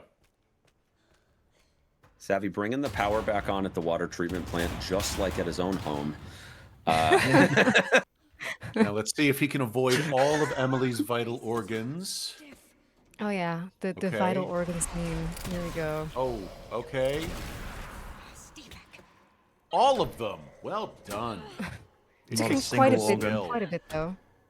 The Joker's at a I blister believe you fight. can get it in 3 shots, right? So the moments with Emily there, or the girl. Man, the Gaustrite is so good. So good. Yeah, it's my first day seeing it. It's really cool. I definitely like the way that we're doing this now, which is kind of a combination of the sort of despawn second lever strat, as well as like, because before we were, well, some of us at least were grabbing the Molotov and all that and trying to save the rec ammo for Leon, but I really like that we're kind of able to still take the optimal lines here and get a really nice time on her with quite a bit of consistency. Yeah, I was mentioning in the first round, trying to figure this out, and the whole save meme, and like how you'd get Marie to start like spinning around if you tried to do it in a run, and then we figured out like if you're loading it from a save, then that second part can be a bit awkward. But now with the letting Marie come into the room and stunning her with the light, he doesn't even show up on the second part. Tio getting the early vital shot there, saving a couple seconds on Savvy there. Savvy had to take quite a few extra shots there. Not saving himself too much time, but that actually did bring him about 3 seconds closer. Wrapping up first half, Savvy locked in a 43.36, Tio locking in a 44.30. And we are seeing the third lever getting activated there by missing, so we're going to see his time coming up here, but it's going to be closer to about 46 minutes and change. So not too much disparity there. Everybody had a pretty clean Blisterborn, so we're kind of still in that same spread that Niddle reported on us a few minutes ago here, where we still have quite a few minutes between the first and last place runners. Yeah. Just want to throw out Sabi's live split is actually green, so I think he's actually on PB pace. I noticed that as well. Wow, which that's pretty wild to be on PB pace in a tournament setting like this. Yeah, for sure. I mean, damn, how can't you be? You know, considering how he's running, it's bizarre. Yeah. The contrast between Joker and Savvy, it's like you look to your left and you see the worst run ever with the worst RNG possible, and you look to your right and you see just this absolute god run. But just insane RNG. It's bizarre. Yeah. So getting the 46.03 from missing here. So looking like about 2.5 minutes between missing and Savvy currently. Let's see what strat. He gets him through the wall. I was going to throw the canister at him. Blows up. Neutral on the canister is pretty good. much a rat. Yep, that was a great fight. Every time I throw that canister at that spider, I need to work on my line getting there because... Oh no, Savvy accidentally climbed the ladder. Oh no. Oh man. Get him. Runner's worst He's almost dead. He's almost dead. Oh, He's almost dead. But he's out of the cute bear range. Come on, Savvy! Oh, Savvy. Oh Savvy man. is Okay, so the losing spider's it. gonna be going up through the top spider web there, but I don't know if Savvy knows that. Okay, he does. He's gonna try to go for some extra shots here. No, this is unfortunate for Savvy. Giving up his lead potentially to Tio. If Tio can lock in this fight, Savvy is losing losing at least 20 seconds here, maybe 30, and just barely squeezing out the damage before the retreat there. Very nice by Savvy. 46-34 on the cleanup there. So still having a decent lead here, but definitely losing quite a bit of that there on the spider fight there. But Tio definitely has a chance to close some of that gap here. He's still going to be behind by a couple seconds, but if Tio has a clean fight here, it probably will not be a 30-second spread anymore. I mean, ladders are supposed to be helpful. True. Yeah, sure. All right, so let's see if he gets the damage here. It looks like he's in decent Q bear charm. Very nice, saving 11 seconds over Savvy there. Really, really bringing in the spread. I think Savvy messed up there as well, actually, because not just because of the ladder, but it was mentioned earlier that the cute bear charm for the spider is actually like the damage is calculated from its head, not its ass. So if you get like really close with the shotgun and shoot like at the weak spot on its back, you actually deal full cute bear charm damage, even though you're right next to it, which is really insane. And Savvy did. Yeah, it's a weird behavior, which is fortunate for the run, but don't really understand why it's like that. Yeah. So we currently have about just shy here of 4 minutes between Savvy and Joker. So Joker locking in the 47-25 going into Raccoon City, whereas Savvy had that 43-36. So we've got, again, just shy of 4 minutes spread between the two, which, you know, again, as wide as that spread is, it's not hopeless for Joker. If things like what just happened to Savvy there continue to happen and Joker can really lock in for this next half, we could see that gap close and potentially even flip. So, you know, I still would say that Joker's got a chance here. He's definitely got a chance. But yeah, I hate that Requiem is on a different spot. I think this is a very good moment for Snee to remind everybody here just how the qualifications for the finals actually work, right? So it's not about who wins currently out of the lineup here of these 4 people. It's about the overall time. Snee, take it away. Remind the people, give us an update on how the qualifications work. Yeah, so day 1, the way that it worked, we started off with 12 runners. We made it down to 6. Each round had 4 runners. Top 2 times went to day 2. Now, today works a little bit differently. Doesn't matter which round you're in. It only matters what your end time is. So 7, Ray D, and Spicy have already finished their runs. Spicy finished with a 1:35.33, and Trey finished with a 1:36.29. So those are kind of the times to beat or to at least be around. You just need to be in the top 4 times in order to make it to the finals. Unfortunately, if you're in the bottom 2, then you will not be going to the finals and you will be knocked out this round. But congratulations to all the runners for making it this far, because it's hard enough to just qualify and hard enough to get to day 2. So congrats to everybody. They've been working really hard and getting pretty good luck so far, most of them anyway.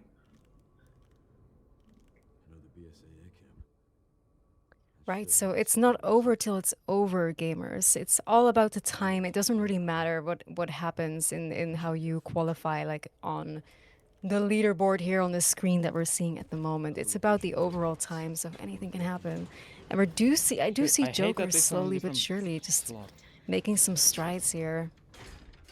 So who knows?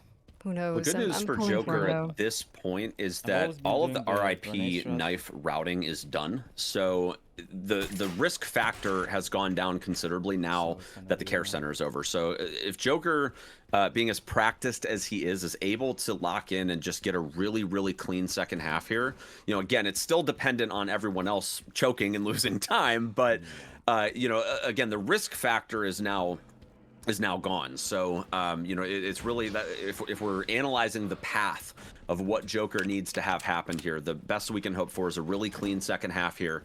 You know, if Savvy makes some of these mistakes that are costing him a few seconds here or there, it may not add up to 4 minutes, but as we get into Arc and some of the more higher risk factor happenings, there may still be a path for Joker, so we wouldn't count him out just yet. Yeah, like the time he could save between now and Arc, let's just say he's managed to save a minute, that could be the difference between 2 deaths and 3 deaths for one of the leading runners, so this is where he needs to lock in. Savvy having a good day here at the Blisterborn skip. Very clean execution there. Not too much there to complain about, and I think honestly, you know, even though he's starting to fall behind that PB pace that we were seeing earlier. I think in a tournament setting, just being able to get through this room at all without taking the death is definitely a win. You're getting hit here now. That might mess things up. See if the okay. AI timing He was works out. scared. Look at his face. What a terrifying moment. The heavy attack there, getting him just out of the grab range. Very nice. Notice a lot of runners are doing that now. The heavy attack at the end there to try to get a little bit of a speed boost to separate themselves from the blisterboard. Yeah, there's a lot of different ways to do that, but they all end up at the same outcome, really. That whole blisterborn section. Mm-hmm. Yeah, none of those setups work for me. I don't know. I actually like to get hit by the third swing That was close. because it puts them all on cooldown, and then you can just spin the wheel and be on your way. So do you just like sit on the wheel and just tank the third Just hit? sit on the wheel, just tank it, and go back on the He wheel. places you in the same. Because you're already, spot, what, so like then, 80% done at that point? Yeah, yeah. That might be. I might look into that. I've been trying to find a better strat for that room because everything that I practice works great in practice, and then I get into a run and it just doesn't work. I think that room with the crank is probably subject to some of the most cope strats of any section, where people were like, "Oh no, it's 100% consistent. Just like look down at the ground and then to the left, and then it's like, nah, man. Like this section is complicated as hell." When I The amount of times I heard that, man. Yeah. For sure. When I made the how do RE9 speedrunners video for that, I had to make sure to throw in a grain of salt warning on that because I was like, yeah, I don't even know how this room works, so good luck. Viewer discretion is advised. Don't complain when it messes up for you. Yep, might work for me, probably not going to work for you, and good luck. Important to have disclaimers. Mm-hmm. I always go to something. I'm like, oh, like it's got to be Intel. Like, what's the difference between our CPUs? Why, like, you know what I mean? I put on the tinfoil hat and I start coming up with all these like batshit conspiracies. I'm like, it's got to be. What cables hardware are you difference. using? What cable? Cables? Yeah. Is it gold? Is it? Yeah. Yeah. Well, there you go. Must be sunspots, right? Like solar flare, radiation. We can't play this game for 3 weeks now. What's your microwave? You know what I think it is? FPS. It's got to be aliens. It's aliens. Probably. Yeah. Definitely aliens. So there are ghosts involved. So I'll be cleaning up the gas station, no problem here. Might Got be a little because gold of the split in the splits too. I love that the runners are required to show their splits. It really does paint a picture of what they're kind of playing against here. Is he ahead again on his PB? He does have green in there. Hang on, I gotta There's go. some green, and usually when I see green, that means good, but... I think he's like teetering right now. Like he's kind of going plus minus a little bit here or there. Yeah, even with that... No, yeah, he's minus 25 seconds. Wow. That's great. Yeah, he saved, oh my god, what the hell happened? He saved like 50 seconds on that last split. Jesus. I wonder if he had a death at Blisterborn on his PB. Must have been, right? Yeah, because it's between detonator and battery 1. Yeah, so it would have had to Yeah, be. that's exactly what it is. Yeah. That's because it's about 40 to 50 seconds depending on at what point you die there during the wheel turn. So I would bet that he probably had a death on his PB. Yeah. We have Joker going through the sweat right now with the Blisterborn setups here. It looks like also going for the heavy attack strat. Getting through there, no problem. I know a lot of people have some different ways of dealing with these two zombies at the end. I've seen some people just run and YOLO. I've seen some people heavy attack. Some people shoot the propane. Everybody's kind of got their own little way of dealing with those last two zombies. That is the nice thing about like top level play is you start to recognize some of the little things that everybody does, and at a certain point, if you've seen enough runs, you could get rid of the UI, you could get rid of the splits, you could get rid of their cam or whatever, and you would still be able to tell like, oh, this is like spicy gameplay, this is Savi gameplay. Yeah, like, you know, there's what I like mean? little nuances. Yeah, absolutely. Yeah. You know how you know it's my gameplay is you'll see me switching weapons in downtime like a million times before I get to the next like gameplay section. Like if it's hold W, you'll know it's my gameplay because I fucking died.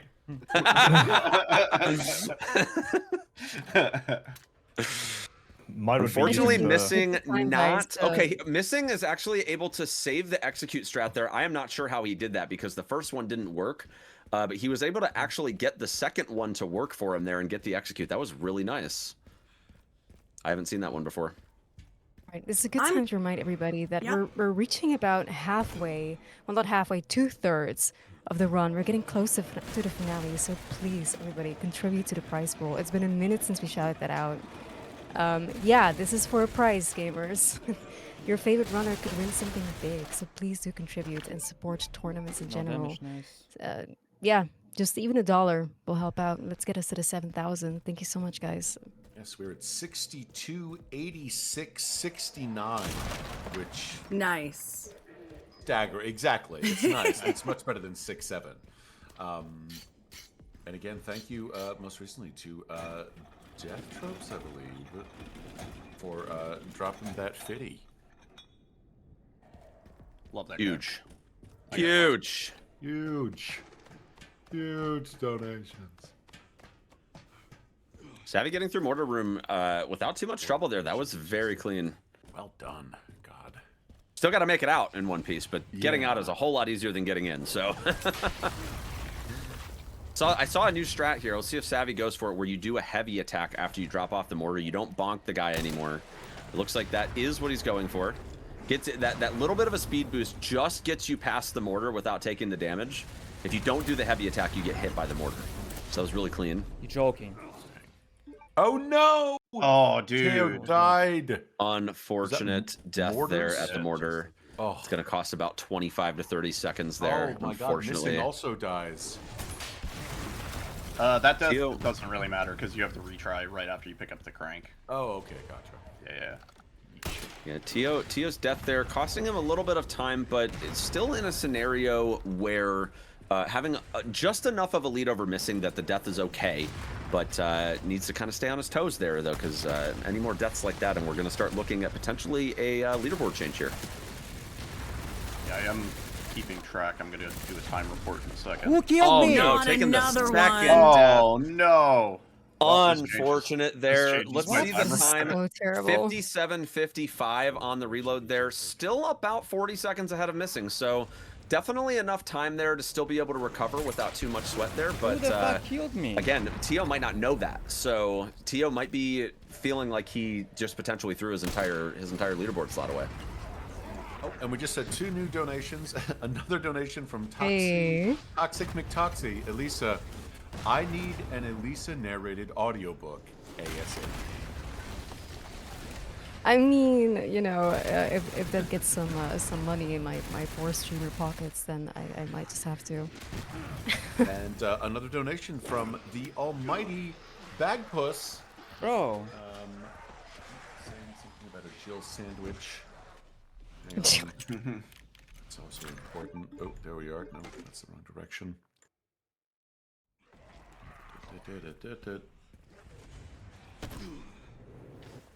Wait, Elisa, you're partnered on Twitch. I thought that automatically made everybody a millionaire when they get a check mark next to their name. Yeah, see, that's a myth. I think. I got killed by the same guy.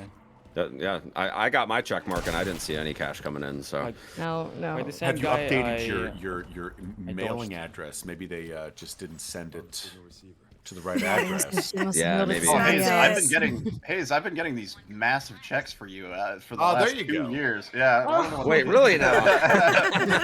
Yeah, we know where that went. Just to report on time, Teo, after all the setbacks, unfortunately, in the mortar section, is now about 1 minute and 30 seconds behind Savi. He was he was closing the gap, dude. Like, it was really close, but that setback is massive. And then missing is about 2 minutes behind Savi, and Joker, unfortunately, is roughly 3 minutes now behind Savi as of That's still closer than it was, though. I mean, like, Joker's had a very, very clean RC so far.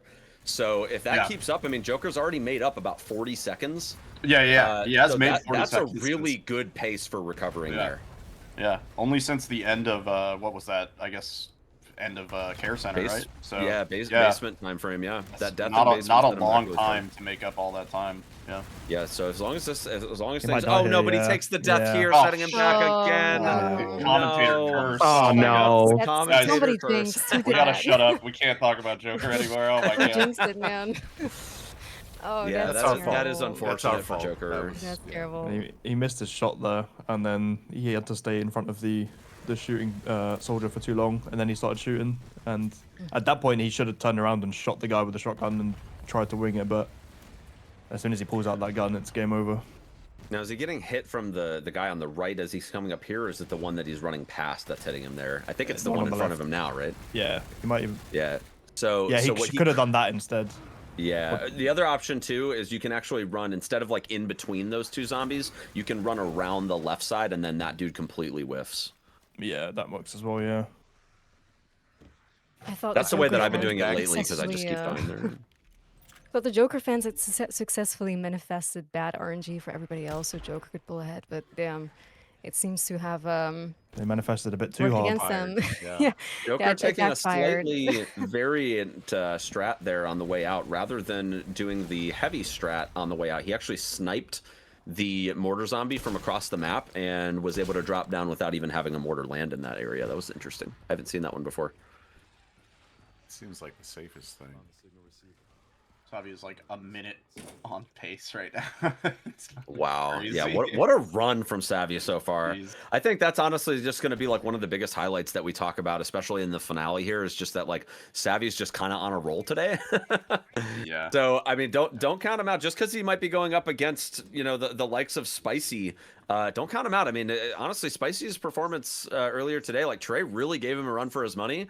And it's going to be interesting to see if Savvy makes it into the finals here with this kind of performance. I think Spicy might be having to try hard a little bit to stay in the running. Yeah.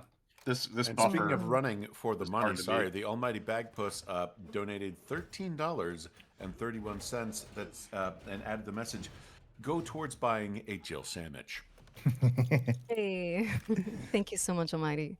What's even on a Jill sandwich? Like, I mean, obviously Jill, but like, Jill. what else? Like, are we lettuce enjoyers, tomato, mayo, sauce? mustard? It's arugula. It's like an arugula. It's a balsamic vinaigrette. It's How a fancy.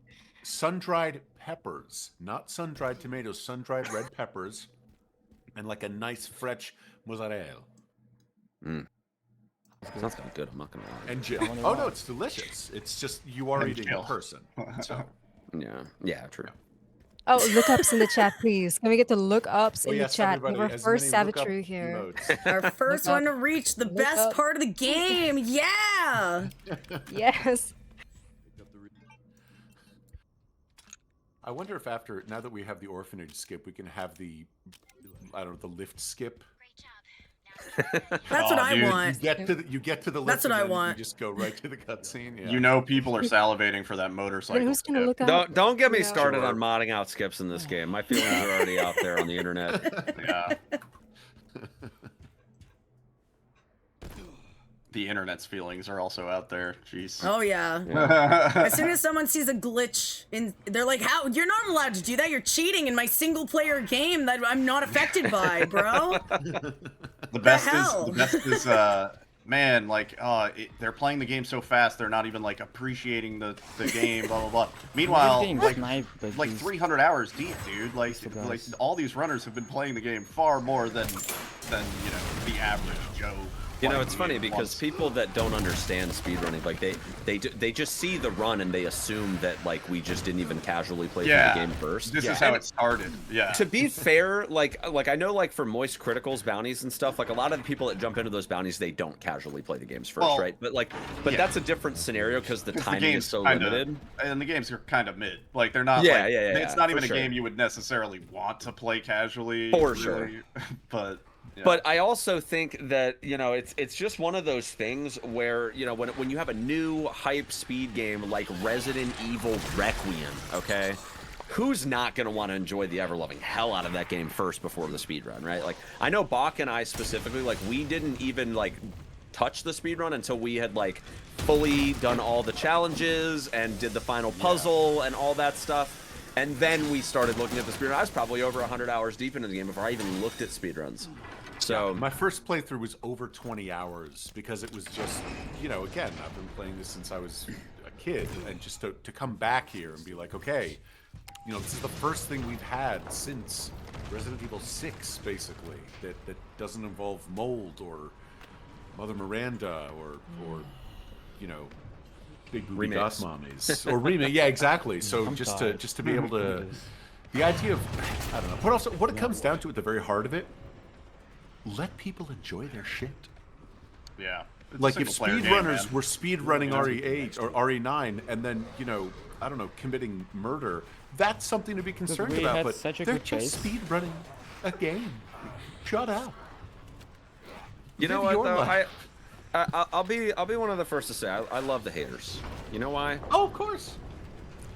You know, good engagement. Yeah, Niddle understands. Yeah, Trance probably understands this better than any of us because Trance has been like doing YouTube videos for so long. But you know what? The free engagement farming and just like getting all of the haters in one place, just like spamming the comments, and then all of their hater friends coming into the comments, and then just driving ad revenue. Like, thank you, thank you. Guys. And then we really appreciate best part that. is you have like a museum of like you could just read through, and it's so much fun. I get enjoyed. And that becomes its own content. Yeah, you make a video specifically of people being angry.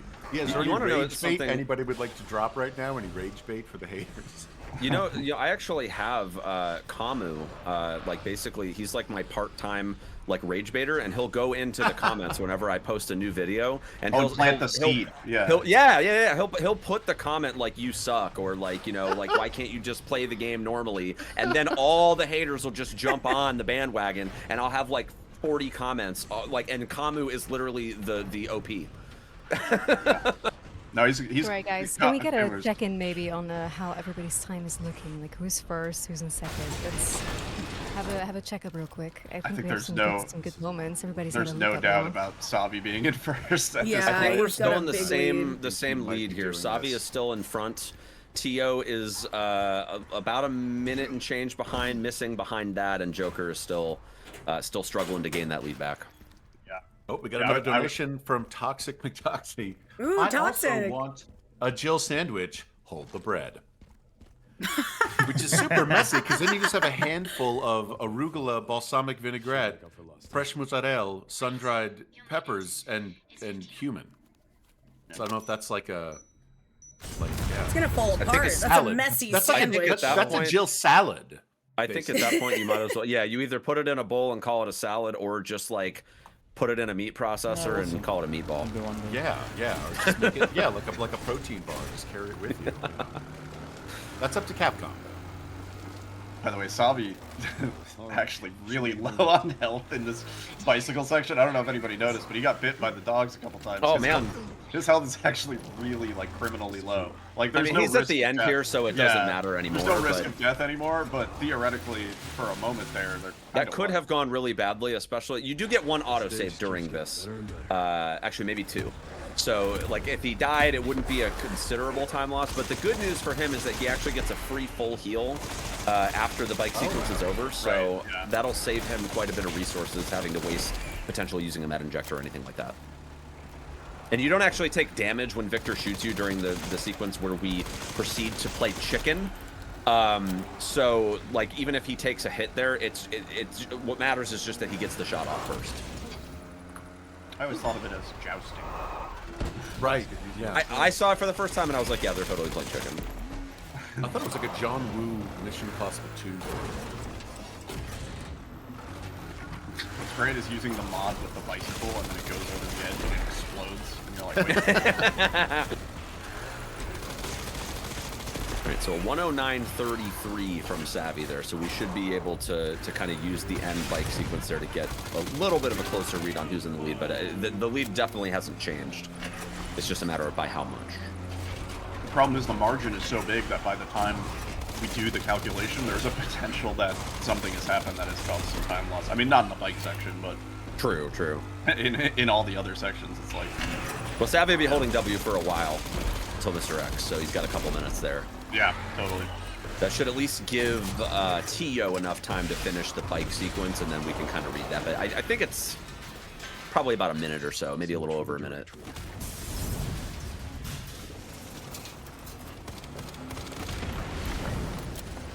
Man, this bike sequence is just so over the top. Like, how's this bike holding up to all that rebar that he's running over? And that was my thinking. The game was so legitimately grounded, especially after RE6. It was so grounded until this part. This part, yeah. And then it's like, okay, love it or hate it. It's like, and then we're right back to Resident Evil Vendetta nonsense. But he's so badass, dude. He's so I mean, hot, it's punky, and badass. Yeah. Like, come on, dude. He's hot Uncle Leon. Peer reviewed to be sexy, so like, you know, can't go wrong. It's subjective at this point. It's no longer like an opinion. It's just, I'm sorry, it's subjective and objective. That he's hot and everybody wants to eat his hair. No, it's not a matter. It's not like a wine. It's not a sommelier. It's science. now. Yeah. It's you're gonna want to drink water to live. Leon S. Kennedy is sexy. It's what the S stands for. The S stands for sexy. I mean, even during the part of the game where, like, Victor is interrogating him or whatever, and he's tied up, like, even Victor was, like, kind of getting the hots for him. That's what the trailer was all about, you know? Like, the way he was, like, stroking his hair and, like, you know, rubbing his fingers along the neckline. Like, yeah. You didn't have to do that. He could have just talked to him, but instead it was all, like... He definitely wanted a piece. Sacrifices must be made, guys. Yeah. He was thirsty, for sure. Sacrifices must be made. Cue the Libra beats. All right, so 1:11:29. So we have 2 minutes between Savvy and Tio currently. Yep. Which means that actually the gap between Tio and Missing is probably much closer. Yeah, it's just a few seconds because he had a 1:12:21 on the RPD cutscene. So we're about to see where Tio is now, and it's really close. Holy smokes. I think Tio's still ahead by a few seconds here, but it's not much. Maybe 10 or 15 seconds. 1:12:21, I think is what I said here. So let's see what Tio gets at the doors. Slightly Chad is saying Tio is ahead by about 5. No, it's more than that. It's about 15. Yep. Yeah.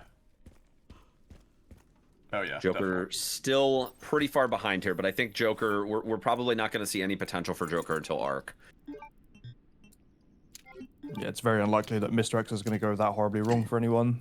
Yeah, honestly, like, Mr. X, I think, was a really intimidating fight for a lot of people at first, but once we figure out how to get him stuck, and you can get him stuck so many different ways. Speaking of Mr. X, guys, we got pretty Savvy coming up here, so let's see how he does. So he's going for the bait strat with the first shot there to get him stuck on these 2 cars, which is definitely the strat that most people are going for here. Gives you a really good window to go for weak point and headshots. There are 3 or 4 different variants of this strat depending on which cars you want to get him stuck on, but this is definitely the strat I think most people are going for here. Gonna knock him off with the shotgun, top off here before the Wombo combo, and he should drop down before then. There he goes. Very clean execution. He's going to drop down to 1 shell. He should reload. Once he tops off here, he should have enough ammo here to go ahead and dump all the way down to the kill. Good cute bear charm range there. Looking really nice. Looks like he does have to top off a little bit here. He was just shy on the damage there. He didn't get perfect cute bear value charm there. You would actually be able to do that without reloading there. So I think he was maybe keeping an eye on the SRT there, and he knew he wasn't going to have enough, so he just went ahead and topped off. But that was still a really clean fight. Very nice. It's crazy how much Savvy, like how much of a lead he has. So even if he has like a death in Arc, I think he still has a really good chance of making it to the finals. It's always nice to play well in the first, like, 2/3 so that mentally you know maybe you can take a death. But if you die at the beginning, it's a lot harder. Like, you know, if you die later, it's probably over for you. So hopefully Savvy has a really good mindset going into the Arc. But things can change very quickly because just the unpredictability of the liquors. Mm-hmm. Now, I know we were talking about the pit crew earlier. Now, I'm assuming that in the rules for the tournament, like when I ran yesterday, I told chat not to tell me where other people were. But is there any rules that say that like people can't come into chat and be like, "Oh, you're in first" or anything like that? So no, there's no rules like that. It's up to the runners. Yeah. Thank you, Elisa. Yeah, there's no rule. It's more up to the runners. Like, they can hide chat if they want. Okay. So it's possible that Savvy already knows he's in first place, and so he may Yes. decide to make some changes. Like, he may say, you know what, I'm going to make a safety save and arc. That way, if I lose a minute, I still have a very comfortable 60-second lead. So he may be able to use that information to his advantage. It just depends on whether or not he knows that he has such a lead at the moment. Exactly. Really good point to bring up, actually. Because I know Missing 7 having Ray a very clean fight here. Yep. Yeah, not Having a much to pretty this similar fight setup here. once you get it going. As soon as he's in this position, uh-oh. Oh no, Savvy going down the stream. Uh-oh. Oh, we're good, we're good. I think. Are we good? Oh man, imagine if Savvy's into Oh, Savvy, your power! Come on! Oh, no! Oh no! Savvy! Oh my god, this is really bad. Oh god. Savvy. Oh, the power! Like, I mean, if he can keep his splits running. Well, if the power went out, we could probably use But the yeah. VOD to find out what his timing was and then let him reload the autosave, Exactly. right? That is unfortunate. Wow. Oh, jeez. Oh no, Oh, Tio no, having a Tio very getting rough Mr. X. Oh my What goodness. is going on, guys? Oh What is going on here? The bad luck is kicking in. The It entire is. runs have just What been happened? derailed here. This might be the chance for Joker to come Yeah, back. seriously. Actually, Oh my yeah. goodness. Actually. Well, Joker fans, you did it. You manifested it, man. The There you go. manifest. You manifested it. The one So thing this I don't actually like about... means- Oh. Yeah, go This ahead. actually means that Tio, I believe Tio has forfeited his second place slot to Missing at this point. Missing having a super clean Mr. X fight, getting out of there well in the 116 range here, whereas unfortunately we are still only about halfway through this fight with Tio. So Tio is actually, assuming we can recover Savvy's run here when he gets back, Tio forfeiting the second place lead there with this rather unfortunate death here at Tyrant. Breaking news, I believe Savvy lost power. No, that's unfortunate. Oh my god, that's awful. Oh, shit. Is that the end of Savvy then? That might be the end of Savvy. Like, I don't 'Cause really... I mean- unless it comes Devastating. back in the next, like, 10 to 20 minutes, we can make it work. So we're gonna keep an eye on Savvy. I'm gonna set up the scene for 3 runners, though, right now. That's mean. Dang. That is not. my that's God. uncool. Whoever his power provider is should be ashamed of themselves. Dude, how did I get a better engine? Oh, Jesus. I am That's keeping honestly track just of times heartbreaking. to try and grab because things shit has changed, guys. Yeah, In this like is a 10 completely seconds. different run Yeah. than Oh we were my looking God. at 5 minutes ago. Yeah. All right, so we actually have some interesting information we're about to see here. So it looks like we have Missing hitting the BSAA rope at 118.09, 118.10-ish. And we do have Tio on the way, so we're going to see just exactly how much that spread is here just in a moment here. But it is definitely not looking great for Tio at this time. I think we are able to confirm at this point that Tio did lose the lead because he still has a ways to go to get to that rope.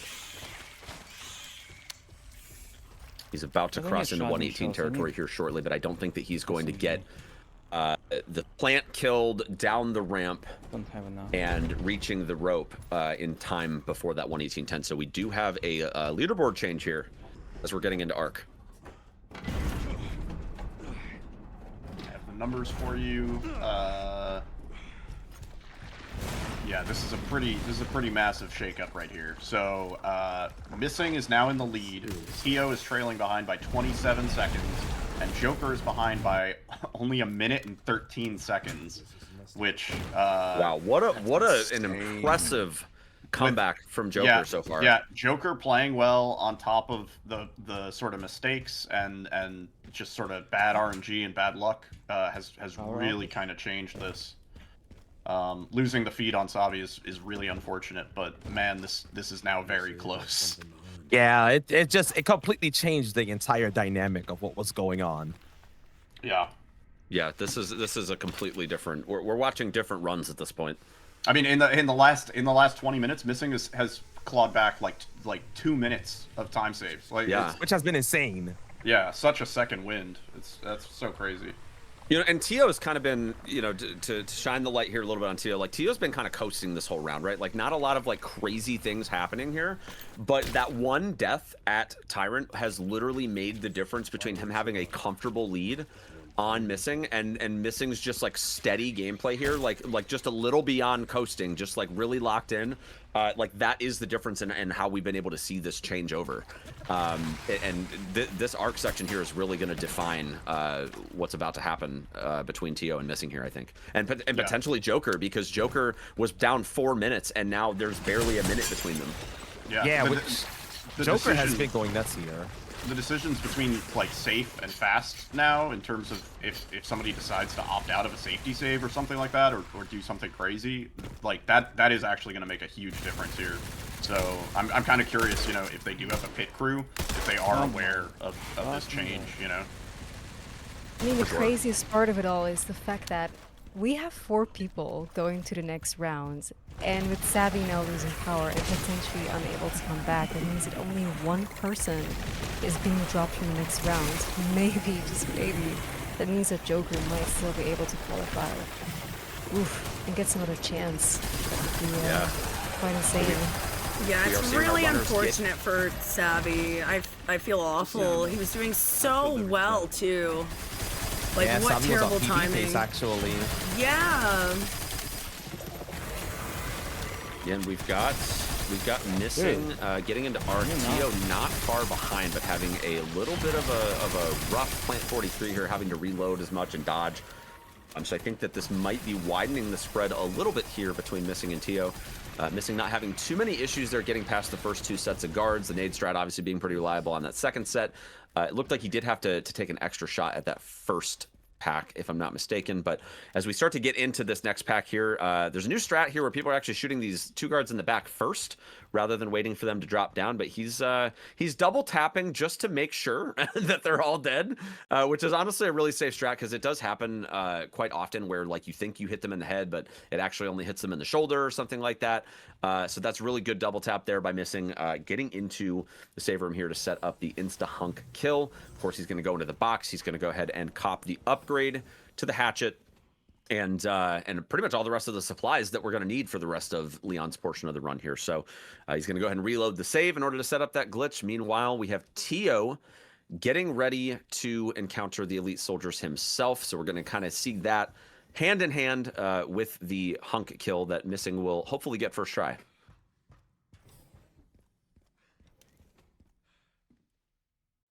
Looks like Joker had a really, really clean Plant 43 as well.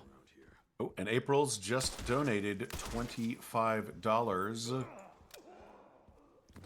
saying, "Keep up the great work, y'all." There We goes will do our first try kill. Nice. Yes, very nice. Very nice. Tio getting through, not opting for the grenade strat here, instead going for the rifle collat strat, which worked out really well. Great job there by Tio. That strat is a little riskier than the grenade strat, but it is faster if you pull it off. So it is definitely risk versus reward there. And I think Tio is maybe realizing at this point that with some of the mistakes that have happened between the mortars and Mr. X, that he's really, really got to try and chip away at some time save here if he wants a chance at qualifying here. And I'm not sure if he knows about Savvy's internet going down yet. Yeah, Savvy being out really changes things here, because he was looking like he was definitely going to make it to the finals. If anyone ever has an update on Savitru, please just let me know in chat. Just tag me or whatever. I want to know what's going on. But yeah, if anyone reaches him, tell him to go live again, and I guess we'll just see what's going on. However, let's discuss, like, what will we do? Say his computer turned off. I'm assuming his power went out. Sure. His live splits are gonna reset. Like, is there a way to fairly time this?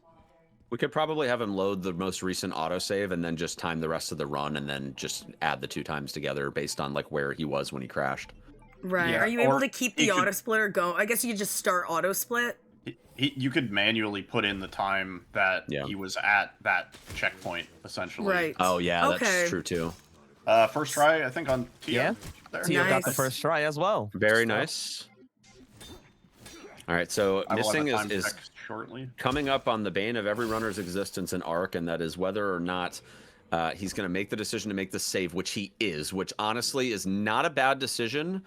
Also, interesting that it gives you the blood collector there. I kind of assumed that it would teleport to Arc if you didn't grab it in the care center, but I didn't actually get to see that for myself until just now. Right, we have an update from Savvy. It looks like Savvy just told us that he is incapable of going live again, it seems. Wow, that's very unfortunate. You know, I think we definitely need to give him a lot of love though, because that was an absolutely incredible run. He was on a crazy pace, dude. Yeah. You know, who's to say what would have happened in Arc, but he was definitely on pace to win this round, and that is just a really, really unfortunate situation. Oh, and unfortunately missing, taking the hit there, but of course getting value. Oh hit. no! Oh no! Taking the death, but still able to survive because of the skull charm. What an incredible save there.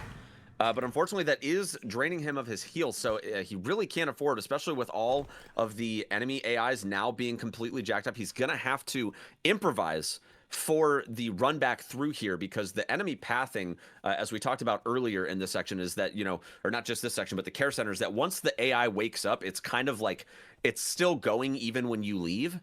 So this is very much a situation where the enemies are not going to be where he's expecting them to be when he comes back through here. And being as low on heals as he is right now, he really cannot afford to take any more damage. Otherwise, he's going to have to do the entirety of what's left in Grace's section in danger. Getting the double hit there from the zombie and the liquor was really rough. Yeah. And it looks like Joker also had the hunk on the first try. Yeah, Joker has just really been on it with the recovery strats here. Just being able to get back in the game, and this just really isn't even over until we get to Victor, because if Victor doesn't play the game, then, you know, who's to say that Joker couldn't potentially win back that time if somebody's a minute deep into Victor and then they die? I mean, yeah, there's also the oh, go ahead.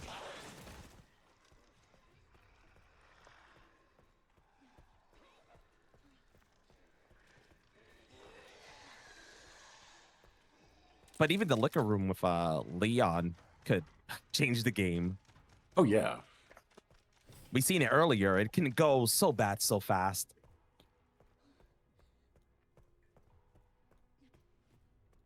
Sorry, just to catch chat up, we're trying to get Savvy back in the competition, so we're trying to see how we can do this to time it fairly. Obviously, we want to make sure that all the, like, it's timed properly, because it is a competition. We don't want anyone, like, there's a prize pool involved. We need to make sure everything's done right. Am I on a good place? But Savature is live, so let's go see what's happening. Missing taking... Because I can save time. Okay, he's fine. He takes his back bite. But yeah, I'm gonna focus on Savvy right now, and you guys just keep going. I'll deal with the tech stuff. Be careful. We got you covered, Snee. Good place, okay. All right, so Missing getting through, despite that unfortunate happening there with the double hit on the way through at first, but that was some good gameplay there. Able to get through there without the extra hit, which the nice thing is that if you do go slow into that room, it actually benefits you because the enemies just kind of path out of the way of the door anyways. I've actually noticed that when I've gotten bad luck on the way in is that, you know, you take the damage, it slows you down a little bit, but that's part of the reason why we grab the knife and the bottle so late, is because we actually want those enemies to path out of the way. When that happens, they stay out of the way for quite a while. So that was pretty good execution there. Looks like we do have Savvy coming back into the mix here. It looks like Snee and I believe Trance are going to help retime him, so that way we can get back into it. He does have a nice chill autosave right here, so it's not like we have to worry too much about what's going on there. Very happy we were able to get him back in, and Absolutely. And yeah, I mean, that's just such an unfortunate situation, you know. But yeah, T.O. going for the orb as well. And on the way back here, of course, we want to bait the grab here so we can use the knife and then send him back into the horde where he belongs and make our way out of the pack there. Unfortunately, taking the second grab, but Skull Charm value should save him here. Not a big deal if he's got the spare heal, which he does. That is a really good recovery there, just a few seconds lost. Again, one of the reasons why a lot of the runners have been starting to pick up this Skull Charm here is because a front hit like that with Grace, with this routing, is a one-hit kill. And so just taking a couple of seconds to grab that Skull Charm is an absolute lifesaver when you get to this point in the run, because dying with Grace here, you really only have one ink ribbon. So if you wanted to make a safety save, you have to choose on whether to do that before you grab the dump key, or you could either do it like after you get the dump key or after you get the red orb. So you have kind of 3 spots to choose from, but you only have the 1 ink ribbon. So it's really, really tight resource management if you're going for any safety strats. But the Skull Charm just makes that so much more chill. And fortunately for both Missing and Tio, they've been able to get through there without too many issues. And honestly, Joker just having a really clean arc so far. And he's kind of stacked on heals. I don't know if you guys got a preview of that inventory right there. Joker's kind of juiced on heals at the moment. So even if things go horribly wrong, I don't foresee Joker ending up in a situation where he's taking a death here. Nice. So we're still trying to get Savvy set up again. We're trying to find a way. Okay, I think he put his time in. He should be able to start his splits in the pause menu, and then they'll go when he unpauses. Okay. Yeah. So, Savvy, I don't know if you can hear us, but yeah, Niddle's in chat trying to help. By the way, big shout outs to Trance and Niddle for helping behind the scenes to get this going. I was not prepared for necessarily. I've never dealt with a situation like this during a tournament, so this is definitely a first for me, and I really appreciate the extra help. We definitely want Savvy to stay in the race as much as possible.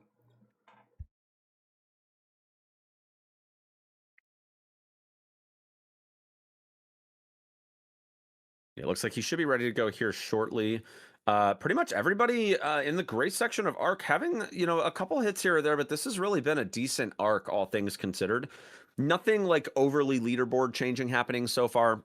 I think everybody except Joker's taking a hit, so that is going to bring Joker ahead by, and then I say that, of course, and then the commentary, oh no, taking the hit from the Liquor here, but is it going to be a death? Oh, It is man. a death. It is losing a massive amount of time here from the Liquor death, and that is not a good situation.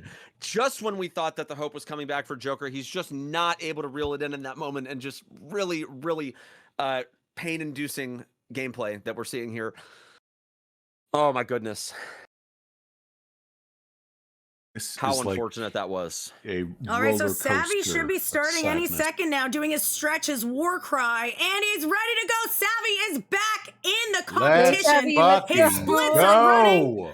Oh, smooth sailing. Let's go. All right. So we definitely need to inspect the Joker situation here, because Joker has backed out to the main menu here, and I'm not sure if this is a sign that maybe he is conceding or if he maybe just impulsively went there. I'm not 100% sure. I don't see his splits anymore. Yeah, so I guess he's out. Yeah, the splits vanished. I need to see the splits at all times. Okay, well, to be fair, I think that would have set him behind another minute and a half, right? Wait, I don't even think. No, it was more than that. I don't think he saved except for at the start.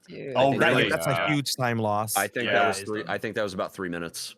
Oh yeah. Savvy returning and Joker being out, guys. I'm getting a whiplash here. What is going on? This is ridiculous. This is What a wild turn this has taken in the last 20 minutes. Oh my goodness.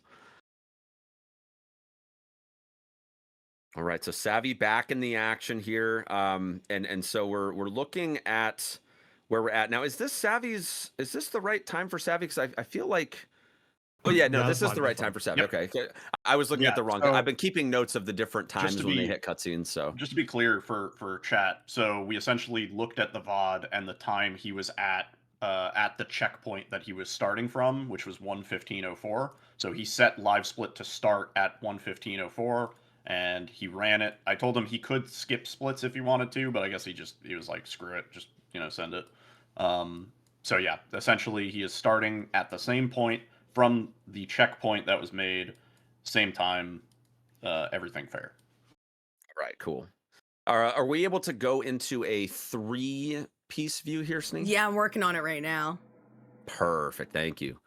Can we get some respect for Joker in the chat? Yeah, massive shout out. Absolutely. Yeah. For real, amazing. The game was just not on his side tonight. Yeah, show Joker some love, guys, because this is really terrible. Joker has encountered nothing but the worst of the worst. The absolute worst. Yeah.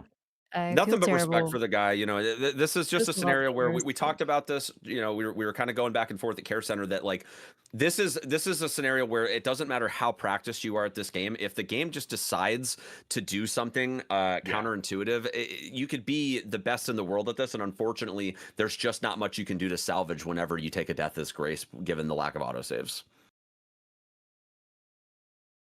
So yeah, much love to Joker there. Phenomenal, like all the way up until that point. Phenomenal recovery, though. I mean, that was like The to comeback see was him go from insane. -4 minutes to where he was at the time of death. There was just phenomenal. Very good gameplay there. Yeah, I mean, he kept fighting. He kept fighting, and that's truly what these runs are all about. I mean, anything can change, but then when you get a setback like that, I think he lost about like 3 minutes or so, just by the death alone. And yeah, how do you come back from that, right? So Yeah. I understand Joker's decision to just concede here. It's still very sad, and Joker is nonetheless one of the best runners in the category at the moment, and he'll stay that way even though the tournament did not go in his favor. So, '07 Joker, '07, we're with you, man. I'm so Yeah. sorry for this terrible RNG. He'll be back. I mean, come on. This is, you know, he's one of the world record holders. You know, this sucks, but he could get a world record tonight. Well, yeah, his run is True. That's true. I think he's currently second place on the leaderboard on the Exactly. So I would say this is not the end. Exactly. Just super frustrating to have it happen in a tournament, but it's also, you know. All right, coming up on Victor Gideon. Yep, this is going to be a pretty big decider here between Missing and Tio, because Savitru, unless something goes completely wrong here, Savvy is pretty much a shoo-in for the finals if things can continue to go according to plan here. So, but because the spread between Missing and Tio is so thin at the moment, we are really looking at Victor being the decider here, with them both having gotten through the elevator sequence. I believe Missing does still have a lead by a little bit here.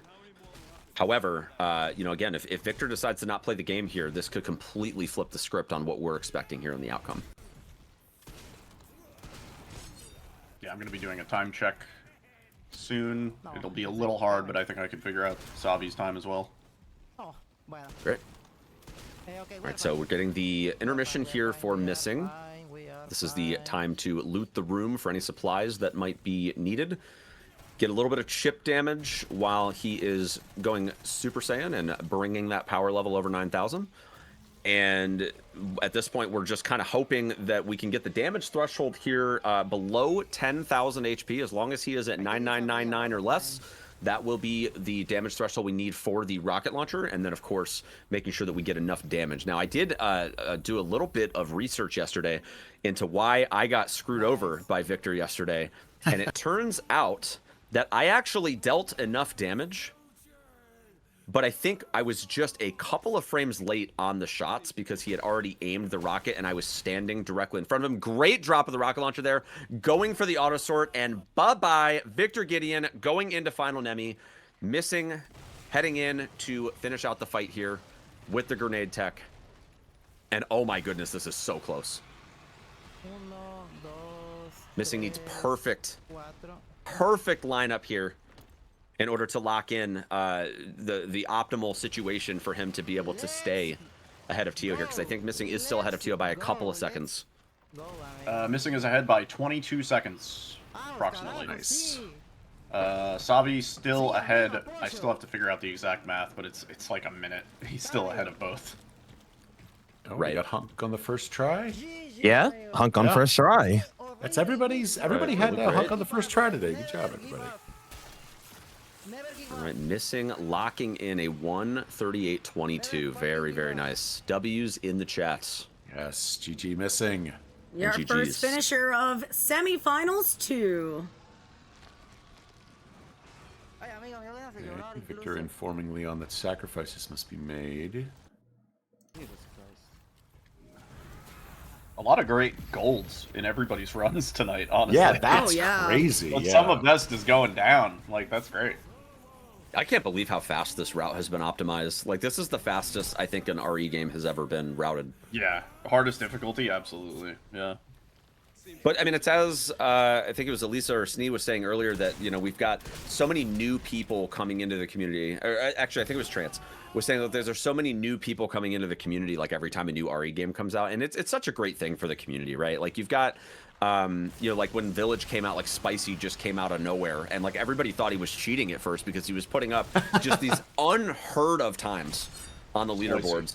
And yeah, Splicey. And yeah, and then of course, you know, like Joker and Missing kind of popping off with RE4 remake, and you know, just and then Savitru with Silent Hill 2 remake, and you know, just a lot of new people coming in. It's just been a really great thing. It feels very refreshing knowing that the community's growing, and of course, like, you know, as streamers and stuff are growing their own audiences. Like it's always a feel good time whenever we have a new game to speedrun and everybody comes together. We're all running the same thing and just having a good time. We've got Tio finishing up here. We got the GG there at a 138.49, 27-second spread there. Wow. So this is all on Savvy, kind of determining whether or not Tio is in the running or not. And at this rate, it's looking like Tio may be on the chopping block. In fact, he is on the chopping block.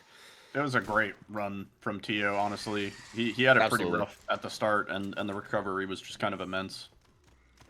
For sure. He'd be kicking himself about those 2 deaths on the mortars. Yeah, right. Sure. Yeah, I think he would have been pushing PB pace if not for that, because otherwise it was really clean. Nice. Nice crouch tech there. Getting behind the chair. Getting behind the chair was like sick. That was actually dope. That was a really great juke. Yeah. I almost crouched in my chair.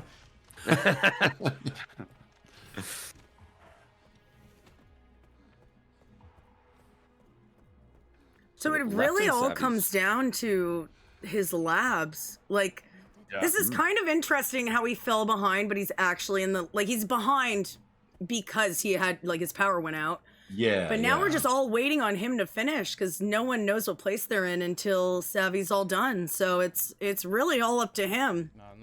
Yeah, I mean, if Savvy, like, Savvy's got a lead here, but if he takes a death in Grace, that lead is gone. Exactly. And as a matter of fact, I don't think I saw him do a save. So if he dies here, that would mean that he's out. I'm pretty sure he hit that save. Oh, did he? I didn't see it. I would be shocked if he on did. The way after in, everything that's happened. Yeah, okay, because after everything that's happened, I mean, his power just needs to hold out for 15 more minutes. Oh, God. Welcome on in, everyone, from Distortion's channel. I really appreciate the raid. Welcome on in. This is the Resident Evil Requiem Speedrun Tournament. We have a whole amazing cast of commentators, hosts, and runners who are putting on an amazing event. So we have 12 of the top runners that were now brought down to 6 for day 2 of the semifinals. And they're competing for 4 slots in the finals. Only 4 can make it and get a slice of that prize pool. And also, Dist, thank you very much for the $1,000 donation yesterday towards the prize pool. It is now at $6,335. And as a friendly reminder to all of you coming in, we are wrapping up Savitru's run. He unfortunately had an issue with his power, so we've got him back up and running. And after his run is over, though, we are going into the finals, which means that the window to contribute to the prize pool is coming to a close. So be sure to lock in those contributions, ! Prize pool in the chat, and we'd love to see this thing cross 7K. Yep. And we believe Savi's lead currently is somewhere in the range of 1:26 seconds, based on my terribly shitty math. So. That could change, though. We still have a little bit of game left. Yeah. I mean, a death here would just flip it completely. Yeah. And seriously, with everything that has happened in the past 90 minutes, it's kind of like. I'm with Elisa. What she said earlier. Like, I'm just the whiplash right now. Like, I can't handle it. Yeah, it's the stress is severe, like, for sure. But it's crazy, guys. Please keep contributing to the prize pool. We nearly are looking at like 4,000 for the #1 runner. Let's get to that 7,000, guys. Come on. Thank you so much to everybody who contributed again. Yeah, it's been overwhelming for sure, the support for the tournament. Thank you, everybody. and we can contribute to Savvy's lawsuit against his power company. You'll grab that, he's all right. For the YOLO strats there, and getting a breakout, which is fine. It's really not a big deal to get a breakout there. You could bottle him, of course. We've seen pretty much every runner using a bottle on that zombie there. But it really is kind of, you know, in my opinion, a little bit of a risk factor there, especially given that Savvy has such a commanding lead. You know, why wouldn't you just go for the safe strat there? But again, Savvy may or may not know what his lead is at this point. Yeah. I don't even know what the thought process is between the power outage and having, like, again, we don't know if he's getting information or if he's just like, shit, I've already lost because of the power, but... Getting through the liquor's no problem there. Really clean setup there, which means that this is coming down to Leon's liquor room and Gideon. Holy smokes. It's like I'm curious to see what strat he's going to go for in the liquor room, because everybody's strat is different there. So many different ways to go about that room. I was going to say, it's like a metaphor, much like the pioneers of Mexico and Uruguay. Built a bridge to from America to Russia. We are too building a run, and that is the highest brow thing you will hear today. I don't think any of that is. I don't think any of that's historically accurate. I don't know. You tried, you know. Yeah. We love it's that. For the shotgun there instead of the heavy attack setup there, but doing the crouch, getting around the liquor there, which is I believe this is just a smidge faster than doing the parry tech. Oh shit! You gotta be kidding me. We're going into everybody's favorite room in the entire run. Yeah. It's the room, as Leon points out. Yeah. I think Savvy at this point is probably 2 minutes ahead because Tio and Missing both lost time in some of these sections. So I think Savvy's lead is actually growing. That being said, this is theoretical. If Savvy were to take a death, I could see it being in this room. Yeah, for sure. This is definitely a rough room, and let's see, does he go for... He's going for the grenade strat here, which is, it's a fairly safe strat. You could go for the Requiem shots there, which isn't a big deal. And he did go for the strat as well that kind of delays the arrival of the liquors that drop in at first. Now, getting in isn't so much the issue now as getting out. So we're going to have to see what kind of AI the liquor's getting. Unfortunately, he's still alive, though. He's actually still alive. Wait, but he decides to take the restart instead. He was still alive, but I think he might have realized he was at in that crit. moment that he was going to be at crit, so I don't think he would have made it out. Yeah, I guess he has no health on him, eh? Yeah, I don't think I think because of the lines he's taken, he hasn't picked up very much health in this run at all. And so because of that, being in critical health, like he was going to lose more time knowing that if he would have taken any steps further, he would have died. So that he actually saved himself a couple seconds by just calling it early.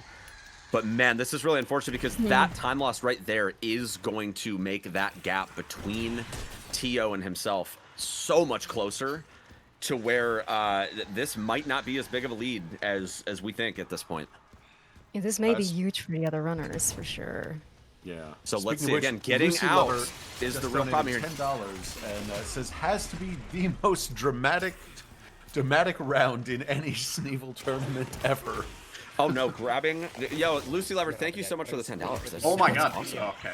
Yeah, shout out to Lucy. Unfortunately, just getting absolutely destroyed at the liquor moment here. And it's like I said just a minute ago, it's not getting in that's the problem with this strat. It's getting out. And unfortunately, this has proven to be a very, very dicey room. But Savvy getting through, once you're at this point, you're pretty much chilling on the way out, but just forking over a massive, massive amount of time lost there, which, you know, he may still have a lead here. It's kind of hard to say at this point, but it's definitely not as close as it was. That is for certain.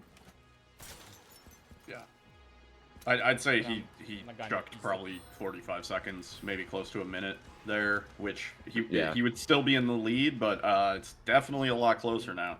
Victor still is a factor here, and so if Victor doesn't go well, Savvy might not be qualifying at this point. We just don't know. We're gonna have to wait and see. But of course, the elevator strat here is not too much of a concern. There's a couple little tidbits of things that can happen here, but the propane strats for dealing with the liquors has been pretty reliable thus far. You're kind of taking a J pattern here to get all of the liquors to path directly into the propanes. You take an early shot here. Unfortunately, that liquor staying alive though, so he's gonna have to clean house here with that one. 2 liquors staying alive here, costing a couple seconds, but nothing too big there.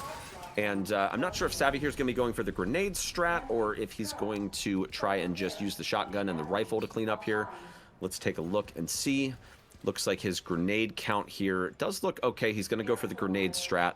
Basically just taking out this entire side of the room right here, saving a couple of seconds over the rifle shotty strats, and then he's going to use the Requiem actually to go ahead and do a collat, followed by the shotgun for the cleanup there, getting the elevator here pretty quickly.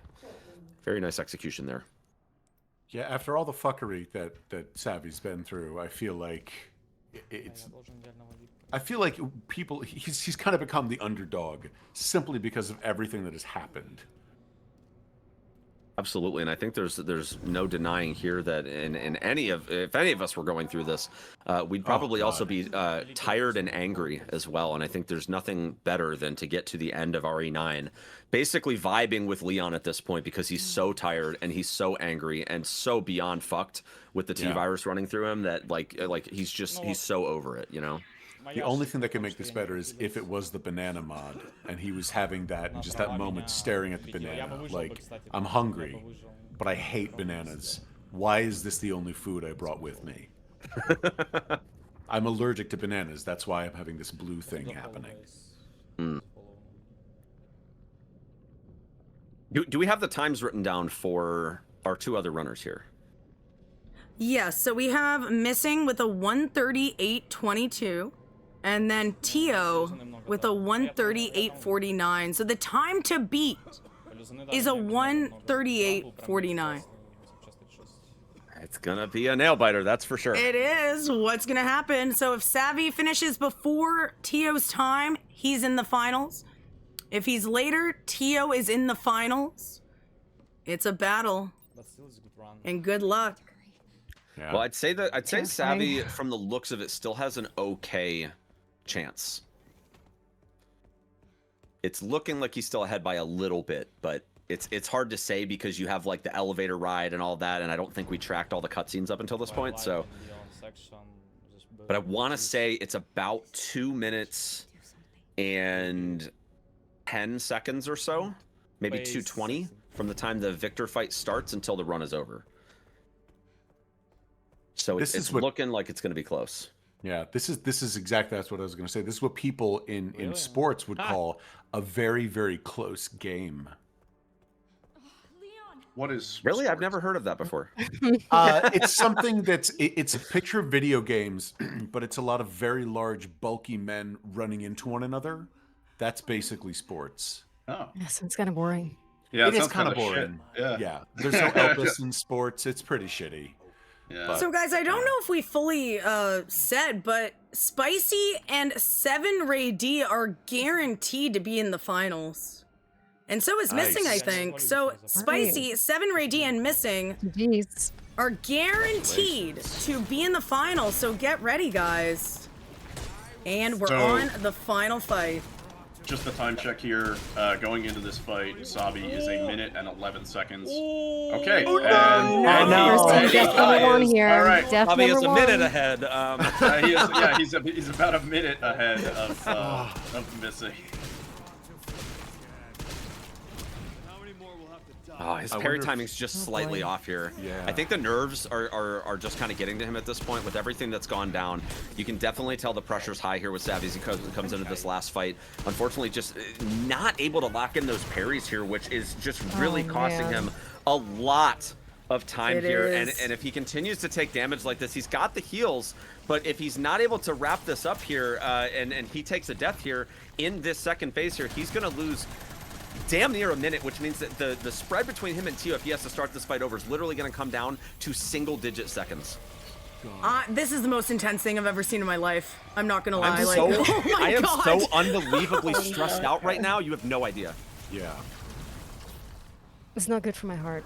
Yeah, everyone hold their breath for Savvy. I feel that. I'm wondering if these are these are the sacrifices that Victor Gideon was Must be talking made. about. He's not getting the AI for the rocket launcher. currently. No, come on, drop it. Oh, I cannot no. tell. Oh no, he's taking the man. damage. He still has one heal left, which is a chance. He's getting the rocket Willie, launcher. time his Savvy shots. is incredibly nervous. No! Does he lock in the Oh shot? my He gets God. the drop. Oh Oh god. my goodness, he's getting the I shot. thought he which was means gonna he's get gonna go shot. in with enough time still to beat Missing's time here, but it is incredibly close. This is stressful. Oh my god. How do you people do this? I can't. He has to go for the craft so that way he doesn't lose the grenade in his hot inventory. But he gets both nades off there. Really clean execution. He's going to go for the nade toss, of course, in the final enemy. Once the sort of wing drops down, there goes the throw. He'll take that, and then from here he can use the gal to clean house, which will give him the QTE to finish the game. And if you strafe left, you save just a little bit of time there. Shout out to Savvy's poker face, though. Damn. And as long as he doesn't forget to He mash, does not crack. He's screaming on the inside, I'm sure. he still manages to Probably, clutch out yeah. a time ahead of Missing. Holy That smokes, is what an incredible insane. run. Wow. Oh my god. And yeah, People, this Savvy is was why definitely people dealing with watch more GG. stress. Yeah. This is why people watch speed runs. It's not to be Yep. like how fast can you finish a game. It's because of ridiculous shit like this. And that's just why I love a competition setting. Like, there's nothing like tournaments where you have one run. I also did a 2-day tournament because I really value consistency as well. I don't want it to be like just one run and then you have a winner. I want there to be rounds. I want it to be the best runner to win and the most consistent. And yeah, we have 4 of the top most consistent runners in the finals. So with that, I know. Tio was so close. Tio did a great run, though. There was only like 30 seconds between Tio and Missing. Yeah. So, wow. Incredible. But our 4 finalists are going to be Spicy, 7 Ray D, Missing, and Savitru. I'm going to go let them know the results. I will be right back.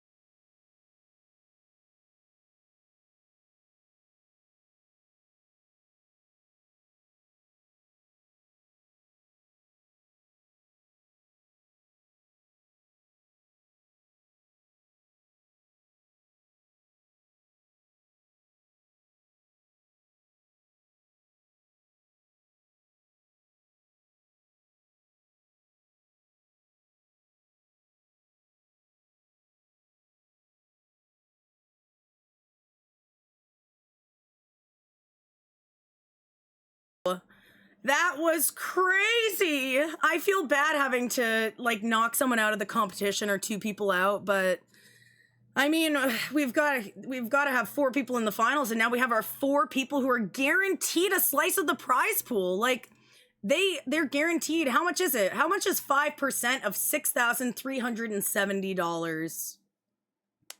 Money? Does anyone know? Any human calculators? $318.50. $318 guaranteed to all That's 4 so people who huge. made it to the finals. Crazy. And Oh Anthony my Reyes goodness. just donated $25 dues. Hey. Hey, so guys, thank you very much for everyone who joined me on commentary. I know we're gonna be switching out in a little bit, so Crazy Gaming Days, you want to tell us about your channel? Oh yes, of course. My brain shut off for a second. No, you're okay. It's been a long day, dude. Like, I am so tired. Honestly, it was just that last the last round just was insane. So my brain just couldn't keep up. But yes, so I'm a speedrunner and challenge runner for most survival horror games, mainly Resident Evil. I've been doing Resident Evil Requiem. Soon, I'll definitely jump on Insanity. My runs are a little bit different, though. I actually use unconventional controllers to speedrun, mainly a Guitar Hero controller. That's just my thing. I'm weird, I guess. But yeah, I love speedruns. I love Resident Evil. It's And you usually should a good go time. follow him. Sorry, I thought you were done. Oh, no, go ahead. I'm done. I was about to shout you out even more. Like, Crazy Gaming Days, I've been watching him. He was one of the first streamers I ever watched. Does unconventional controller speedruns. If you want to see Resident Evil Requiem speedrun on a Guitar Hero controller, he's your guy. It's very entertaining. Please go check him out. Next I up, think he was the first knife-only run I ever saw in the Resident Evil. I don't know if it was RE2 or 3 remake. It was just like, I did not know that was possible without I know, dying it's crazy. physically in real life. And next, oh, sorry, Crazy. Yeah. Sorry, next we have leaving us is Niddle. Niddle, thank you for joining us. It's been awesome having you on comms. Yeah, thank you for having me. Yeah. But for anybody that doesn't know, my name is Niddle. You may have seen me in some Facebook AI slop. But yeah, I speedrun a lot of horror games, no. a lot of Resident Evil, Goosebumps, Silent Hill. But yeah, I'm over here on Twitch if you ever want to hang out, for sure. Yeah, someone's been stealing Niddle's face and uploading stuff or something, right? Yeah, Like, no, seriously. there's a bunch of AI slop articles because I like submitted one of the early fastest times for Resident Evil 9. Like I YouTube clickbaited it and everything, and the AI algorithm just scooped that up, and so now there's AI images of my face and like Uncanny Valley Leon and Emily and stuff like that. It's Nice. Oh, Really, man. it's super Middle weird. Rule 34 coming soon. Yeah, I mean, honestly, it's out there. Yeah. Oh, God. Damn. And a trance. Would you like to say a few words? You're awesome as well. Oh, the tournament was really good so far. I'm looking forward to the final. Shout out to all the runners and commiserations to the guys that fell out. But you've given us some good entertainment for the day, and I'm looking forward to seeing it. And Mr. Charisma, our host for the evening. Yes, my heart. My poor heart. This was insane. I am yet again happy that I'm just a casual fan and not a speedrunner. I am Mr. Charisma. I'm a voice actor. I'm a gamer. I stream on Tuesdays and Thursdays at 6 p.m. Eastern. I'm playing the Leon Saga on Tuesdays. And right now we're playing the new Scott Pilgrim game on Thursdays and pixel punching. But yeah, Awesome. stop by and just, if you think I was obnoxious and just intolerably annoying here, just wait till I don't have Sneeble being like, hey dude, shut up about Leon's cocksock. Yeah. All right, and Bakba Soup, would you like to shout yourself out as well? Boom! I really hope he's watching right now, or else that's really cringe. I don't know, Bakba, and also, I think I said this before, you and Orch and Bakba were the first 3 speedrunners that got me into watching speedruns. So to find out that Bak is supporting, and he supported this this tournament, so thank you for that. Yeah, he's been watching it over on his channel, which is awesome. Just giving the runners and everybody more visibility and enjoying the tournament. You know, I can't wait to watch his VOD and hear his side of things and his commentary. So it's awesome. Like, these tournaments are very much a community event. I want the community to get involved. I would not be able to do this by myself whatsoever. Like, I'm not kidding you guys. I would not be able to do this without like 20 people helping me. So please do not forget about all the amazing people on comms, behind the scenes, and all of that. But yeah, so finals very, very soon. Oh, box in the bathroom, damn. Thank you for letting us know. Damn, I missed it. Oh, it's okay. At least you guys heard it, right? Exactly. I'll have to get him So again. thank you again. Just pretend I Steve-O. didn't do it already. Oh, of course. This was a blast. I will turn my hosting over to all of you guys and Elisa as well. Awesome. Bye, Mr. Charisma. Oh, of course, Trance. Trance. Take care. Oh, bye. So, Elisa, do you want to pull your cam up? I'll get you set up. Yes. All right, guys, I'm going to throw on... Sorry, girl. I'm going to throw on the clip compilation. Enjoy, guys. If you haven't seen it yet, well, enjoy watching Speedrunners Rage. All right, welcome back to the Resident Evil Requiem Speedrun Tournament. We are getting ready for the finals right now. And that semifinal round was absolutely insane. Oh. So Joker didn't end up finishing because he just got such bad luck. And Tio missed out on the finals by just a little bit, but he was so close and he did such a great run. So I'm very proud of all the runners today. No cat debuff for Tio. I was watching the entire time. I did not see it. No, he probably locked the cat in another room for, he's like, yeah, never again. I think so. I think so. This poor cat was probably screaming for Tio's attention. You know. Yeah, if you missed it last time, Tio's cat was literally on his desk, like blocking his entire view. So that didn't happen today. Yeah. But yeah, if anyone's curious when the finals are happening, they are happening in about 10 minutes. So very shortly, I'm going to leave Elisa. We have some new commentators coming in as well. And yeah, we're going to have a good time. But I guess I'll just introduce you guys now. We have Captain Ezekiel and the Demented Salad. Zeke, do you want to start introducing yourself? Hello, everybody. I'm Captain Ezekiel. I'm the world's best employed horror speedrunner. And I don't like the Demented Salad, but we're here together. Dang. Oh. I'm just kidding. I love him. That's a joke. That's a joke. I know. That's a joke. No, I actually picked two people that like absolutely hate each other to go on comms together because that's like a totally great decision to do. Yeah, it's awesome. Gotta ruin the vibes a little bit, you know.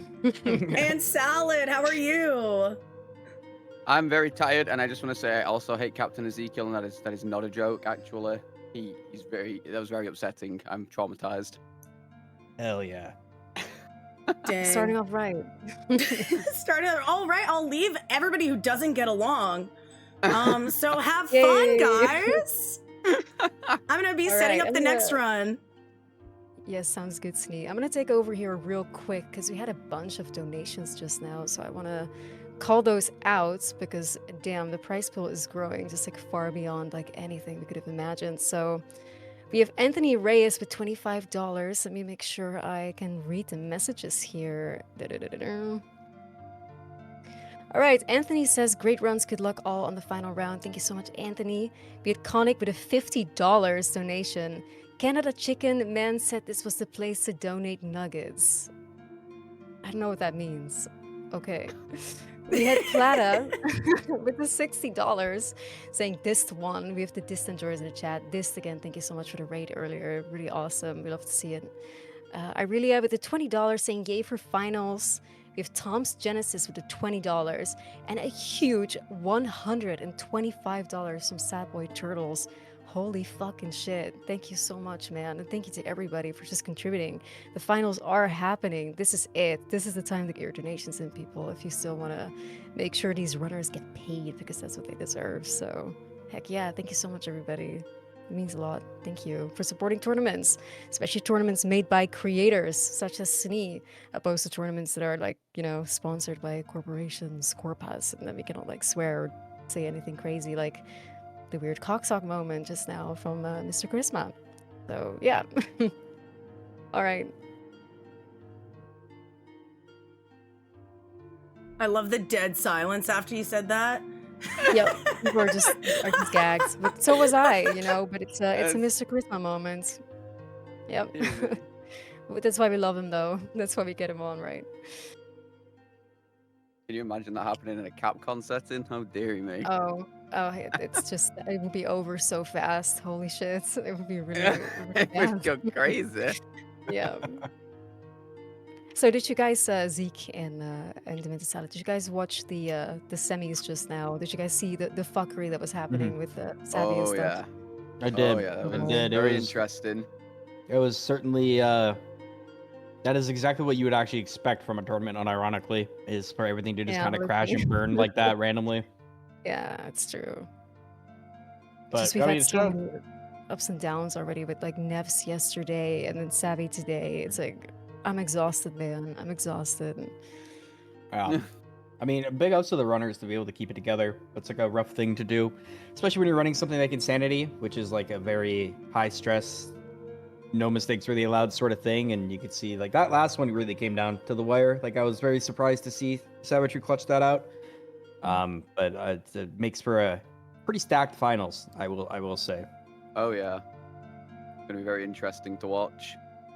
And it's like all the runners that are up right now have already secured a percentage of that prize pool, so that's pretty damn dope. I do like how Sneevil always like organizes at least the top 4 to get something. It's not just like a top 3 that there's gonna be one sore loser here at the finals. So everybody gets a cut, and it's quite damn significant considering just how big the prize pool is. So let's keep contributing, you know. And yeah, I'm so happy to have you guys on board here. It'd just be really cool with a fresh comms team. We still have Hayes here also, if Hayes has returned TM. Yeah, this should be cool. I'm here and I am hey, locked Hayes. in, What's up? ready for the finals. Can we get some Hell hype in yeah. the chats? Oh my goodness. Yeah, I like after the absolute shenanigans of that last round, I just like my heartstrings were being pulled in so many different directions that like I felt like I might have needed to go to the hospital for a minute. Yeah, I was feeling it too. I was like, you know, my heart was just pounding so hard. I was like, I need a break. I need a break. I can't do this. Just so stressful. Like these kind of tournament settings are absolutely crazy, but that's why they're so entertaining though. It's so much more entertaining than just being able to just quit out of your run and restart immediately. You just have to keep going. And I think that takes so much mental fortitude. I'm not a main speedrunner or anything, but I think just the urge to restart must be so damn strong, like at all times when, you know, madness happens with the RNG. And then to just keep going, it just, I don't know, it must psychologically like weigh pretty heavy, knowing that there's so much worse than you know you can do, right? There's nothing worse than knowing you can do better, but you're getting screwed by unfortunate circumstances, and then you still have to pull through. I can relate to that. I would say, you know, having, because I've ran in a handful of tournaments now. I did Sneevil's Silent Hill 2 remake tournament. I've done the RE4 tournament, and I'd say, and a lot of runners probably sympathize with this, is one of the biggest things that gets in your head when you're running at this like top level in a tournament setting is you're always thinking about how fast the other players are going compared to you, and you're always thinking about, did they just make the same mistake I just made? And it's really easy to get in your own head and count yourself out really, really early. Yeah. I've done that before to myself, and it's a lot of stress because you know I sympathize specifically with Joker in the last run, where Joker is by far and with no stretch of the words, like he's one of the best runners to like ever touch this game and the games he has touched. Like Joker is incredibly good. But Joker probably also suffered from that with his run, where his run started to go downhill, and he likely got in his own head a little bit about it, which can ultimately make you play a little bit worse. But like I don't doubt in my mind, if given like a different situation setting, Joker could have very well just been here in this top 4 as well, very cleanly. But I would say that's like in these tournaments, that's one of the biggest things is like runners very easily just get in your own head about your own pace and where other people are at, and it can be rough. It's definitely not easy. It's very, very different than like a normal speedrun setting or like a marathon setting. And can I just say, sweet. Can I just say, like piggybacking off of that, Zeke, that like if it was anybody other than like a top 2, top 3 runner like Joker, that run would have been over like as soon as things started falling apart at the end of Care Center. Like that run would have been like signed and sealed and all that stuff. And the fact that he was able to go from -4 minutes down to like a minute spread all the way up until arc, like that was an impressive recovery all the way up until that point. Legendary, yeah. Oh yeah, I mean, I would have been cooked. But my mental for these things is It's awful. true. I've sometimes like I've lost like a few seconds and I've just hit that reset button without even like thinking about it. Yeah. When I see red on my auto splitter, bro, I'm already lashing out at my chat and I'm already upset. It's so bad because chat can be awful sometimes as well. They'll see red and they're like, "Oh, you're so bad." Yep. Oh, I love Orange Rage. Orange Rage is the best. It's true. It's peak content. It really But yeah, the is. psychological warfare of these kind of runs is so underestimated, I think, especially if you're not a speedrunner yourself. Like, you might not like just realize just how much these kind of runs in a setting like this can just psychologically destroy you, especially because some streamers, like, they will allow like chat to kind of sort of tell them if they're ahead or if there's like, you know, what their standing is. Some people absolutely don't want anything of the sort. How do you guys feel about that? Like, do you guys like to be informed? Or... That gets in my head. That happened to me during the RE4R race for the Waifu tournament when that was like a prize pool of like $12,000 or something. And I was winning and I was not seeded to ever be ahead, but I was ahead at Castle and someone in my chat said, "Is this the guy in the lead?" I read the chat and then I immediately died. And ended up getting 7th place. Yeah, that's exactly Yeah, what like I was jinxes expecting, you. honestly. You think it comes in an advantage, right? Because you get a little bit of information from another run. You're like, oh, then I could like change my strat later in the run to try to like, you know, keep a lead or whatever. But it never works out that way. I feel like when you're actually in the hot seat doing the tournament, like when you're a commentator, you can speculate, well, what if they have this information like we did last run? But when you're actually in the hot seat, I feel like it's definitely hard to want to commit to strat changes in the middle of a run when you get that kind of information. Yeah, 100%. You're better off just closing your chat. Yeah, you can just get in your own head so easily about it. You're like, oh, if I do this, I might die, and if I die, then it's over. What am I gonna do? Yeah. Especially in this run. Yeah, even if you lose like a minute or you just die randomly, like you could save in Curse Center and die and lose a minute, and you're like, oh, well, run's over. You know, everyone might be ahead of me, they might not Sorry, be. not to put a stopper on this awesome conversation, but we are ready for the final round. I don't know what kind of video was playing there, but it was a cute little cat eating a banana or something. A Spicy's home screen. Oh yeah. What the That hell? was a very What's with this guy in bananas, man? Very popular emote. Cat I don't sitting get it very either. comfortable. He happy, but in banana suit. All right, guys. So I guess we're like done. It's 5:20. We're ready to start the finals. There's not really much else to do. Is there any donations that can be read before I get this started? All right, let me have a look because we just read a bunch out. I'll see if we have a few new ones, guys. This is the moment to get them in, get your donations in still. Yeah, we only have about an see. hour and a half to 2 hours to get those donations in. I mean, you can always get them in after. I'm not going to say no to adding more to the prize pool after the tournament's over, but after I pay them out, yeah, that's it. And yes, Right, this is the looks like we've received final. nothing new since. The last was Sad Boy Turtles with $125, which has been called out. So get your stuff in, gamers. Get it in now. Or Yeah, we are during so the close to that $7,000 goal. We need to get Spicy more money so he actually comes to GDQ and drinks with me again. Yeah, there we go. I don't want his excuse of it being too expensive. Let's not just assume Spicy's gonna win this thing. Trey gave Spicy a run for his money. Hey, that's Yeah, he fair. was very close. I Hey, think I'm Trey actually. was- We're supposed to be unbiased, but Trey is a fellow diabetic, and if I had to root for anybody, it's my brother in Needles. So I need him to The win. diabetes Brother in community Needles. benefits greatly from his victory. That's great. I think Trey was ahead for most of that. He was ahead for most of that. He very unluckily died in the Leon Liquor segment, I think, and it just about put him behind. Yeah. Yeah, for sure. All And- right, so now, sorry guys, I'm just gonna hop over and get them to start because I think we're all good to go. So yeah, I'll be right back. Hello, runners. I don't know if you want to hear my voice, but you're hearing it, and that means we are ready for the final round of the Resident Evil Requiem Speedrun Tournament. Thank you very much for participating, first of all. I should say you should be very proud of your performances. It's gotten you all the way to the finals, and you are guaranteed, I think it's like something like $300. So at least you'll be walking away with a couple $100 in your pocket, and that's American money too. I'm Canadian, so that's like a lot of dollar dues. All right, so good luck. I wish you all the best RNG, the best run, and if you can all just show me your RE framework again. All right, Trey, you're good. You're good. Spicy, you are good. Missing, and Savvy, you are good as well. Perfect. I just take extra precautions since there is so much money on the line. All right, so if everyone can make their way to the load screen, please, and get ready to start. All right.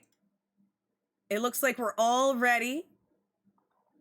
So I'm going to begin the countdown. 10, 9, 8, 7, 6, 5, 4, 3, 2, 1. Good luck. All right, so I am back, and they are off. Let me just share the screen with you guys. This is a final of the ages. I am so excited. It really is. Oh my goodness. Like, I have no idea what's gonna happen Right, we here. have a prediction in the chat. So predict who's gonna be the winner, guys. Like, this is the time to get your channel points or I can't do something in here on your favorite runner or whoever you think is gonna win. We also have a donation, I do think, so I want to call that out real quick before we truly get into the hot zone here. We got Chimney, who donated $22. Thank you so much. We have a beautiful 666 going on here. Very beautiful 6667, unfortunately. But 6-7, let's yeah, go. Oh my so god. We need somebody to lock in, pull out their credit card, and donate $100 so we can be at 6767. Let's go. True. Oh my. We gotta get there. Hey, is it too late for me to back out of this? Hey, no one got chomped here as well. That's a good start. I think like one person probably got chomped on all the runs yesterday. People not getting chomped is a good start at the very least. That is good. I'll tell you what, there's gonna be memes that happen during this run, but I really hope it's close. I really do. Yeah, right in the first like 10 minutes, if you get a chunk insta charge, it's so bad. Like the that recovery guy is so awful too. And like like a lot of runners I saw making the save there. I didn't do that yesterday, by the way, because I didn't even know that people were like ferrying their increments that way. So my heart was racing when we got to that point in the run yesterday. I was like, man, if I die here, I'm gonna go back like 7 minutes. This is not gonna be a good time. Yeah, the places that people have been doing the safety saves are very, very smart because you still lose a bit of time, obviously, but it's better than going back to the beginning of Curse Center. Oh, for sure, for sure. And I think what we're looking at here in the finals too is like we have everybody going RIP knife strats. We have everybody going no hemo. Like this is going to be a really, really high stakes run where, like what happened with Joker where like he lost the RIP knife last run. Like that was such a catastrophic happening that just the fight to try to get back in that run. It is an uphill battle the rest of the way. So we really need clean execution from every single runner if we want this to be close at Care Center. Yeah, I mean, rib knife isn't necessarily hard, so to speak, but if you like mess up anything and like I think you can mess up one knife stab and you're okay. But if you mess up anything more than that, your basement is going to be miserable because you're gonna have to get a bunch of extra ammo and stuff to try and, mitigate that issue. For sure. Zeke, are you doing RIP knife now? I'm gonna start learning it today. I got my 137.30 without it, and I was gonna start learning it yesterday, but I lost internet, so. Couldn't do anything yesterday, but today we'll be learning it. But all the runners making it through this part pretty cleanly. I don't think anyone really had any big conundrums with this got area. hit by the chainsaw, but that's half of the course. Yeah, it's not really that crazy. But I realize about this top four is we have runners from all different regions of the world here. We have no one in the same area. That's true. We have Spicy from the United States, Trey from Finland. We have Sabatru from Russia, and then Missing from Mexico. We have people from all over. This is just like a testament to like, the top speedrunners are from literally everywhere. There's no one centralized location where they all come from. So we have a lot of great diversity here. And the Very Spicy not doing the cope swing up the stairs. I have tested this. It saves like 0.1 second per time you do it. Okay, Spicy losing 0.1 seconds like a noob. Not doing the axe swing up the stairs. I did some today off stream because it was annoying me. Is that So bubbles? we have a neck and neck situation right now where Spicy is in the lead by like a half a second. It is so close here. Honestly, everybody, like you said, Zeke, like everybody had a really clean Leon chainsaw there. And it looked like everybody also went for the early Requiem shot strat where you kind of like duck underneath the chainsaw, you go for the collat there, and that strat does save about 5 seconds over the old way we were doing it where you do the counterattack with the Requiem. I still have not fully learned how to do this new strat yet, and it seems like the timing to get that shot is really, really tight.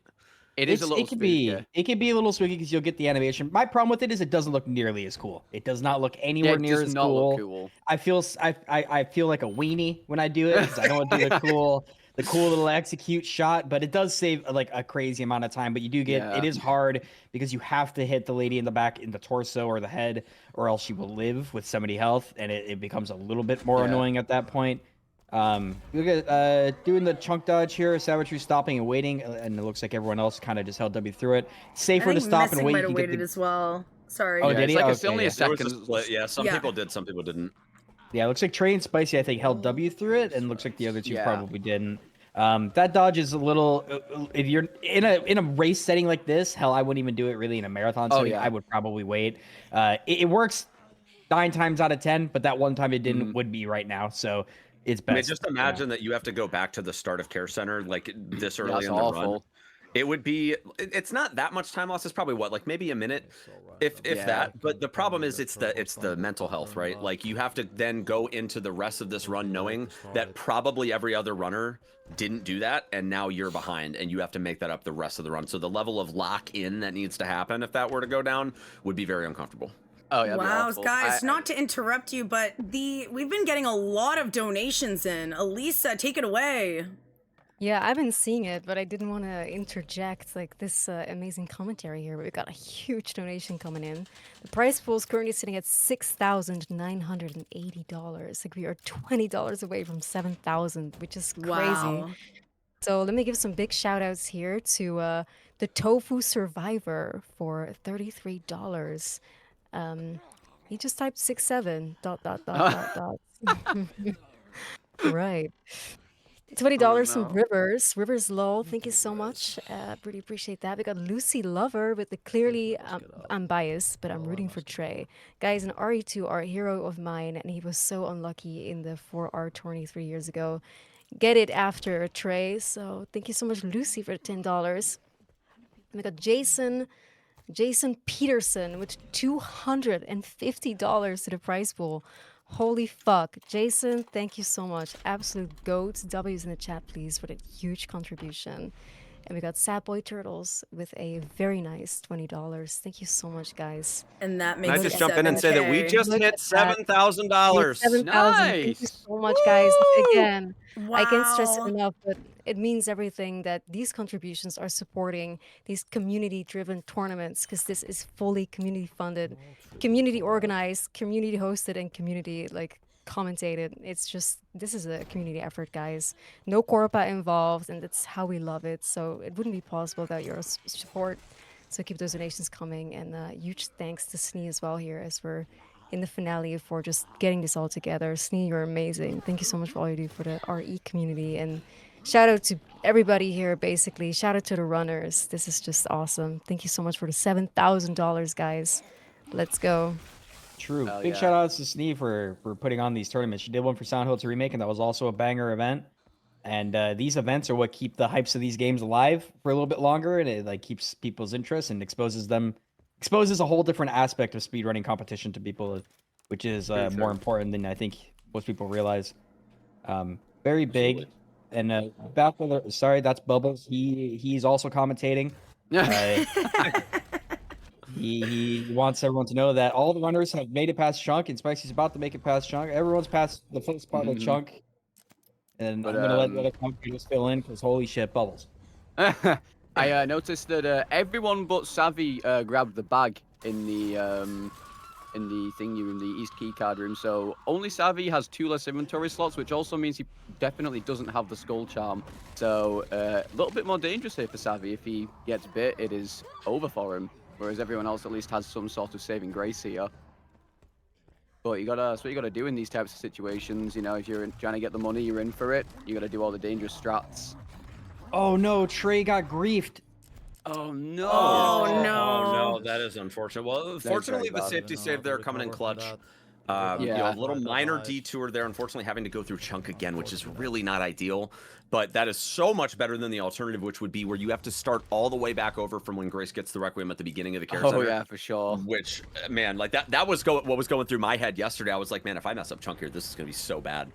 But yeah, Trey going and having the foresight to be able to make the backup save. It seems like almost everybody did that. And that's going to pay off greatly because, you know, Trey not necessarily out of it yet, but definitely some time lost there. And I definitely noticed as well that Spicy was trickling behind a little bit as well. But it looks like with Trey having to reset there that Spicy's going to kind of crawl back into one of the top 3 slots here. And Savitru, I think, still commanding a lead given that he skipped that bag. That's going to save him about 10 seconds.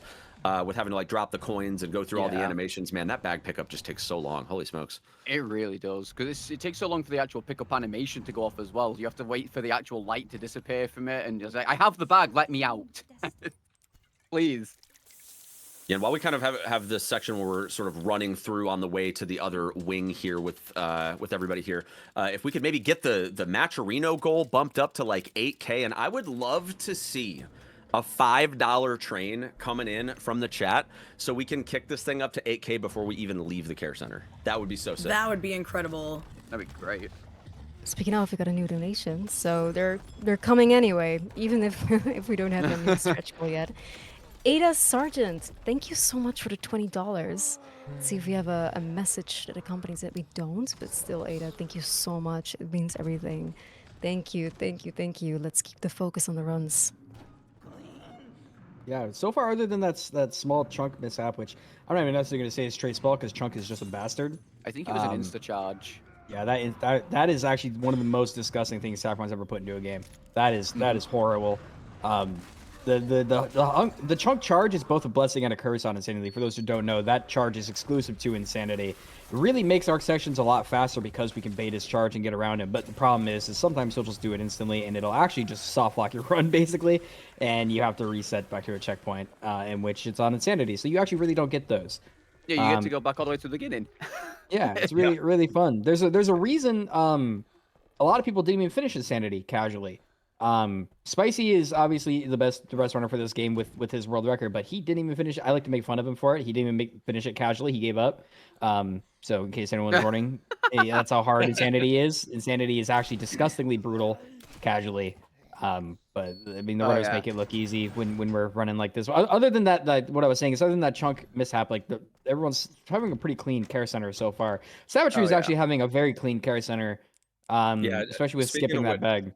Yeah, on the progress here, I've been keeping a track of everybody's progress here. So currently Savvy has the lead by about 10 seconds. Spicy and Missing are like literally neck and neck. They're less than a second apart.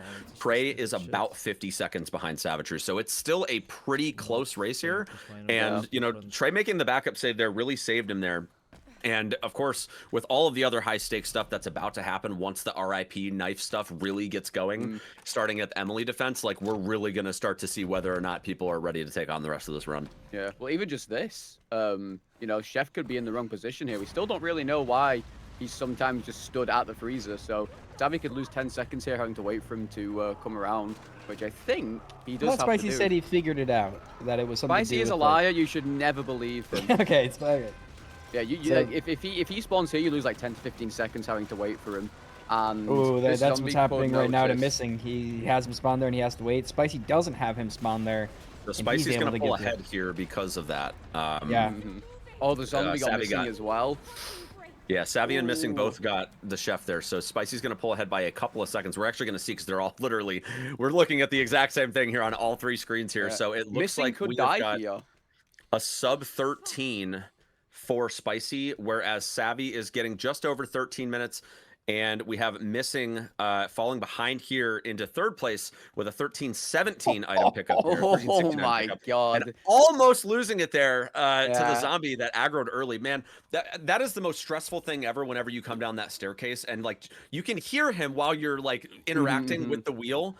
And it's just like, you know he's coming. And you're just like, please don't hit me. Please don't hit me. Well, that's another problem with the chef line. If he's in the right position, you can take a very specific tight line and that zombie will never get you, but it's so hard to do if he's in front of the freezer. Yeah, it's also shots to missing there. Very bold to turn and try to take those shots immediately instead of running deeper into the room. Very bold move to not just go deeper into the room. But he's built very different. Also, I'd like to point out, Spicy has golded a lot of splits. Yeah, I was just gonna say those splits He's on are a looking wild crazy. pace right now. Yeah, Yeah. Spicy's Yeah, well, he's running not on his world record splits though. He's running on 135s. I think this might be his last time. Well, no. 135.21 on the splits. Oh dear. That doctor can sometimes get you. Yeah. That was a very weird setup for Spicy on the way out there. Normally that doctor's like, you can bait him and he'll miss the stab, but the doctor didn't aggro at all during that, so he had both of those zombies literally stacked on each other. That was super scary. He won't aggro if you like stand just far enough away and do all 4 of his swings after this guy lands on the floor. Like Missing K, this is the RNG that you want. Yeah. Yeah. And that's fine. Like, that's totally free if you do the bait there, so that's good. Now we have Emily defense coming up here soon. Trey also coming into the room a little bit behind pace, though. Again, that death's still setting him back, but the rip knife stuff is just getting started here, so we are still minutes away from really seeing exactly what this spread is going to be once we get into Emily defense and ultimately the basement. Yeah, that's true. Again, one single knife mishap can really screw you for basement. You have to like change how you play like drastically, because it's very, very, very tight, the durability on these things. Especially clean kill there for Trey. Nice bait on the way out there. Very clean execution. Yeah, Trey's clawing it back. Like he's not that far behind anymore. He is. Yeah. Ooh. He did a different light strat. The zombie's still there. He does his own strat there for that, which that's kind of, if you've been watching Trey for years, you know Trey's proprietor of that. He'll like have his own little way of doing things that no one else can seem to do for some reason, but he can pull it off, and that's just kind of how he's always been. But Trey's been one of the best for a long time for a very good reason, and I have a feeling that Trey's going to make this a lot closer than it's looking right now, just because of that. For sure. Chunk I thing. think so too. These damn clown strats, man. No one can like get them other than him. I'm telling you. He says, "No, it's like, trust me, it's free. I've done this," and he tells you how to do it, and then you die, and he's like, "Oh, skill issue." He's such a monster. So we can kind of cover the rip knife strats a little bit as they're happening. So with that wristband zombie, you want to do 1 hit followed by a 3-hit combo after you kind of like go to the other side of him, so that way it does enough damage to kill him, of course. And now that we're getting into the Emily defense here, this is where things start to get a little dicey. Because we're going to need to actually go for some collat slashes here with the first pack of zombies like we're seeing from Spicy here. So you basically shoot him and knock him down, and then you need to collat these zombies with slashes there to get them down. And then with this guy, you have to just completely bait him out of the grab, and then you need to do these like heavy attacks here to kill him. And Spicy has practiced that really well, so that went super smoothly for him. Obviously, we saw Joker's run last time, and that did not go well at all. Same setup here with this final zombie, but you do need to shoot him at least once, so that way you deal enough damage with those other hits and still leave I'm gonna enough have to take a durability in the second here knife. because we just had an insane donation. I've seen the donations being rolled in anyway. We have a stretch goal of 8,000, which we literally are just like a few dollars off from reaching. First of all, Kuma with the $5 says $5 hype train, let's go. We have Blue Leo with the $20 saying great work, everyone. And then Sad Boy Turtles coming in with $950 to our goal here. Holy heck, we're $5 off from 8,000. This is crazy. We gotta do the math here. Like, how much are these 4 runners standing to win? Because every single person on your screen right now has already secured a cut of this insane prize. So what are we having here, gamers? What are we having? Oh my god, that's a You know what I Somebody think? do the math. This think is we gotta push absolutely for- insane. Yeah, I know. This is like an incredible prize pool. But you know, like, but that was the challenge, right? I said $8 grand before Care Center's over. We're $5 away. Keep that $5 train going so we can bump it up to $9 grand. I think we can make it to 10 before this thing's over. That would be 5,000 insane. for first place. Holy fuck. I have to say, guys, we've crazy. hit so many goals. Like, I have to keep continuing the goals. But oh my god. There we're it is, at 8,000. now. There it is, nice. There it is. Did it. Did it. $8,000. Absolutely insane. Queen 17KB, that's my girl shout out. $5. Let's go. Thank you so much, Queen, for taking us there. Hell yeah. What's the new stretch? 9,000? Can we get 9? 9,000. Oh, we're getting 9. I think we could get 10 personally. That's just Can we get a 10? Maybe. No, I'm just putting it at 10. Go big or go home. Go big or go home. Go yeah, big or go home. if we hit 10,000 first place, we might be able to buy 2 sticks of RAM. So maybe That's true. Maybe. Might be able to get a new PS5 with the price increase. We got some crazy shit going on though, guys, with the chunks. Let's focus That's real true. quick. Everyone had a very good Emily defense, by the way. Not a single issue, I don't think. Yeah, that's pretty good. Everyone's just... No derailment here. That's good stuff. Poor Chunk has tripped over. We're just helping him get back up. Don't worry about the gun. It's cosmetic. Cosmetic gun. Poor little dude's just tripping over his own feet. Yeah, the cute bear charm really trivialized a lot of this game. We were actually, in the first days of routing, we were really trying to figure out how we were going to kill bosses like Mr. X, because Mr. X is actually, unironically, very tanky. He has 25,000 health, and he takes close to no damage. And then Salad was like, let's try the bear charm, and he tried the bear charm, and that actually just blew open the game. Pretty wide open, because that charm does, for those who don't know, the bear charm goes on shotguns. It does up to 60% additional damage based on the distance you are from an enemy. But if you're too close, it does, I think, a deterrent of what, 30% damage? Minus 20%. 20% damage, yeah. So you lose a lot if you're too close. But otherwise, the tac shotgun here that's being used isn't actually the strongest shotgun. It has the highest rate of fire, and it has the tightest spread because of the scope you can put on it. But actually, the police shotgun does the most damage, which is what we were routing with originally until the bear charm really just came on top and made everything crazy. So yeah, you can see Chunk gets deleted. However, now we're in the Blisterhead room, and this room, even though your shotgun can be giga strong, it doesn't matter. Blisterheads, for some reason, are like the most annoying, stupid enemies that I think I've ever seen in my life. They're just. It could be, yeah. They get shot twice in the legs and they'll always drop, and that is not Insanity exclusive. That's also on casual. Unless you're spicy, you just have to do 4-on-1 because iframes, everybody. Yeah, Capcom. when the Blisterheads start their swing, they get crazy iframes. Yeah. Once we wrap this section up too, yeah, the blister heads here, they're absolutely troll. But I have noticed that, like, if you can get the shots off before they fully notice you, especially those last 2 before the sequence is over, if you can kind of like stay out of line of sight, it definitely makes it a lot cleaner when you go in for the final couple of kills there. Yeah, we are coming up on. Missing got the he got almost a triple hit with that axe on the ground. That was actually really close to being. Oh, there's another iframe. Oh, nice parry though. That actually saves him. Yeah. Oh no, he's climbing through the window. Oh man. This is a good opportunity now that they're starting to wrap up this section here to kind of check in on the timing. I did keep an eye on where everybody's pace was coming out of the chunk fight, so this might be a little out of date depending on how everybody did with this particular section. I know kind of a mix of things just happened here, but within a few seconds here or there, Spicy is in the lead and not far behind. Savitru is only about 15 seconds or so behind. And then next we have Missing, who is about 45 seconds behind Spicy, and Trey is about a minute behind Spicy. So it's still pretty close, all things considered. I'd like to say that we're still getting even more donations, guys. The donation hype is still going. Thank you so much, everybody. $5 from a real-life waifu who says, let's go over 9,000. Heck yeah. And we got Clap Clap with the $50 saying, let's go Spicy. This is such a great way to show some support to your favorites in this run, to just donate and leave them a nice message. Let's get to 9,000, guys, for RE9. But this, more than anything, just shows just how amazing the Resident Evil community is. Like, we're all coming together for such a huge prize pool. It's absolutely insane. Thank you, gamers. It's very, very cool to see everyone coming together to support this competition. Obviously, Snibble's doing a wonderful job hosting it and everyone performing in it as well. It's always nice to see everyone come together and do that. Yeah, for those of you in the chat, great. if you see a name posted up on the stream, just go ahead and follow them because you're going to have a great time in every single one of their streams. Everybody's got a little bit of a different vibe, but we all agree on one thing, and it's that we love this franchise. We love it when we come together to put together events like this, and we're just really happy to have all of you here to enjoy it with us.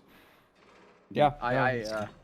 I thought we were going to all agree that RE9 sucks. But Yeah, I thought that's where that was going. I was about to be like, you're gonna get the same vibe from every stream as we're all gonna say this game fucking sucks. But I mean, I thought that's what I was going. We all say it, but I mean, we do love the game. We would not run the games if we didn't like them. That's just kind of how it works. It's true. Speedrunning gets frustrating at times, so like things can get rough. Spicy currently doing the Marie gate skip, using the shot to bait Marie's AI so that she activates a little bit early, squeezes through the hole. Very nice. If you mess that up, you die. Definitely a spooky thing. Very tight timing, and everyone seems to do it slightly differently. Everyone has their own way of doing it. Like, you can stand a certain amount of distance away, or you can stand by the gate and do it. The way Spicy does it scares me. I'm going to say it. It looks so spooky, but he gets it done. Yeah, there's a very limited window where you can squeeze through. Like, if you're too early, then you just get pushed out, and if you're too late, she just grabs you. So, like, you have, I want to say it's about maybe a half a second window that as long as you get in that time, you should be fine. So, yeah, I know some people use, like, a reference point on the floor, like, up against the gate that's, like, across the hall to set that up. Some people just YOLO it, and I'm definitely one of those people, and I've lost quite a few runs there because of it. I stand next to the gate, and I have this an awful lineup. I wait for her foot to lift up in a specific way, and then when she does that, I know. That's the lineup I use now, and like if I had used any normal lineup, I'd feel better. But no, I use Salad's lineup because he's how I learned it from. Missing doing the save. So there's a big caveat to doing this safety save that other people should be aware of. This save is good in case you die. However, if you do die and have to load that save, it actually dramatically changes how they have to approach the final part of this area.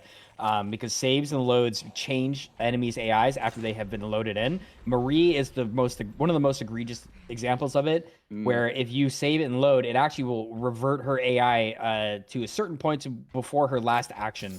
So Marie kind of operates on this weird cycle of actions where if she grabs and hits you, or if she roars at you, it's going to kind of change what she does for the next move. And the way this is routed is to intentionally have her set up to where she will do certain animations when you pass her. If you have to load that save, that goes out the window entirely, and it becomes a lot riskier. You basically get like the opposite cycle. It like alternates between like whether she's gonna roar or whether she's just gonna freaking do whatever she wants. So when you reload the save, instead of getting like that specific point where she's gonna be distracted or roar or whatever, you get the opposite of it. So it's definitely you kind of have to know both sides of it to know how to respond to it. But I'm sure Missing knows all about that, right? You know? Yeah. Spicy's coming up to this now with the AM in it. All you have to do is wait for her to land, and then you shoot the forklift, and she turns around to it so you can activate it, because she just forgets you're there, I suppose. I don't know. This game works in wonderful ways. He's going for the body bag skip here, which is where instead of going through the room the intended way, where you go through, open the shortcut, and hit the lever, you actually hit the lever at the start, and then you kind of squeeze through the gaps in between the body bags here. And if Spicy does this right after this next unwrapped body goes by, he's going to use that larger gap to squeeze through on 30 FPS, of course, because we love 30 FPS in this game. And then so much easier.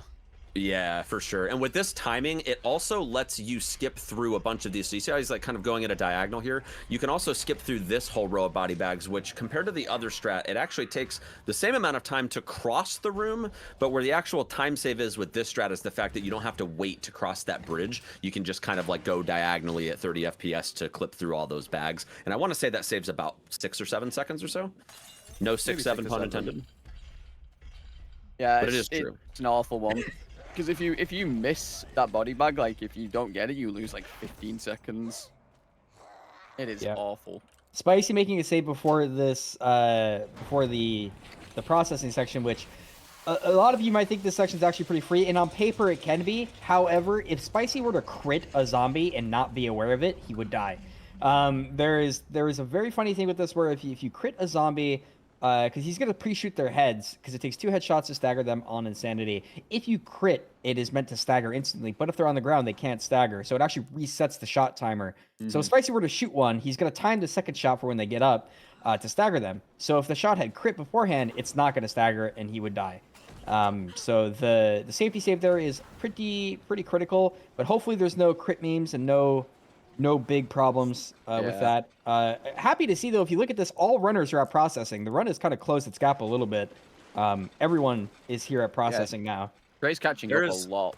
There's absolutely no doubt after seeing where we're at this point that every single one of these 4 runners deserves to be here, given just how close this is with RIP knife strats. And by the way, for those of you that don't know, all of the RIP knife strats have been executed at this point. The RIP knife is out of everybody's inventory, and so like all of the risk factor associated with that strat is now behind us, and this is how close it is. So very, very impressive by all 4 runners here, and I am just excited to see how this keeps going. Yeah, we're kind of now just running off the back trails of the no chemo route that we used to do. We just kind of bottle some enemies on the way out and pray that the blister heads is the good one. Yeah, that blister head thing is a little rough. That's one of the things I don't like about this route, and one of the reasons why I haven't learned it yet is specifically because that blister head. When I watched Sal try to route it out, I was getting angry just watching him do it. And well, that's because I'm British. That's different. It's rough with the bad RNG, but it sounds like the runners have figured it out. So, I mean, Salad's whole brand is Angry Brit. So, I mean, are we really that is true? Yeah, I mean, Angry Brit and toxic routing. Yeah, I make the toxic strats. Like, why don't I? I can't help it. Yeah, I mean, to give Salad credit, like a lot of this current route, most of it is him. A lot of like the routing was done. Even though he sucks at the game, he makes really good routing. And oh, Trey hit a crit. Oh, but he got lucky. Okay, that was scary. Good. But a lot of this routing, this rip knife routing, was done by Salad. So a lot of it is very good. Salad also made a lot of the out of bounds routing for Resident Evil 7. So this guy loves to route stuff. He likes to make runs horrible for people. I don't know what it is about him. True. And I have to give a shout out to Yamagail as well, because he coined the rip knife route originally, but it just wasn't up to scratch yet. So I improved it and made it infinitely worse. But Yama is the one that put it in my brain to try and test it, because that's what people do. They say something and my neurons activate. I'm like, I have to go do this. Well, it's always funny to watch too, because most of the time when people, especially like, because sometimes it happens with like, you know, friends within the community. Other times it'll be some rando that's just like, hey, did you see this thing that got posted on Reddit? And it's like, well, no, I didn't see it. And then next thing we know, we're like completely changing our entire approach to a game because some random thing got found. And I think a lot of us, like seasoned runners, like we tend to look on a lot of that stuff with a heavy amount of skepticism. Myself being like probably one of the biggest. Like if somebody's like when RIP Knife was first pitched, I was like, dude, ain't no way that's faster. Like knifing enemies, come on. And then it turns out that they die in 3 hits, and it's like, okay, well, I mean, obviously that's the Noodles charm is very crazy. To be fair. That is actually when I played Insanity Casually. That's how I got through Care Center. Was with the rip knife and the charm was that thing carried me, because you don't really get ammo. Your gun might as well be cosmetic. It is actually so surprising we have found a weapon in Resident Evil that is worse than the machine gun in RE7. We have actually found a gun that is worse than that, and I did not think that was possible. It's definitely hard to do. That thing is awful. I mean, the flamethrower in RE7 is also not great. That thing is also garbage. Yeah, but Grace's pistol, that's kind of the way the game is meant to be designed around, in just general, but especially in Insanity, Grace is not really meant to kill anything. If you haven't played Insanity Casually, I'll tell you this now. If you're watching this and you haven't played, maybe you played Standard or something, and you want to play Insanity, but it looks horrible, it is. But when you play Insanity, you should really get used to using hemolytic injectors and bottles and the rip knife. Those things will carry you as Grace just through the whole game. They're very, very strong, which is why we use them in our routing for the most part. We were using the hemolytic injectors before the no hemo route, and then we switched to using the rip knife. So very strong. For anybody just learning the run too, like definitely learn with the hemolytic injectors first, because that route is so much more chill compared to doing RIP knife and no hemo and having to like learn the exact zombie bait positioning and stuff like that. I think personally, until you get closer to like sub 145, sub 140, I definitely recommend going for the hemo route first. Did anyone see that dodge? Yeah, I saw that Trey. Dude, Trey had to do some wild shit though just then. That was he didn't. I think his knife broke early, and one of the dudes in the hallway was still alive, so he had to pop him 3 times, meaning that this other zombie behind him was a bit closer, and he had to do the most insane dodge I've ever seen. That was disgusting. I don't know. I do not know how he survived that. That was actually. He was like the touched clown. the zombie and like spun 90 degrees and spun back, and I was like, okay, I die there. Yeah, I die that every time. To be fair, he does have the skull charm, because don't forget, everyone but Savvy did get the skull charm in the bag. So they are at least safe from one bite. But that was still scary, because depending on the bite you get by zombies, if you get like a half bite, they can continue to keep half biting you. It's awful. Yeah. Like I saw a clip the other day of CB getting grabbed like 5 times in a row by the first light switch zombie, just after on repeat, because it could just go again and again. So I'm keeping We have tabs the- on when they're leaving the elevators. So Spicy seems like at least a minute ahead of missing, about 55 seconds right now. Yeah, I got the times too. Yeah, I saw Missing got the cutscene at 33 flat. Savagery got it at 32.55. Spicy was a 32.05. Yeah, and and we're it looks about like to see Trey Trey's here. Probably about Trey is really close this gap. Yeah, Trey's caught up a lot. Spicy is in a pretty commanding lead here, but the rest of them are really, really close. Yeah, very close. I hate that Spicy guy. 33-10 Yeah, for Trey. I hate him. I hate Spicy, bro. Why is he so good at games? I hate He's him not so even much. human. Like I'm telling you. That guy was engineered. He's the bioweapon. He He's the isn't. evil He actually resident. isn't human. Did you guys know? And he tells people he didn't do it, but he definitely did it. At Games Done Quick one time, I saw that man drink an entire bottle of Jaeger by himself, unfazed, polished it alone, and he tells everyone he didn't do it, but I was literally there and I saw it. Okay. Not human. Actually, not human. Bioweapon. He's The built very ultimate differently. bioweapon. Built very differently. That's crazy. I think the IV bag zombie would still one-tap Spicy though, just saying. Possibly. Yeah, maybe. Also, guys, I like let's get that a shout guy out for saying. Grace in the chat. Because Grace is Grace like holding Yaps? down the fort. That is Grace Yaps. That is. We need love for mods, definitely. Mrs. Spicy. Love for all the mods in the chat, because like damn though, it's incredible just how well the mods have been holding this down. So shout out to you mods in general. Yeah, big mod appreciation. There's a lot of people watching. That's a lot of. That's a lot That's of a lot fellas. of people to keep in check. Keep in line. Especially just with RE9, there's some people. So you guys are There's doing some great. people. Oh, yeah. Yeah. I think we're gonna have to also do disqualify think, Spicy. And I think we've got So- a brief moment of downtime here as we're kind of doing the helicopter escape. That $5 train started to slow down. I would love to see that pick back up so that way we can hit $9,000 for the prize pool before we 9,000 for before we get RE9, too deep yep. into Raccoon City here. Hell yeah. Oh yeah. This 9,000 actually before Raccoon. this area, you said it's a brief bit of downtime, but there's a one critical point of RNG in this that is actually a very big deal, which is this guy here that Spicy got by it because he cheated. But everyone else, when they have to go by him, there's RNG on this first guy. Debatable RNG. I'm pretty sure it's a little bit RNG whether or not he turbos at you. But there's a zombie that could turn and grab you, and if you get side grabbed, it can be manageable. If you get back grabbed, it is rough, especially if you don't have a heal ready. Because you get put into crit, and if you're in crit here, it actually is very, very dangerous to get through this area. Since we have to take an intentional bite from the guy on the ground. Looks like Missing gets through it just fine, gets the leg bite. That is perfect. Spicy passing to Blister Head. Spicy doing the safe strap, very smart. Yeah, you definitely don't want to. And he's stacking anyway. Looks like everyone got past it. Sav missed the shot. Okay, but what a great recovery from Savvy. Oh my god. Crazy. What an incredible play. He got the double grab bait and somehow positioned himself directly in the middle between the two grabs. That's dude. That was so crazy. sick. Oh my god. We'll see if Trey gets out without any issues here. Surely not any clown memes. Oh. This That's actually it. that's not too Breakaway's bad. not bad. Breakaway's fine. If you're full HP here and you have the skull charm, you don't get put into caution by the second bite here. So he should be okay if he was full HP beforehand, but he was not.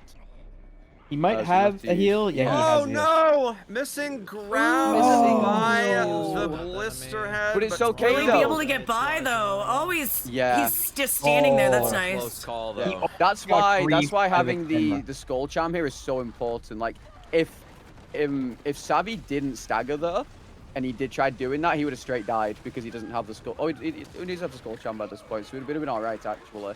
But normally that will one shot you without the skull charm.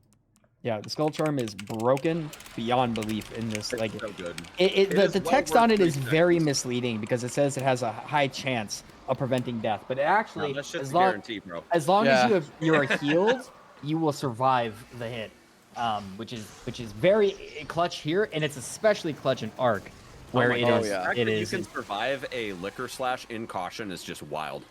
Yeah, you can survive a lot. Like, there's a lot of situations where runners survive when they definitely shouldn't be. It's well worth the 3 seconds, I think. I definitely think in like a few months, people that stick with the route probably will give it up for the 3 seconds, but it's definitely worth it right now. Yeah, That's going to be a hard sell. VOS difficulty. I call the skull VOS mode. Like, it's RE8 VOS, right? Basically. That definitely makes sense. Yeah, it basically turns it into boss where you can take 2 hits. Yeah. Yeah. Otherwise, it's Thank Inferno. God. Oh, Inferno is so bad. Well, you can take 2 bites on Inferno. It's just the way they made the zombies on Inferno. You get bit once, you get bit again afterwards. They have like no frames, whereas in this one, at least if you get a full bite on this one, they kind of go AFK for a little bit to give you some time. Yeah, they do have the zombie global cooldown thing that is present in things like 2R, where if you get bit, you get a little bit of lenience before the next zombie can actually touch you. It doesn't exist in games like RE Village, I believe, where you can just R4R. That's a great game. I love getting wombo combo to death on the easiest difficulty. Spicy finishing up the sniper section very cleanly. This section is not too difficult. It's down to like just a rhythmic science. We know where everything is. We know when it's supposed to spawn. As long as you just hit your shots, which is actually easier said than done because the sniper rifle has horrible sensitivity in its scope that cannot be adjusted for some reason. It really does. We're having Sapphire in the chat actually saying that Savvy managed to slip into 2nd place. Is this true, gamers?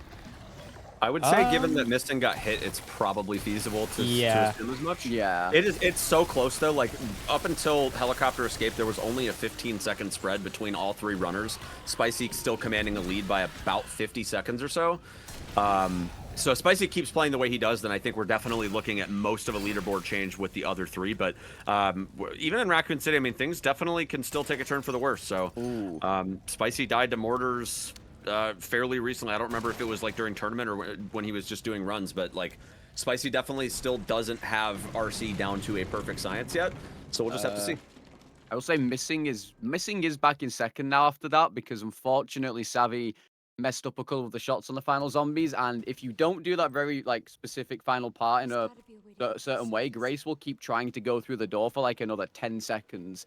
You have to do it on a specific timing in her animation and she'll go instantly through the door. But I think Savvy's now behind by about 10-15 seconds to Missing maybe after that. But you can very easily crawl it back depending on how fights go. But it went perfectly fine for Missing by the looks of it.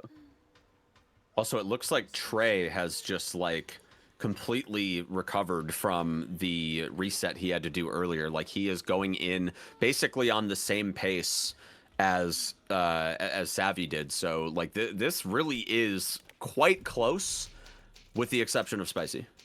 Yeah, Trey has done an incredible job of catching up. I don't know how he's done it, but he's just that guy. It's the clown. Trey is like a testament to like being insanely good at games for the longest time ever. Like him, I always compare him to Dist in a lot of reasonable ways. Is that like the ability to always be competitive, like all the time, is like kind of insane. Yeah, I think Trey comes from, is it Dota or something? Like he used to play something else. StarCraft. Yeah, he used to be very competitive in that. I know. So yeah, he's just a really good gamer. Trey is currently 3 seconds ahead of Savitru. Yeah, he's ahead now. Yeah. Wow. Holy smokes, that is put Trey. Is that put Trey in 2nd? It's crazy. Yeah, I think Trey is in 2nd. I think Missing is just ahead of both of them. I'd like to remind people that with the current price pool that we have, had a 4103. $2,000, man. $2,000 for 2nd place, which is not nothing. Wow. That's what we expected for 1st place, right? Yeah. So, yeah, even though Spicy is pulling quite ahead, the spot for 2nd place is still a huge amount of money. So yeah. Spicy can still fuck up too. He's human. He can still make a mistake. he can mess up. Well, I mean, we've seen it in the last run where what was his time? A 1:35:33. So he missed a couple minutes. I think, where was his deaths? One at the blister guy, and then one in labs, or where was the other one? I thought there was two. I don't or know. mortars, maybe. Both him and Trey died. The valve though. That valve is awful. I hate that valve. Yeah, that's the trade-off on Leon is that while you do get checkpoints, you don't get the benefit of that charm. And Leon is a bit tankier. He can take like a couple more hits than Grace can, but he can still just explode. And Capcom designed the game in a way where there's a lot of enemies around Leon all the time. Yeah, and especially yeah, that it gets blister even bomb. more. Go ahead. The blister bomb one-shots you if it grabs you from full HP. So if it does get you, it's over. Yeah, Blisterborns, Lickers, and oh jeez, yeah, Blisterborns, Lickers, and freaking like basically anything that's not a regular zombie can shred Leon's health pretty quick. Oh yeah. Oh yeah, the SMG zombies, the BSA zombies are like. Oh yeah. Those are I do not know what Capcom was huffing when they made those guys. That's actually. Yeah. I think like Whoever out of made all that- the RE enemies in the game, they've got to be like almost the worst one, like above all dogs and Also, how are they not hunters. trying to reload? How are they not trying to reload between volleys? Like what the That's heck? actually a good question. They just have they have infinite ammo. Like it's BS, dude. They They're should have a playing New one Game and done. Plus. That's it. That's what I think too. I think it should be a one and done. Like one volley and then they turn into like turbo zombies or something.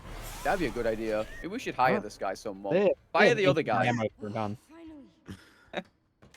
Could be. Yeah, that is a point that you could also potentially see. Oh, Spicy trying to shoot. He actually hits. Yeah, I got the 3. He's insane. I fucking hate this guy. So, for anyone who doesn't know, we're trying to hit Emily's vitals, despite Leon saying he didn't hit her vitals. We're gonna shoot the shit out of and, those vitals. Yeah, you have to hit it 3 times to end the fight early, but, and this is a big but, I think after like the second hit, if you like shoot twice, the game auto aims you to try and avoid the vitals. So you have to hit those first 2 and then the third one as well properly together. I've seen people lose so much time. I genuinely think that should have changed the ending. If you like shoot the vitals and end the sequence early, it should have just. I thought it would. I was thinking that, yeah. When I played it casually, I was like, why don't you just don't shoot her? But Leon just eventually shoots her. Yeah, Leon just does it. He doesn't care. Yeah, Very during my interesting. melee only run, I had to shoot. Well, he shoots by himself. I don't do anything there, but Yeah. It doesn't count. You didn't shoot, he did. yeah, true. That's true. You did melee only. Leon didn't.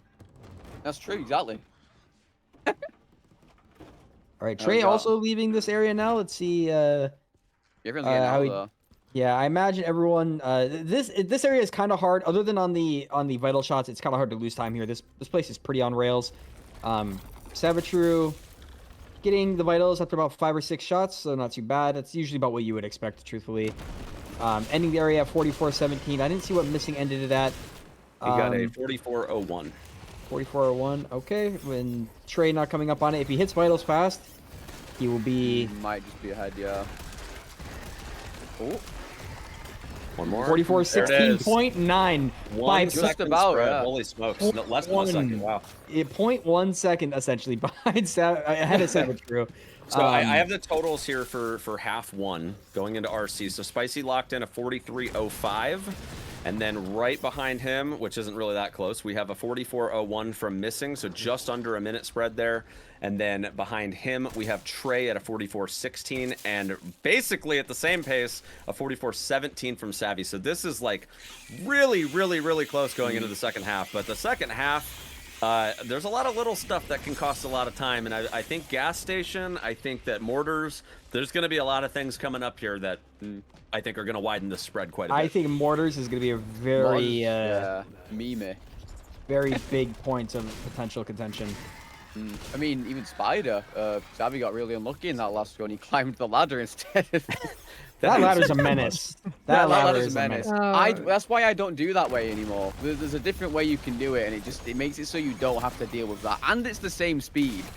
So if Spicy's doing this one still, I would never. Not a chance. I think as long as you keep aiming, you won't climb it. But yeah, it's just so tight. Nice fight there from Spicy, though. Holy smokes. I saw that we got some donations.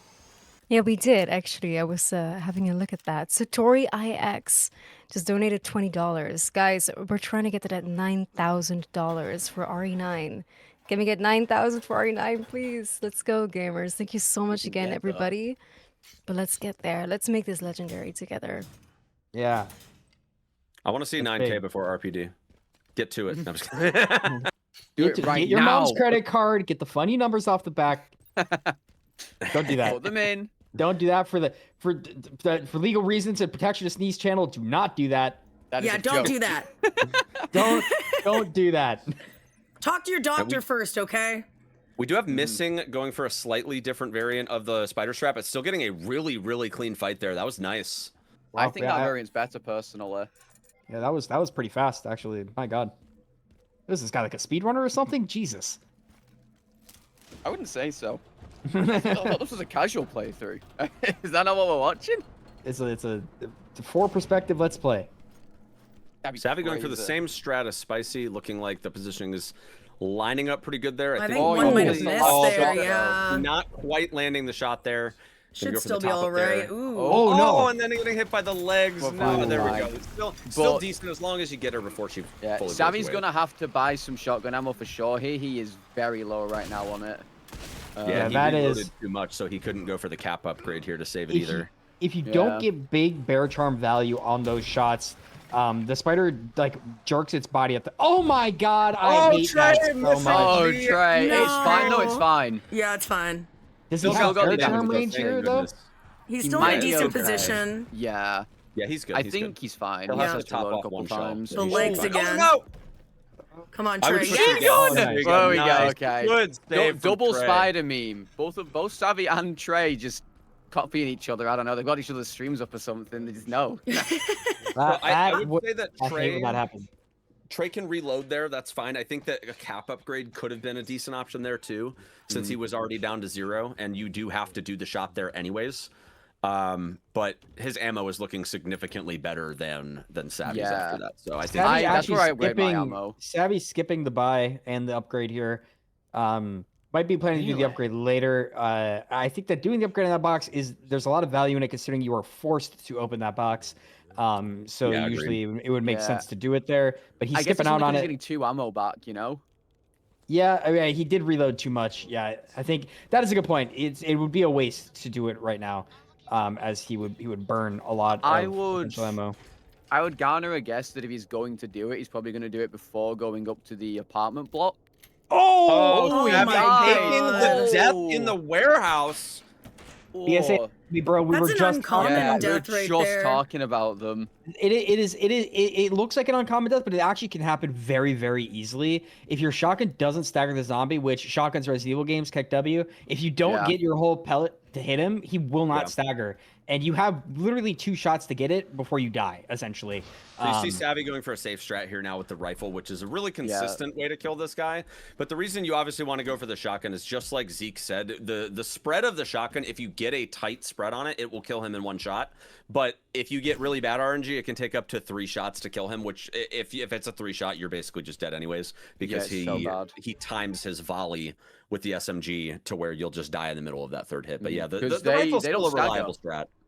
Those SMG zombies, they don't stagger. I think there's like only the ones in the mortar section that die in 1 hit, but I don't think they stagger otherwise. It's really bad. Yeah, they're pretty rough. To point out, the Savvy did fall 30 seconds behind Trade due to that death. So that is a pretty brutal. Though they are just now getting into. My dog threw a sock at me. They're getting into the part of Raccoon City now where dying becomes a higher possibility and potentially losing a bunch of time to something like the Blisterborn here, which Spicy is on, and gas station strat. If you do not get the shots off on that guy, you will burn a lot of time. Spicy's fine here. I don't think there's hopefully Yeah, gonna that be looks memes on the pretty way clean out. for Spicy. I think he's alright. He's going to go for the heavy there. He gets out just Yeah. fine. Yeah, the further you get into Raccoon City here, the more expensive the time losses get if you mess up. Blisterborn is about 40 to 50 seconds, and if you have to reset gas station, it can be upwards of a minute. So, yeah, as the run progresses here, the stakes get higher and higher with the autosave resets. But Spicy did a great job there. Of course, we're about to see this from Missing as well. And this is definitely the room that I predict is going to be the decider for the rest of the run, because I think our runners have a pretty good hold on Arc. And I think gas station, most of them, I don't anticipate a death, but maybe a 10 or 20 second loss. But I think this room just being what it is, and the fact that even if you do everything right, the Blisterborn can just sometimes have a mind of his own. I really do think that this is going to be the decider for sure. Yeah, It's like not the even just the Blisterborn and Blisterborn. Mortars. I would say those two. Unfortunately, missing taking the hit. Oh, and going Oh, down, died. losing Oh, 30 no. seconds. Wow, holy. Oh. It's Very been a rough unfortunate. room this Very tournament. unfortunate man. for missing. Big Oh, news for man. Trey though. This is actually Big Trey's news. chance to like really pull ahead and like lock in a second place comfortably if he's able to get through this easily as well.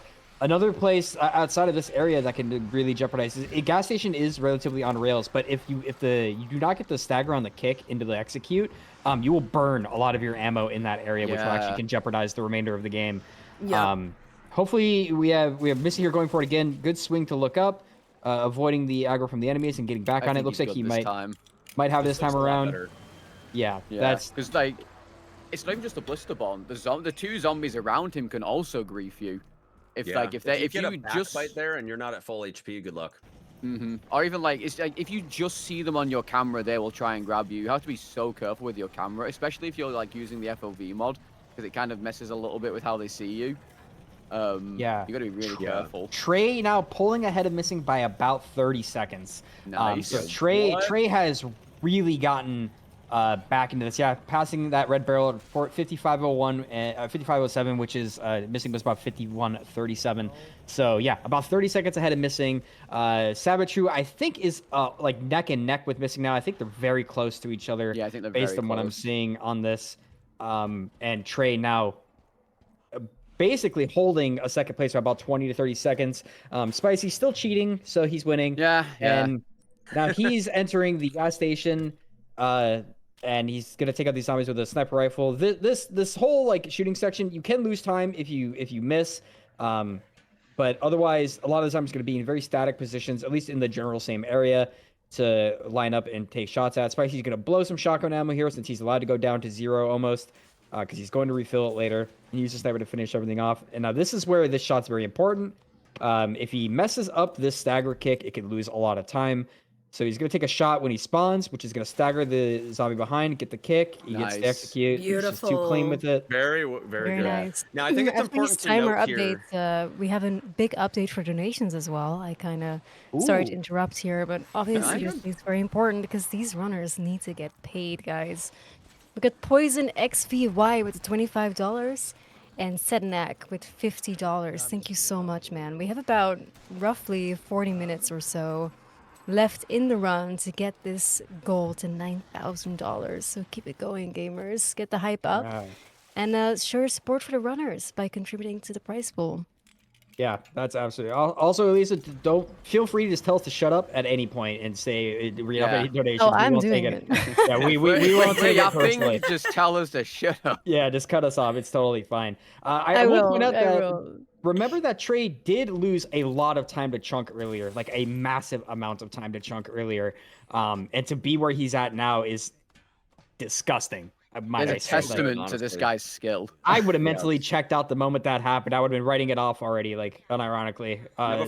Before we get too far past gas station, I want to kind of talk about this while it's hot. You know, strike the iron while it's hot, as they say. The new tech here, where we requiem the guy before we go into the store, is so huge here. Zeke was talking about like static enemy positions with a lot of these early shots, and that's only because of the fact that the chainsaw is no longer in play. Us removing that first chainsaw from the room completely with requieming that guy makes it to where all of these zombies don't just like hyper fixate on the chainsaw. So they basically just stand still and let you shoot them. And it makes this room so much more chill than it used to be, because they used to like stumble and like dive and duck and stuff on their way to the chainsaw, and it makes it nearly impossible to hit them. So this is just such a massive improvement to the strat that we've seen just actually in the last couple of days. I think this was only found like what, 4 or 5 days ago? Yeah. It was only a couple days ago, yeah. But it's just so nice. It's so nice. But you can still mess it up. You have to, when you shoot that zombie in the leg with the Requiem, you have to be fast to get back to where he is. Otherwise, he'll be too far in and the chainsaw zombie will still spawn. And I think Savvy just messed up the shot, unfortunately. But he's going to try and manipulate him into the car. And he does get it. Oh, but he gets the golf swing. No, he doesn't. He gets the golf swing. The golf That's awful. He got someone called it that yesterday. Oh no, that's very unfortunate. And now he's gonna Ray got in and out real quick. Did you see that? That was incredible. Yeah, dude. Trey had some big trouble with that skip. He was having a lot of trouble, and he has to fully lock in to get that shot off. He has to go into meditation mode, but he managed to do it, and I'm very happy that he did. Like I mentioned earlier, you lose a good amount of time for messing that up. Like, unfortunately, Savature did miss it, and he had to execute him with the shotgun. Savature now has 2 total shotgun shells. He has close to none. He's going to break these boxes, which is smart. He needs the game to weigh in his favor and give him shotgun shells. This game does have weighted ammo drops, but it has, I'm going to call it a bug. I don't think it's intentional for the game to weight ammo the way that it does, because it's going to take into account all the ammo in all of his guns. So there was a good to fair chance, like you're seeing here, he's getting SMG ammo. He does not need SMG ammo. He is more than enough. But the game is going to notice that one gun is low, so it's going to give him ammo, just ammo, based on what guns he has. So it's just, he's getting really unlucky here. So he's going to need to definitely buy at the Mr. Xbox, and he's going to need to break all 3 boxes. Buy before then, too. I would say he's going to have to buy here, yeah. Like, he needs 36 shells, I believe, for Mr. X, and he is not going to have that at this rate. Even if he buys here, it's going to be rough, because he would have to do it before going up the ladder. He has to do mortars first. The best chance that you can do it would be when you go get the repair kit. But he still has to upgrade his shotgun as well, because he didn't upgrade it once yet, I don't think. No, so he does get the free quote unquote 9. But yeah, he's in a rough spot, because I think he's going to need to break some boxes. I do think he should break all 3, and maybe even potentially grab that BSAA box that's after this area, because he is definitely hurting. Spicy. Blinken, you missed it. Spicy already made it through mortars untouched. Yeah, Spicy's he's off. Like, I don't know what to tell you at this point. He's already on the bike at this point, basically. Well, speaking of breaking boxes, guys, we gotta break the donation goal. We have another donation here for $20 by Ward Jeebus. Thank you so much, Jeebus, for the $20. Let's keep it going, guys. Let's see some more hype for the prize pool and for these runners. Come on. Put your money where your support is. Yes. That is awesome. Making it to the bomb part of mortars. Trey now in the clenching part of mortars. He eats a stagger there, which is not great. He ate a gunshot, which might be okay. I don't think it was. He wants a chance here. He's got to go left here. If he goes right, it's going to be super risky. Okay, the crouch tech works fine. That's totally okay. You can either crouch there or he got it. We're good. Yeah, he got the good mortar. That mortar saves him. If that mortar had not dropped, the SMG zombie behind him could have just killed him the second he climbs the ladder, which is a funny little haha that Capcom put in for some fucking reason. Yeah, because you do get iframes while climbing. Oh, he wanted to do it without reloading the checkpoint, and then he took a shot and almost died. Good thing that checkpoint is right there. Yeah, like literally as you get the item. Yeah. Savature going through it as well. Not looking good. Hitting the mortar and the leg bite, but if he goes left here, he should be okay. If he goes left, he should be okay. Okay, this is going to be a little risky. That volley's coming, but I think he's going to be on the other side of the stairs. This is risky. This is very... He takes the damage, but at least he was in the climb animation, so if he would have gone down to 0, he would have lived at least. But his health is not looking good. Like, he basically just used all of his heals right here. And that means that he's either going to have to buy or he's going to have to do arc with basically nothing. Yeah, Missing and Trey made it through, though. No issues. They did pretty well, though. Savature, honestly, considering that meme, still managed to get out of there. If that was me, I would be in pieces by now. Blown to pieces. Gone. Because that place is awful. He got very lucky with that BSAA zombie shooting him as he climbed. If a zombie had delayed its shots to when he finishes the climb, it's a guaranteed death. So that is crazy. Like, but he's out of there. Nobody has died in mortars. Not the normal. Most people die in mortars. he should get this box. He's so crazy. He's getting this one. He does grab this one, yeah. This is a lot of risk for sure if Savvy opts not to do a shop here, because his ammo, he has 2 shots. He has 2 shells. And if he's banking on getting it, maybe, I don't know, but... He can get the 9 from the upgrade, he can get the 10 from the pack before Mr. X, and 6 from the craft, but that's just not enough ammo. He gets 5 from the guaranteed. End. Yeah, 5 from the guaranteed box at the elevator, and 2 other RNG boxes he could potentially bank on, which he should bank on those, because not only that, he's also down heals. Speaking of bank... Here I am again, guys. Speaking of bank, we got some crazy donations. So Thank you so much to Highest Level Wizard for $20. We got $50 from the Skeptical Martyr. Thank you so much for that. That's huge. And $25 from Newalden. I hope I said that all right. Great job to all the runners. Thank you so much, everybody. What a great interjection with the bank, if I do say so myself. Keep going, guys. Yeah. Just a Very little good time bank update as of a couple minutes ago. Spicy is currently leading about a minute and a half ahead of Trey. Trey leading about 21 seconds ahead of Missing, and Missing about 31 seconds ahead, about 31 seconds ahead of Savitru, from what I'm reading, if I can read time, which I can't. I dropped out of high school. So if that is wrong, don't blame me, but that seems what that looks to be the case. Spicy does have a pretty commanding lead. Again, he cheats. We all know it. But I will say, very commending of the other runners for keeping it as close as they have, considering that they've all had different situations arise during this run that have caused the time loss. But this is very, very close right now between the three. Everyone has had some very interesting memes, barring Spicy. This guy's he's just walking through. I don't know. He's not even speedrunning. He's just playing. It's like Christmas morning for Spicy whenever a new RE game comes out. Yeah, it's like another day at the office. Yeah, he complains about the state of gaming for like 4 months, and then a new game comes out, and he's like so excited about it, and then within a week he hates the game because he's speedrunning it. I'll be honest. With what his thoughts were after like his first playthrough, I honestly thought that there was a chance he wasn't even going to run it. I thought he sounded like he was going to flush it. Yeah, it's a good thing the route turned out to be relatively good for this game, even though it's a mostly glitchless route. It ended up being pretty fun for the most part. It was actually a good amount of like tech, and we made it fast enough to make it actually interesting. So I'm glad he stuck with it because he's kind of dominating. Actually, not glad. If he had not stuck with it, we'd all be doing a lot better. We'd look way better. That's true. He makes us look bad. Screw that guy.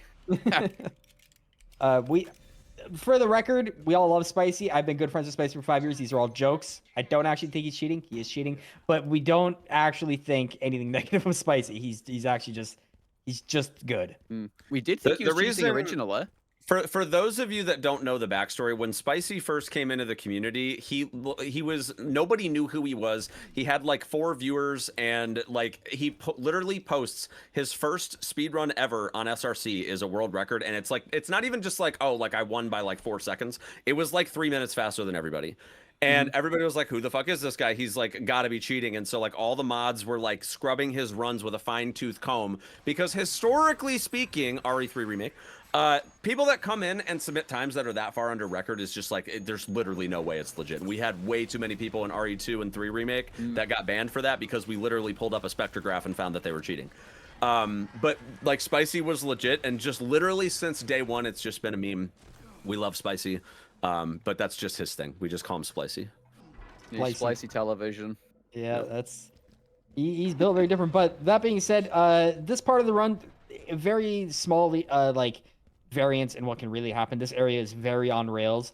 It is actually, unless you take some pretty dramatically bad lines, every zombie here is pretty tame. Coming up to the elevator, and then the elevator is obviously, you kind of just look up, and that is basically it. Missing coming up on it. Everyone's actually coming up on it right now as well. There's going to be a whole lot of nothing happening for like the next 2 minutes. So if we have any donations, great. If not, let's get the hype going for this prize pool. Hell yeah, say it was on the elevator. We can't just look up for 2.5 minutes. Look up. We need to see the look up emotes in the chat. Look ups in the chat. Everyone look up. Oh, did Savvy get? We're gonna see if Savvy's gonna get his shotgun shells in these 3 boxes coming up in a minute. I'm very excited to see what's going on here with them, because he has none. He is so poor right now. Yeah, this guy's in debt. The funny thing about this part is a lot of people are like really surprised that looking up works here. But if you ran RE games for anything longer than a few years, you should not be surprised at all that this works. This is a common thing in a lot of Resident Evils. 2 remake, 3 remake, even Village. Camera manipulation to make AI break is very common. 2R and 3R, they use it a lot for lickers. The way you're facing your camera dramatically changes how lickers behave. And in games like this, the logic that we use and why this works is that Leon is obviously, the game wants you to do a lot of first-person parry, counterattack, execute stuff. And the only way for Leon to do that is for enemies to be in front of you. So we believe the way the game is coded is that enemies are going to try to force their way in front of you. But if you force your camera to not applicably be in front of them, they can't do that. So they get all stupid and they walk around. They're like, hey, look at me. but you can't. You're looking up at the sky. So that's the running theory as to why we believe this works. But this is in no way unique to RE9. This has been going on since hell. I'd even say RE7. All right, so I've got to read on Savvy's ammo situation. So he got an 8-pack from the drops that were up top before the elevator. So he's got 10 shells right now, which means he's going to have 19 after the Spicy gonna die to the dog? Okay, sorry. He took 2 bites in the motorcycle section. Oh Sorry. That would be so awesome. That would be so funny. That was so scary. There's I was like, he was gonna lose. So with Savitru at the 10 in the reserves, he'll have 19 with the cap upgrade. He's going to get a 10-pack right before the fight, putting him at 29, and he'll be able to craft 6 shells plus another 6 that he can buy. So he should have enough for Mr. X, give or take about 5 or 6 shells, but man, that ammo routing is really tight. If he decides not to buy, he would have exactly the amount he would need to do the fight, which is not a gamble I would take personally. Yeah, I would definitely go for the extra shells in a marathon setting for sure. Oh yeah, absolutely. Spicy almost dying at the dogs is rough because he sucks because he had to burn a heal. For those who don't know, after you finish the dog section, this motorcycle section, you actually get healed to full for free. So having to use the heal here kind of blows, but it's better safe than sorry because dying here actually would really potentially put Trey neck and neck with Spicy if he were to die. So he does not want that problem. You do get, I think, 2 autosaves here. I don't remember exactly where. I think this is one right here. Yeah, I think you get one. You get one, I think, after you kill the first 3 or 4 dogs. So if he did die there, then he would have had to do that entire part again. It's not here. It's the next spot, I think. But yeah, you do get a couple of autosaves. But even still, like, this is a 5-minute long sequence, so they're obviously not like well spread out autosaves. That if you happen to be on the tail end of that, that is a lot of time loss. But at least you get autosaves. Like, Leon is so nice compared to Grace just because of the autosaves. Like, trying to route this game originally, because especially with all the save memes, because again, for anyone who doesn't know, saves mess up enemy AI. So if you want to test basically anything in the curse center, you need to either make a save before a cutscene, before it affects the AI, or you need to go through the entire zone to try and test something. And it's just awful. And the chef was a big part of that actually, because originally when we were doing chemo route, we wanted to test trying to get past him instead. If you made a save anywhere after meeting him, he'd teleport to the other side of the room and you wouldn't be able to do your strat anymore. You can't do any safety saves. Yeah, it's just rough even. I'm surprised that we were even able to route this as quickly as we did, given that little bit of a handicap, because, yeah, I mean, just even being able to test something a couple of times, like sometimes you're sitting there running through all the other shit that you already know how to do for 5 minutes just to get to the point where you can even test something. So, like, it's genuinely impressive that we were able to get this run routed as quickly as we did, given that circumstance. This is the first time in the whole tournament that I've seen 4 runners all be at the motorcycle section at the same time. We have not yet seen this before. It just shows how close they are. Yeah, it really shows the skill of the runners, just how good they are, that they're all able to be at the same part at the same time. And every other round there was a lot more variance, but this is the top of the top, and they're playing like the top. That's true. I mean, again, Trey catching up as he's done is wild for me. Yeah, I mean, I saw it coming, bro. I called it. I knew he would pull it back. Like, Sky's built so different. Yeah, Trey's got a lot of stamina in the competition space for sure. Like, he doesn't let little stuff like a reset early on get the best of him, and I think that's really what makes him a strong competitor. Yeah, this guy's like 33 years old. He is out here teaching these kids that he can run, and he will keep you in diapers, bro. He's built different. He's if you ever feel like you're getting too old for speedrunning or anything like that, or that you feel like you might not be good, just look at Trey, bro. He's better than everyone all the time. Yeah, look at this Trey. Look at this Trey. Look at this guy. He's got like his mental is actually crazy. Like, this guy can reset for hours and hours and just not be tilted. I lose 10 seconds. I can't be asked anymore. I just want to close the game. Yeah, if you ever actually want to see a true testament to Trey's mental, watch his RE2R world record where that stupid, horrible fucking song was playing for 50 minutes straight. This clown song. Oh my god. If you ever watch that record, it is playing the whole run, start to finish on repeat. It is actually a form of torture, I'm pretty sure, and he got a record during it. So that's how built different this guy is. Former circus clown. Yeah, actual clown, by the way. Personally. Professional clown. He can juggle. He's crazy. Man, that was the best. That was the best in the RE2 arc. Was just like every time Gator came up, he would just start juggling. Yeah, Trey is a very good, and that's not to shy away from Missing or Savage. Are also two very talented runners. Savage is the former winner of the previous tournament in Silent Hill 2 Remake, where some loser named Captain Ezekiel got second place. But we can talk about that. But Savage won that, and he actually owned very well in that tournament. Missing is always been a very good Resident Evil runner. He was primarily known for Resident Evil 4 OG, where he grinded that game like crazy, and then RE4 Remake, where he absolutely dominated that game for a long period of time. And he's actually just came into this game, you know, guns blazing as well. Absolutely like strongly representing the Mexican speedrun scene by just absolutely shitting on everybody. He is very, very, very talented. And especially with OG4, because I mean OG4's been out for 22 years now or something. That game is awful to look at for a speedrun because you have to be so precise for literally everything. And Missing just does some crazy stuff. He is so optimal in that game. I could never. It's crazy. Yeah, got some generational talent across the runners here. It's pretty insane. Very stacked deck, quite frankly.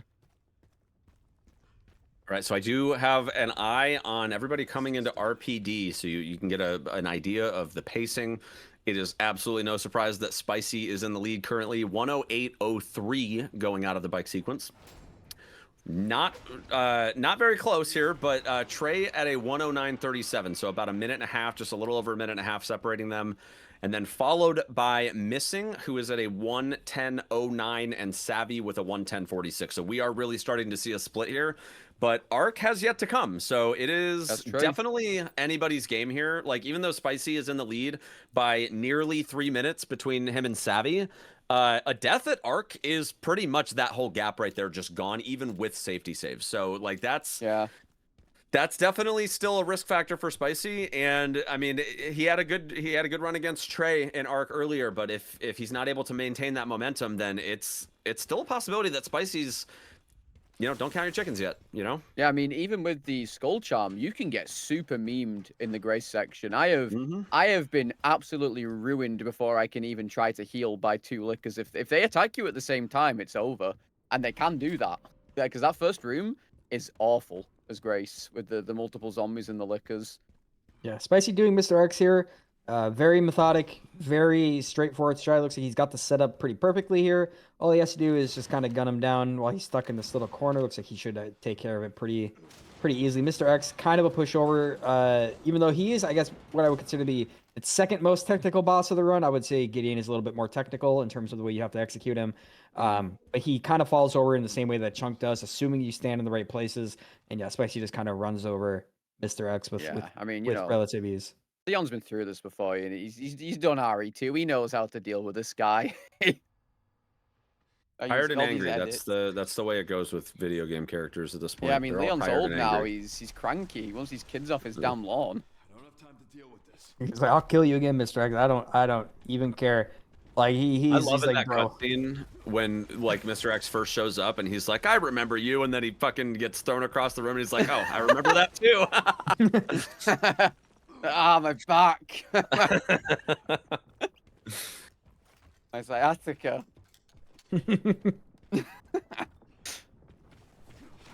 Oh, sorry, we're talking about Missing running RE4 OG, and he's using the 4 OG skin. He's using the jacket. He is as well. Like $2,000 jacket. Yeah, I mean, I think we've probably beat a dead horse with covering a lot of the boss strats here, but while we're at Mr. X, just kind of another touch base on it, that there's actually a lot of different ways to do Mr. X. They all involve getting him stuck on the cars in some fashion, but some people choose to do it the way that we're seeing here with Spicy and Missing, where you kind of use those cars and then he jumps across the room. There's a setup that I do where you actually keep him like around the same set of cars for the whole fight. They're all pretty much the same speed because you're kind of at the mercy of like how quickly you can fire and reload the shotgun. But everybody kind of has their own different comfort level. Or you can do the Orch strats where he just like literally keeps smacking the car and it just keeps hitting himself. Like it's kind of funny to watch. So scary. But they're all the same speed. They're all about 50 seconds. And again, it just comes down to shoddy damage and what you're comfortable with and all of that good stuff. So yeah, clean like, fight there by just missing. pallet spread and stuff like that, or even when he's staggered. Sometimes your shots you can aim at his heart. You have to like aim slightly below it for it to hit the heart. Sometimes that fight is kind of memey with the damage you can do, and the fight can go. Oh, Trey. Oh. Unfortunately, Trey not getting a good cycle on Mr. X here, which is going to cause a little bit of a problem to manifest here because Mr. X is not positioned where he should be now. Trey may not know this, but he should. Oh, that is not looking good. Trey is not in the right he got the position stagger for Mr. though. X, but he did get the stagger. I think the best recourse for Trey here would be to go in between those cars, and I think he's got just enough room to get Mr. X stuck again, but he's definitely not anticipating this positioning, so he may not know. Okay, he does go for it. Oh, no, Unfortunately, he threw the car, Mr. X going for the car knocked He should be fine. He should be fine. Very Nice low dodge. HP, Mr. X. He should be able to clutch it out here with the triple swing. There He you gets go. the stagger, and very good Beautiful recovery by Trey. Very, very nice. There is a thing you can do with him when he's around like 3,000 HP. If you run far enough away from him, he'll try to do that like super, like the RE2R attack where it insta kills you when he scrapes his arm across the floor. But if he's low enough HP, he will generally stagger again by that point. You can save the fight by doing that quite a bit if he's low enough HP. So there are some safety strats depending on what you do. Figure out what goes wrong. Spicy just absolutely steamrolling through. Yeah, he's off to plant 43. The RNG has been crazy. It's interesting that like all of the runners at this point are in just completely different sections of the game, and like because of cutscenes and loads and stuff, the timer is just like all spread out right now. It's a little hard to see, but I don't think we've had any changes in the lead here, so it does still look like Trey is in second, followed by Missing and then Savitru. But again, we are going into Arc, so it's this really could be anybody's game here still. It's really not that far of a spread, but yeah, you know, we'll just have to see if Spicy can keep it together in these last 20 minutes here. Trey is about 30 seconds ahead of Missing, and Missing is about 40 seconds ahead of Savvy by the looks of it. Okay, yeah, Riding pretty with Arc, close. guys. This is it. This is your final moment to get some more contributions to the prize pool. This is the time to do it. The runs are almost over. Please get it in, guys. Like 9,000 for RE9. Can we see it tonight? Come on. I think when our last runner gets into Arc, we should start a $10 train and just see how far it takes us. That sounds good to me. That sounds good I to like me. that idea. Anything helps, guys. $1, $5. Let's get these runners paid. As much as I hate giving Spicy money, it would be good to see this prize pool get bigger. Yeah, that guy's getting. I mean, I think we could do 5 figures. We have thousands of people watching this tournament right now, and I think that if everybody threw in $1 right now, we would $1, clock yes. 10K. But I think we can do better than that. I think that we can push for a $10 train. We are almost at all 4 runners being in Arc, and the moment that happens, I want to see that $10 train just go absolutely nuts. Yeah, it could be. It could be kind of Q in crazy. the chat. That's so funny. Needy Q, that's good. Oh my god. Yeah. Of course, Heard that that is one definitely before. something that Bobby would say. That is Don't definitely sue a me. Bobby thing. Don't sue me. Sneed on For quick, legal all right. reasons, that was a joke. Yes. This is not affiliated with Games Done Quick. This is Snee Done Quick, bitch. Let's go. Wait, what? No, that's something else. Slay. Wait. Slay from the chat. I'm tired. All right, Spicy doing the elite guards. Ooh, the nade does not kill the Unfortunately, third missing guy. the shot. Oh, he's getting away. Oh. He got him though. He got him. That was close though. That was close. That is a very hard nade to do. Like, it's so easy to even like slightly off on one of them will live. Yeah, and the problem too is if that guy gets away, he'll shoot you through the floor, and good luck hitting him before you, like, he sees you before you see him, which makes it really dangerous to go through that section if that guy lives. But Spicy's got a handle on this. These guys are completely free if you just know where to aim. There's a couple different ways of doing it. You can either shoot the pack on the left first and collat them, or you can do it the way Spicy just did there. That was super clean. Spicy, of course, going to be setting up for the insta-kill hunk glitch. momentarily here by upgrading the hatchet. This is the final shop of the run, so this is where, obviously, if things don't go well, where you can get your last little resupply. But Spicy has had just an absolutely phenomenal run so far. He's got enough money to afford the body armor. He's getting the hatchet, and then, of course, reloading the save so that way we can do the first part of the setup for the Hunk Insta. Oh man, the $10 train is starting, guys. It is happening. We got Dr. Snat with $10 and Ren Ben with $10 as well. It is happening. Be a part of this. Dr. Snat said, amazing tournament. Thanks, team. And Ren says, really enjoying this tournament. Kick some butt, racers. Let's go. Let's see some more of this happening. Awesome. Yeah, let's get that. Go ahead. Spicy walking into the Hunk Insta Kill. Perfect first try. So fast. Oh my god. He is completely unsurprising. Yeah, I mean, it's just Spicy. He's crazy. Swapping back to first person, you need to be in third person for that, otherwise you will not be able to do the strat. But obviously first person is faster due to snappy movements, so as soon as we kill him, we got to get back in there so we don't lose any time. Yeah, this Hunk Insta Kill is like our only real like glitch, if you want to call it that, in the run. It's mostly an AI break. The way it came to be was actually very interesting. There was someone by the name of Mr. Mustache who posted a video of him killing Hunk with an execute like that.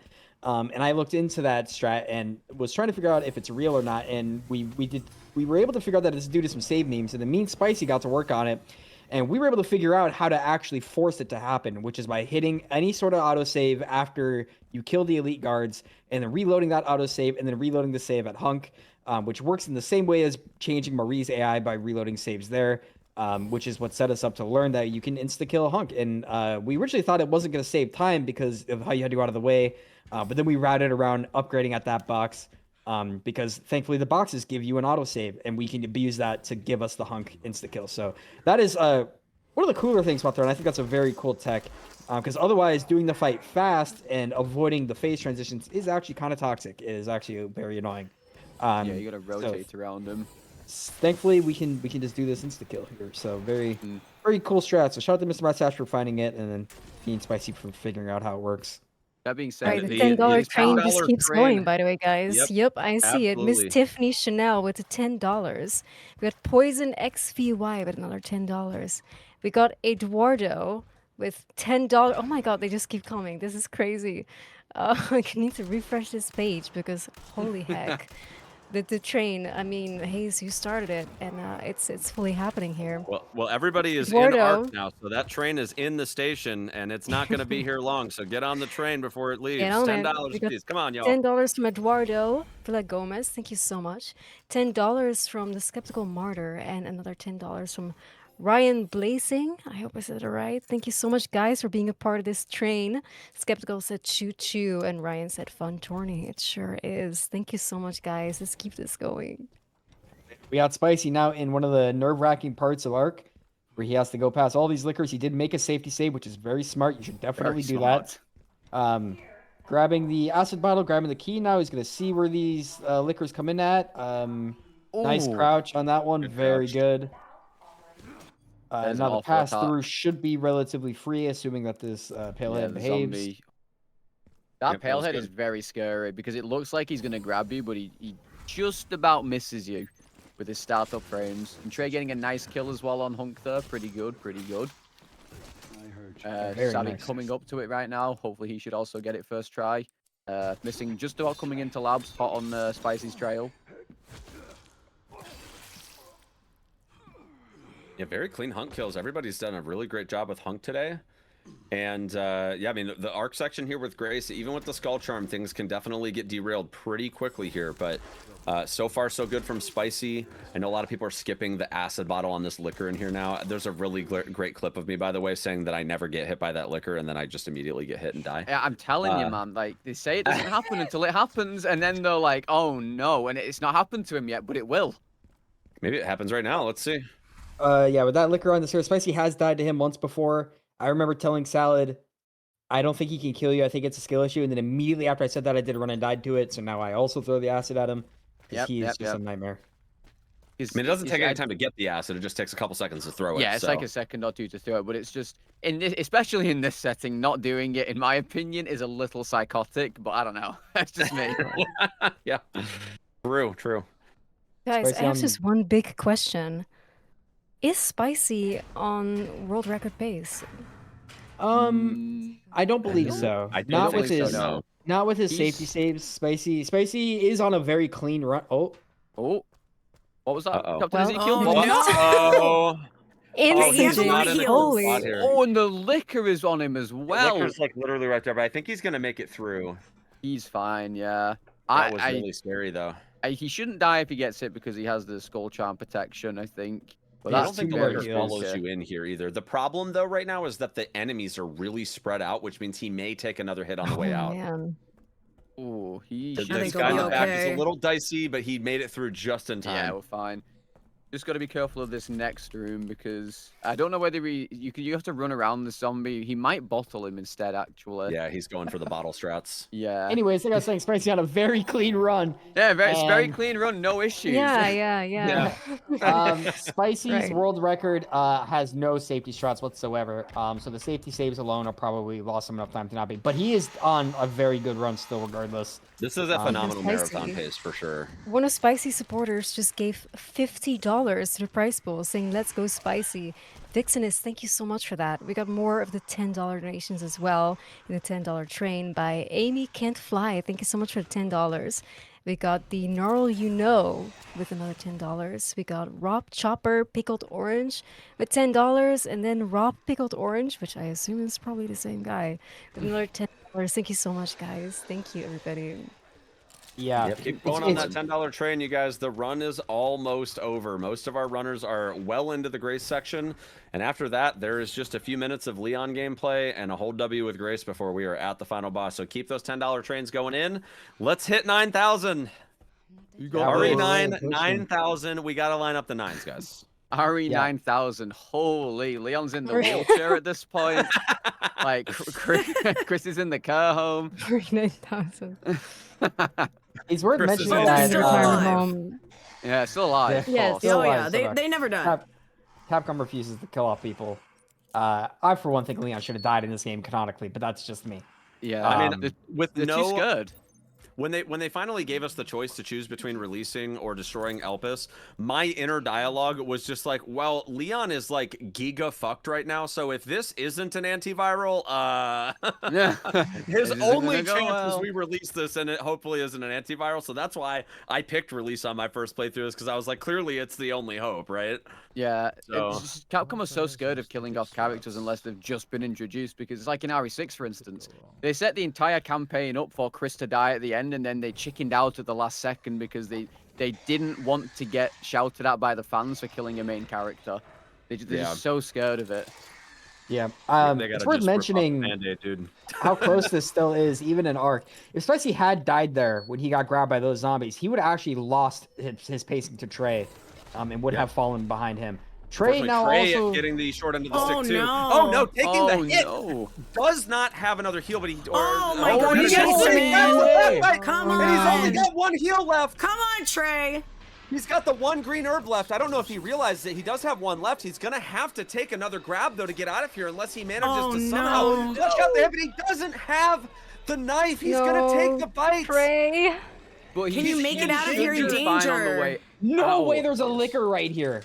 And there's an Did he herb. grab Can the he pin, make though? He has it? the Oh my herb. god. And he was able to kill and get out there. Nice Oh my recovery. Incredible I situation. actually- there. That was Seven absolutely Ray nuts. D, everybody. Holy. I actually can't believe that herb was still up. I thought he had already grabbed it. That I is- can't believe thought he that. did This too. man, where's this man getting his heals from? Where is Is he the hiding merchant these here? things? Yeah, I don't know where he got the extra med injector from. I think he had two, didn't he? Or no, he had one, I think. I think he had the one from the Emily kill area and Yeah. the herbs two from green the herbs, yeah. basement. I think he held on to. So that is Right. crazy. I'm clenched after that one. I don't know how aim. Dying there would have been horribly That catastrophic. would Would have really cost bad, yeah. everything. All right, if I was Spicy Trey- going for the safe strat here with the Requiem.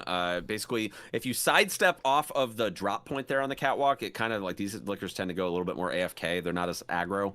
And then if you use the Requiem shot with the Cool Shades charm, you can two-shot the liquors that are guarding the switch. So getting in isn't the problem. It is getting out, and whether or not he ends up getting bad RNG, the problem here is that if the enemy AI lines up to where he gets 2 to 3 hits all at once, the hatchet might not hold up to the damage and he'll just die. So good thing he didn't get through that, or good thing he was able to get through that without that happening. But yeah, it's a very dangerous room, no matter how you spin it.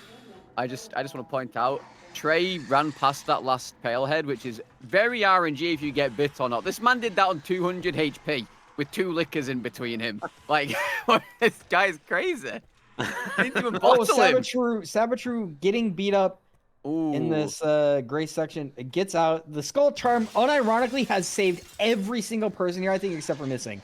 I don't know if Missing got beat up at all, but that charm literally saved Trey, Spicy, and Sabatru from dying. I don't think Missing got memed, though. But everyone else, good God. That just shows how OP this charm is. Like, the fact that we were not using this for the longest time because we thought it was useless is so bad on us for not even testing it. It seems that the $10 train has turned into a $50 train. Just that Pickle coming through with the $50 donation saying amazing tournament. Joni Polois with $10. Base Giraffe with $25 and another $50 from Nicole saying amazing tournament. Thank you for doing this. Love all the runners. Rooting for Spicy. He's insane. Holy heck, we are currently standing at $8,565. Let's go. We're getting there, guys. We're getting there. And We there's have not a lot of about time 10 left. So get in. 10 minutes 10 or so minutes, before yeah. this tournament is over. If you have been withholding those donations, you need not hold any longer. It is time to spend. We have 10 minutes left. Let's try to see if we can get that remaining $435 before the end of these runs. Spicy is not far away from the victor fight. And all the rest of the runners are going to be trickling in right after that. So time is ticking.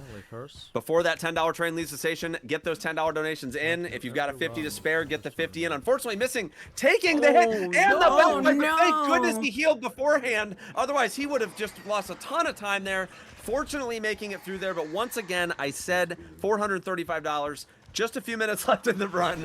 Please lock those in. We only have a few minutes left. Come on, Trey. No memes this time, please.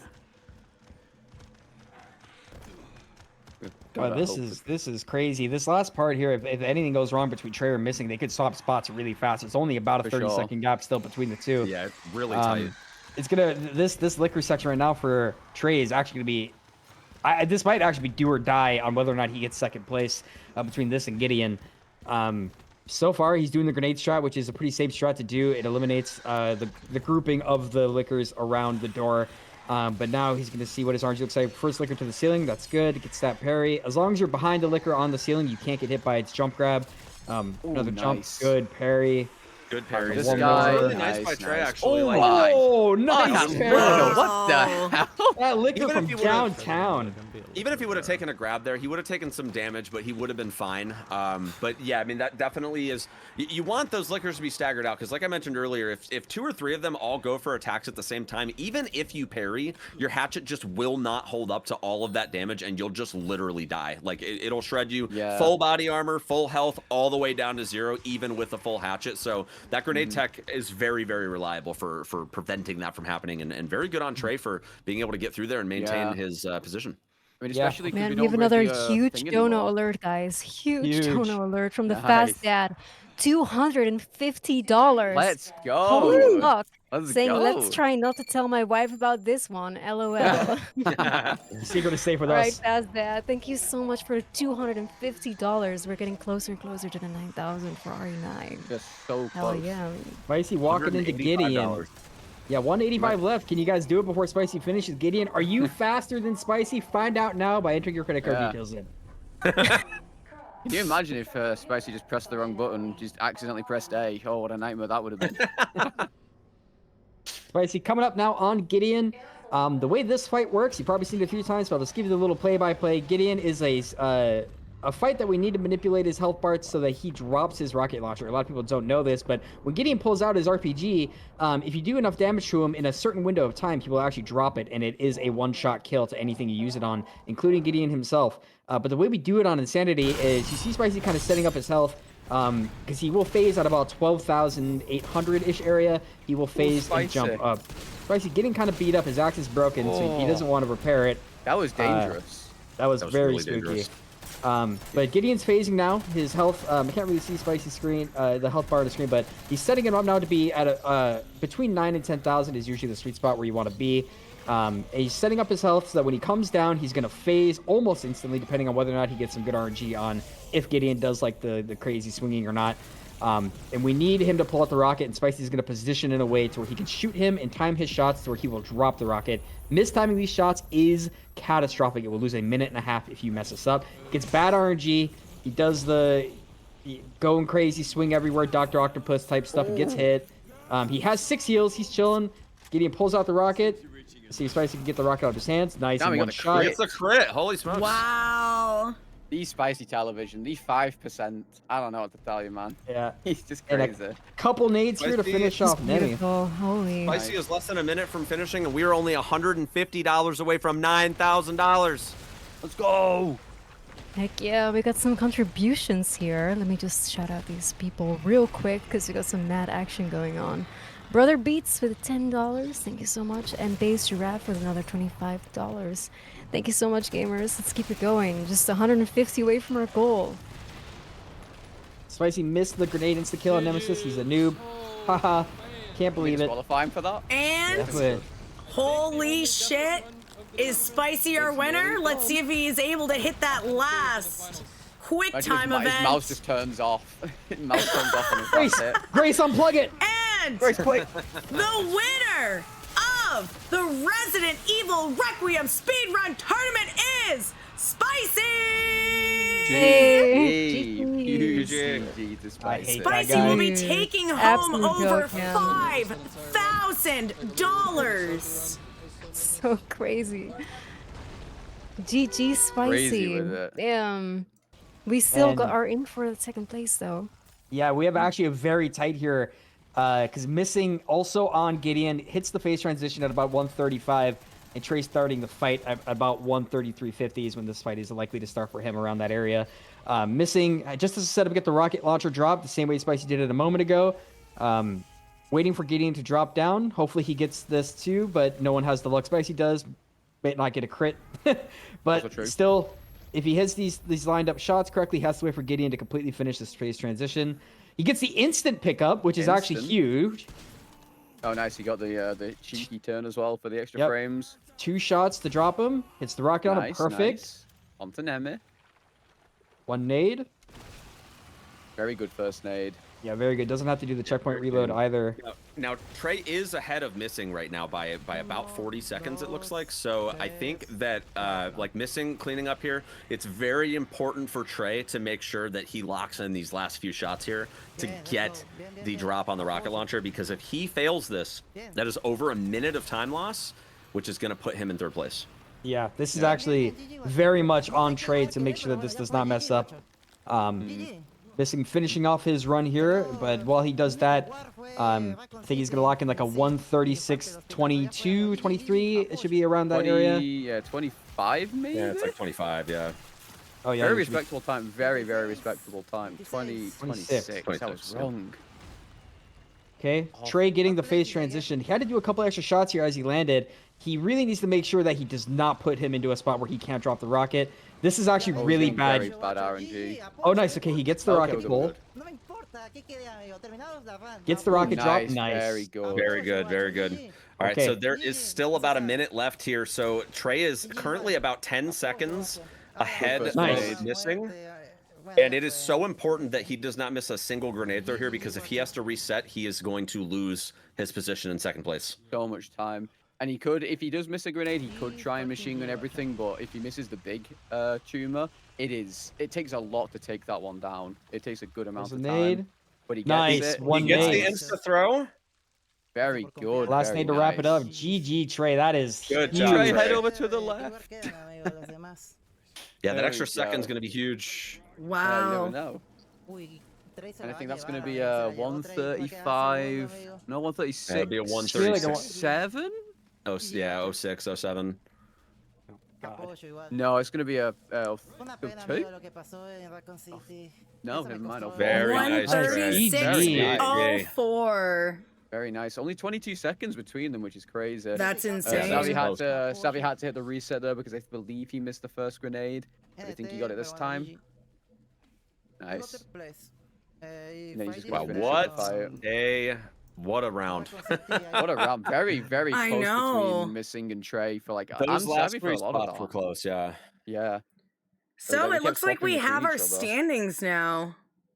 We have our final Yeah, we winners. do. The tournament's like over. What happened? I just blinked. Oh my You know, you god, it's speedran been it. definitely a whirlwind of a weekend. A lot of hard work has went into this, a lot of hard work behind the scenes, everyone on commentary, and all of our runners putting in the hours to put on this show for all of us. Spicy coming in first in the speedrun tournament, winning over $5,000. If anyone wants to do the math again about how the prize is going to fall down to all 4 winners, let me know.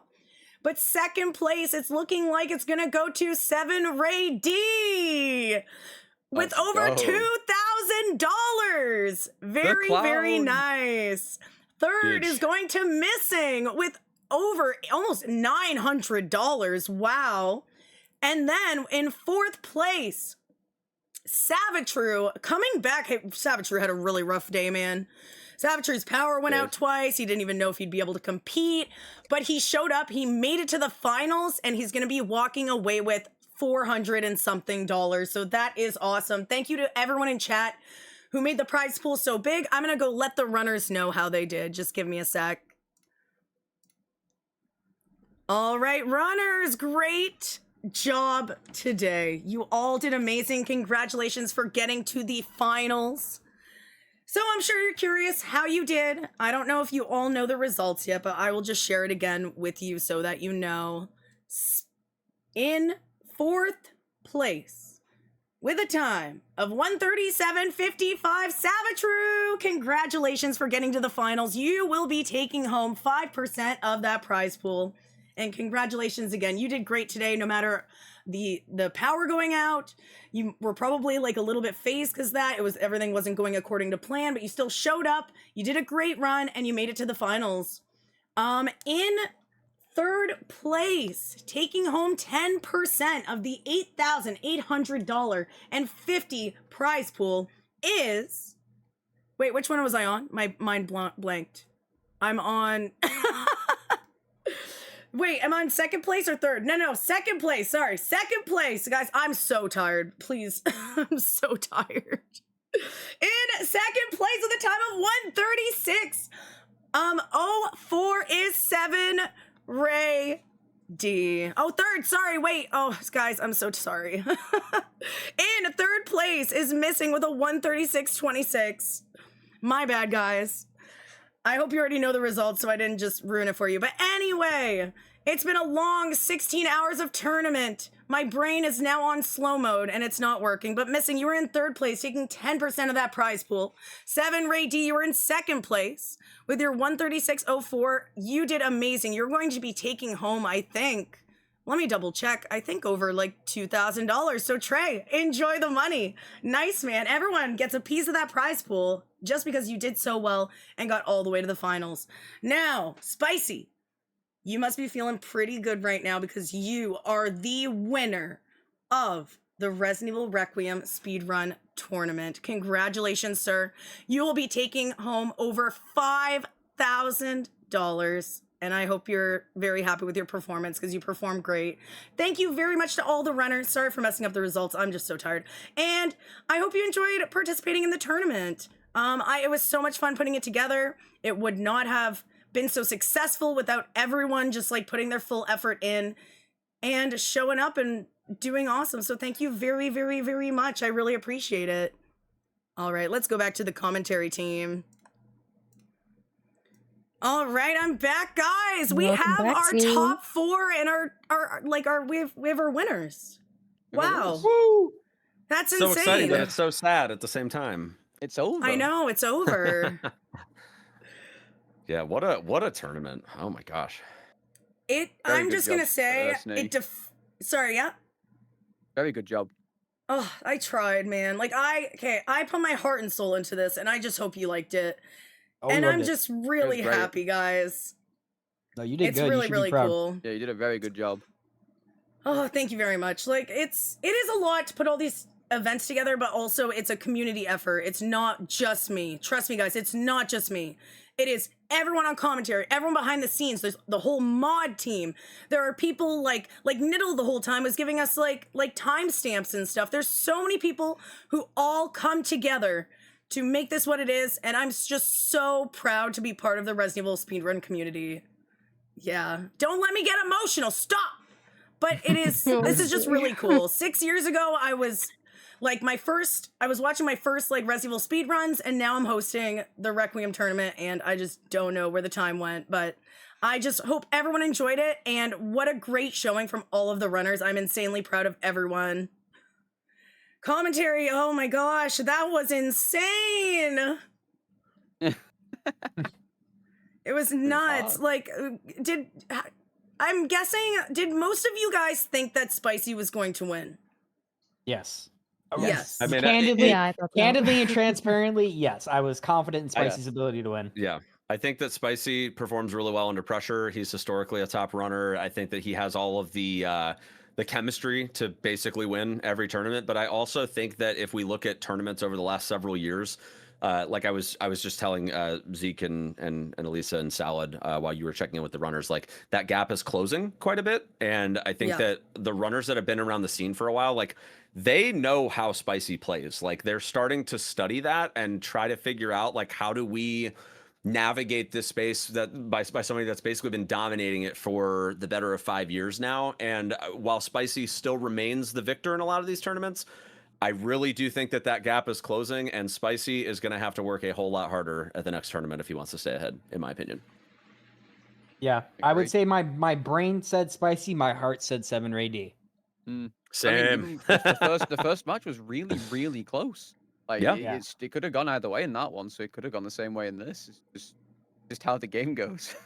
Honestly, It's been we're at really the end of the interesting to see Spicy's rival Joker make it to the finals, but unfortunately things went really, really wrong for him. So yeah, I don't know. I thought it was gonna be really close between Joker and Spicy for a while. Yeah, But I mean, then that's a Joker fair was just thing, ripped.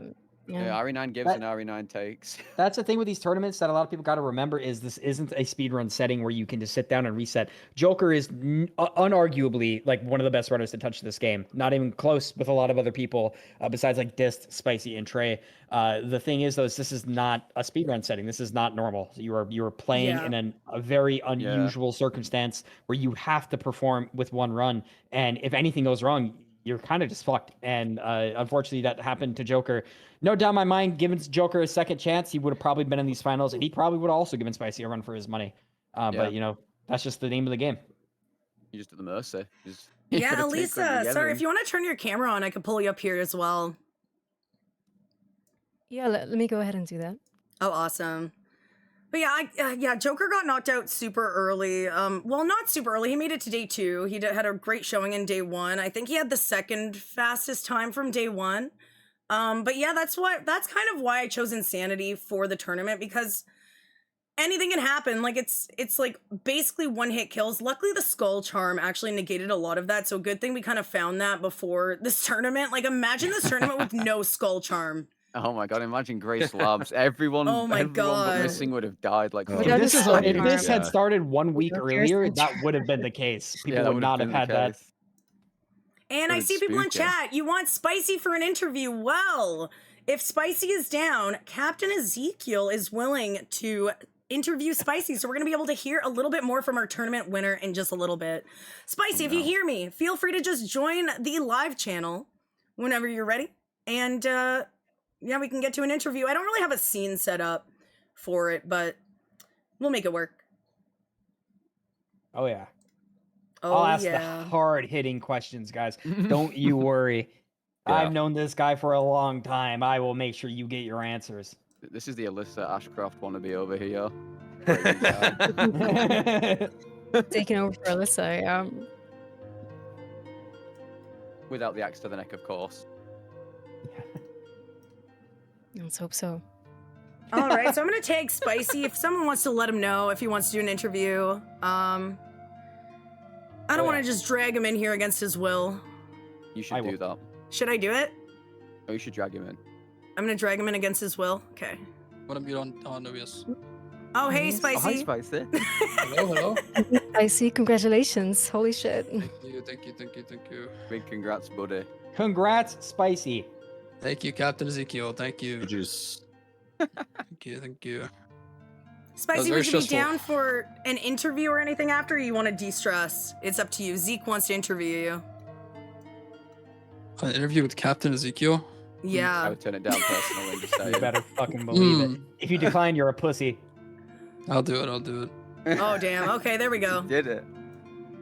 All right, well, just go, I guess. Let's This go, is we're not going. set up. Okay, Zeke, do you have like prep or Oh, I'm ready. something? Okay, go ahead. All right. So, congratulations, first of all, on winning. Good job. Thank you. How are you feeling after the tournament, man? Like, what are your thoughts after like all your rounds, including the last one? I got very lucky on this round. I don't know. This was as far as I'm aware, this is the only deathless run that happened to the entire tournament. I think. So it's pretty crazy that I got I it in think the so finals. too. I think so, yeah. Was it actually? I That's got- crazy. It might I have was been. very lucky. Nice. Yeah, So, no, I mean, I feel good you about that. you basically had a really good lead like through most of that run. Trey actually ended up closing the gap pretty like dramatically towards the end. He had like an early, I'm not sure if you were, but he had like an early death, quote unquote, or retry to Chunk because he did the instant charge. If like, were you ever like concerned at all during this that you were like behind or that like anyone was close to you, or did you feel like you had it unlocked the whole time? I was doing like check-ins with my chat like every 30 minutes, just telling them the closest person to me and how far behind they were. I mean, I wasn't like doing anything with that information. I was just curious, but I know Trey is doing some like crazy YOLO stuff even in the tournament. Like in the in Arc, he's just YOLOing the door. So I mean, he makes up like a little bit of time here and there because he's just a psychopath and he's just YOLOing everything in the tournament. Yeah, But- he's built a little differently. At the point of like the motorcycle, like when I got to the motorcycle, I did a check-in with my chat and they said that the closest person was like almost 2 minutes behind. So at that point, I was feeling like pretty confident because I would have to die in Arc like 3 times at that point for anyone to catch up. Yeah, no, I mean, you basically had like a chokehold on the whole run, like the entire time. So like, now a question from me. So, why do you cheat? Because no one is capable of catching me. I guess no one's caught me yet. Good, yeah, well done. No, but in seriousness, like going into this like tournament, do you have any parts where you're like you were you put a lot of hours practicing into grinding as we all did, but like were there any like certain areas where like I'm worried that this part could fuck up and I'm going to lose because of it because it's like either inconsistent or dog shit or like chunk or anything like that? Was there anything that like made you think that you could just like lose even though you were like like unarguably the clear favorite? So, the chunk insta charge is the big meme that killed like 1 million people doing this. But yeah, I made a safety save for that. But I was actually even more scared of the chunk insta charge. I was more scared of the triple collab before you can make that safety save, not killing the grabber guy. Because if that grabber guy doesn't die, it can make the chunk kill with the bottle not work also. And if like you don't have a safety save for the triple collat. If you mess up the triple collat, you have to just like eat the consequences of it. Because if you retry, it's like 2.5 minutes back at that point or something. So that's really scary. And then cabin, even if you make a safety save, which I was, even if you make a safety save, that's like probably 1.5 minutes lost if it goes wrong. So, Yeah, I mean, no. yeah. And also, fin skip is like 2 minutes before I made a save, like before the auto save if that failed. But I mean, that's been pretty consistent for me lately. It's literally just care center and basement stuff, really. Yeah, we kind of had the hard read, like as commentators, like that once like basement and care center are out of the way, you're pretty much smooth sailing until essentially mortars and arc. You had a very scary run in at arc where you got like double side grabbed. Though you had like a bunch of heals prep, you had a liquor that was also like right on your ass as you were going into the orb room. We were. I was telling the chat and the other commentators that if you had died there, Trey actually would have pulled ahead of you. Because that Probably, even yeah, though that you would've made been, that like, 2 save, minutes. yeah, you still lose like a ton of time when you're going for the orb, because you have to go all the way back to where you first made that save. Like, did you freak out at all there, or were you panicking when you got hit there? Or were you So, fucking chilling? I was panicking because the liquor was there and because the guy didn't actually grab me. He double side grabbed me. If he just normally grabbed me, I was literally completely fine. Because then the liquor would go AFK, everything would go AFK, and I would be fine. But because he double side grabbed me and the liquor was there, I was very close to dying. Like if the liquor would have swung as I got out of the side grab before I could heal, I would have just died. But yeah, that was pretty scary. Yeah, that part was pretty sweet. We also saw you got the lucky crit on Gideon. Again, cheating, which is great. Good job. No one's caught you yet. Yeah, I get the one shot drop all the time. Is that not a crit? The Sal was saying it was a crit. I think it's perfect bear charm range. I think it's perfect bear charm range. Sal lied again. Classic Demented Salad. One thing I wanted to ask you, because it came up when we were talking, is the chef spawn at the freezer door. Because I believe you were the only one that did not have him spawn there. Now, you told me that that's a consistent thing that you can set up based on like a line you take around the truck. Is that true? So it's not with the truck. Someone went into like use the trigger viewer to look at the triggers for how the guy paths, and like across from where you get the wrench, the staircase that you go up, there's a trigger box that starts his patrol path, and it's like apparently possible to miss that trigger. But I've done runs now where I very clearly walk into the trigger and he still is in front of the freezer. So I'm pretty sure it's just RNG, and I think everyone's coping. I'm pretty sure it's just random. Oh, okay, so it is random. All right, cool. So Sal wasn't lying. Fair enough. Yeah, I think it's random. All right, yeah, we're running out of time here. So just two more questions. One, you're walking away with over like $5,000 basically. What are you gonna spend it on? Are you going to Disney World? Taco Bell and Chipotle, and also me and Grace are probably gonna go to Iceland later this year. Probably Iceland trip is where most of that's going. Wait, what about me, neighbor? You have $5,000? No. Oh, he's got you there. Well, I thought you were gonna bring me and my fiance along. Now that you're so rich. What's the next question, Zig? Are you going to use any winnings to join your good friend Captain Ezekiel at Games Done Quick? No pressure. Perhaps. Now that the prize pool was much larger than anticipated, perhaps. Okay. Final question before we go. Everyone wants to know, did you or did you not drink an entire bottle of Jaeger at Summer Games Done Quick 2025 or 2024? Okay, dude. Did you or did you not? Right next to me, and then tell everyone you didn't, even though you did. Come clean right now. I don't know, man. If I did, I was probably too blacked out to remember, so I have no answer for you. Okay, that's an admission of guilt in case anyone's wondering. I did. All right, fair enough. That's all I needed to know. All right, that's all I have for them. GG's again. Congrats on winning, buddy. You killed it. You earned it. Thank you. Thank you to Steve for hosting all the commentators. Oh, of course. And Sorry about everything. letting Zeke do the interview. My bad. That's okay. I think that was a bad idea. That was a terrible idea, Snake. Zeke reached out. He's like, "Yeah, it'd be great. It'd be great. I'm gonna totally. I have questions prepared, actually." Oh yeah. He did an acceptable yeah. job. Oh yeah, There he we did. go. Good job, Zeke. Thank you. And yeah, Spicy, I guess you're free to go. Go take your well-deserved nap, man. You're probably tired. I'm going to Chili's. I'm starving to death. I haven't eaten a single thing since I woke up. Well, you got $5,000 to spend on chili, so enjoy, man. Thank you Happy very about much for taking Chili's. part, and congratulations again. Thank you, everyone. GG's. Have a good night, guys. GG's. Good night. Good night. All right, transitioning back over. Hello. Oh, I'm tired. I'm pooped. It really is a lot to be on, and I'm sure the commentary team is tired as well. It really is a lot. But Yes, wow, sir. Spicy, our winner. Second place, if you missed it, was 7 Ray D. Third place was Missing, and fourth place was Savage. So all four of them are taking a piece of the prize pool. The split is up there. But yeah, the prize pool has reached $8,875, which is way higher than I think anyone expected. Like I like how the title still says like 1K plus. I know. Yeah, the first goal was Yep. like 1,000, and then I was like, okay, 3,000 for the tournament, and then we hit 5,000 by the first day or the first night. So that's absolutely incredible, and I'm just glad the runners have a lot of money to leave with.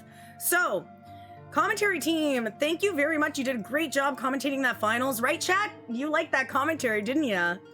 So, yeah. Captain Ezekiel, you want to talk about yourself a bit? Where are you? Where can we find you?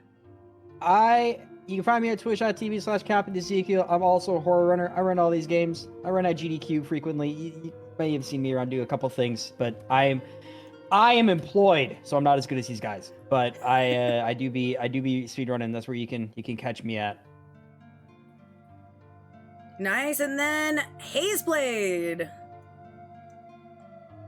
Well, first and foremost, Stevie, thank you so much for having me. It's been a Of very, course. very awesome experience. You can find me in a lot of different places, most notably twitch.tv/hazeblade, but I also make short form content on TikTok, YouTube, and Instagram, as well as some other platform that is of the 4 main ones that I post to. But point is that yeah, I do mainly do the stream, and I also do short form content. So if you want to learn how to speedrun RE9, I have a whole series on that you can check out on YouTube, TikTok, Facebook, or Instagram, and drop a subscribe over there, turn on notifications, all that good stuff, and get to running yourselves. So thank you for having me, and it's been a pleasure. Of course, Hazeblade, was awesome having you on comms, and also you ran in the tournament. I forgot about that. That was crazy. Last minute addition. But Salad, thank you for being here. Oh, thank you for having me. I'm very tired. Yeah, I know, man. You are, yeah. I'm in the next day. I'm in the future. Oh wow. Oh, you're Yeah. really in the Yeah. future. I'm really in the future. I have things I could tell you guys that'll blow your socks off. But yeah, thanks for having me. I'm a horror speedrunner also. I do challenge runs, soul stuff, permadeath, permaslop. I'm the coiner of permaslop apparently. I stream every day. I post content on YouTube and basically any other thing you can think of, just under the same name. And that's about it. So cheers. Awesome. And Elisa, it's been so nice having you. Yes, girl. It's been fantastic. I just feel so lucky every time I get the invite from you to participate in tournaments like this. It's just, honestly, I don't know. It always touches me to just see the community come together to do something so great. And I cannot stress enough just how incredible I think it is that we as a community can just all come together and organize such a thing, but also the support from the chat. It's just wonderful. Like, tournaments don't have to be hosted by big organizations. It just takes a community with a lot of love for a game, and of course you, Snee, as an incredible organizer, just make it happen. So yeah, it's been great. Thank you so much for having me. Of course, and we can find you at... You can find me at twitch.tv/ElisaPrey. It's the same name as you see on the screen. I am a streamer, I am a horror gamer, I am a challenge runner. I challenge run mostly Souls games, Resident Evil, horror games in general. I do all kinds of crazy things, but also just, you know, RPG playthroughs. I like all games, so... You yeah, always undersell that's pretty much yourself. it. This girl beat Village of Shadows knife only. Go follow her I did. right I was now. world second to do it. Yeah, below like this. I forgot his name, but he was like a guy from Greece. I was world second to complete a VOS knife only run, and I'm currently doing melee only RE9. I'm gonna go through all difficulties, including insanity. So I'll see how that goes. But yeah, thank you so much for the support. Thank you, Snee, and thank you just for having me. And huge shout out to every single commentary, every single runner, all the mods in the chats, and every single person that contributed to the prize pool. This is just incredible. Thank you so much, guys, for everything. I fucking love Resident Evil, man, and I love this community. Yeah. Yeah, happy 30 years to Resident Evil. It's really been Happy my 30. childhood and it's my career now. Like, what's going on?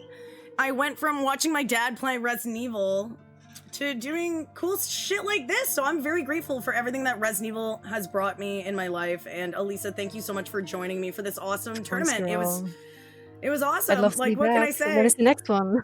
When is Oh the next God, one? when What is are the you? ne- What is your plan? So my next tournament, I think I want to do a newbie tournament. So people who have never Yes, ran the yes. game before, get more people speed running, you know, because it's a lot. It's very intimidating if you've never speed ran a game before. You might not know how to get into it. I would ideally like have some people. It would probably be for Resident Evil 2 Remake because that's my main game and I know it the best. So I could like help coach people, maybe get some other coaches on board to like help new runners learn the run, and then you'd have about a month to learn the run, and then there'd be a prize pool and everything like that. So that's my next idea. I also really want to do a Resident Evil 3 Remake Inferno tournament. I don't know how many people would join that though. Like, I need to find runners, I might but try. it would be so fun to watch. I know some people. I might that try. Oh, you know some people? Oh, I But know yeah, I some wanna- psychopaths. Oh yeah. I know Orch still runs it, so I don't know if he'd be down for another tournament though. We'll just have to see. Yeah. After Orch got pretty screwed the other day, I don't know if he's down for it anytime soon. I fear. All right, guys. Well, I guess I should shout myself out too. My mods are yelling at me. My name is Sneevil. I speedrun Resident Evil games. I've been speedrunning them for like 6 years now. My main game is Resident Evil 2 Remake, Claire A Standard. I have a time of like 50 minutes and 3 seconds. I've been trying to get sub 50 for a while. Also, I run Insanity. Because I hate myself. Yes, and we're gonna be doing Insanity runs tomorrow. Oh yeah. Oh, just get back in the care center. Oh yeah. Sorry, I get really passionate about speed runs. But anyway, I'm really excited to go back to care center tomorrow to hopefully not PB and just like get my head bit off by Marie over and over. Oh yeah, can't wait. But anyway, follow the channel if you want to see more speed runs, more tournaments, and all that good stuff. But anyway, like, is there anything else to even say? Like, I feel like we're done here. That's it. I know. We did it. I don't want it We to be beat over. RE9. We did it. It's over. We beat RE9, guys. We did it. Completed it.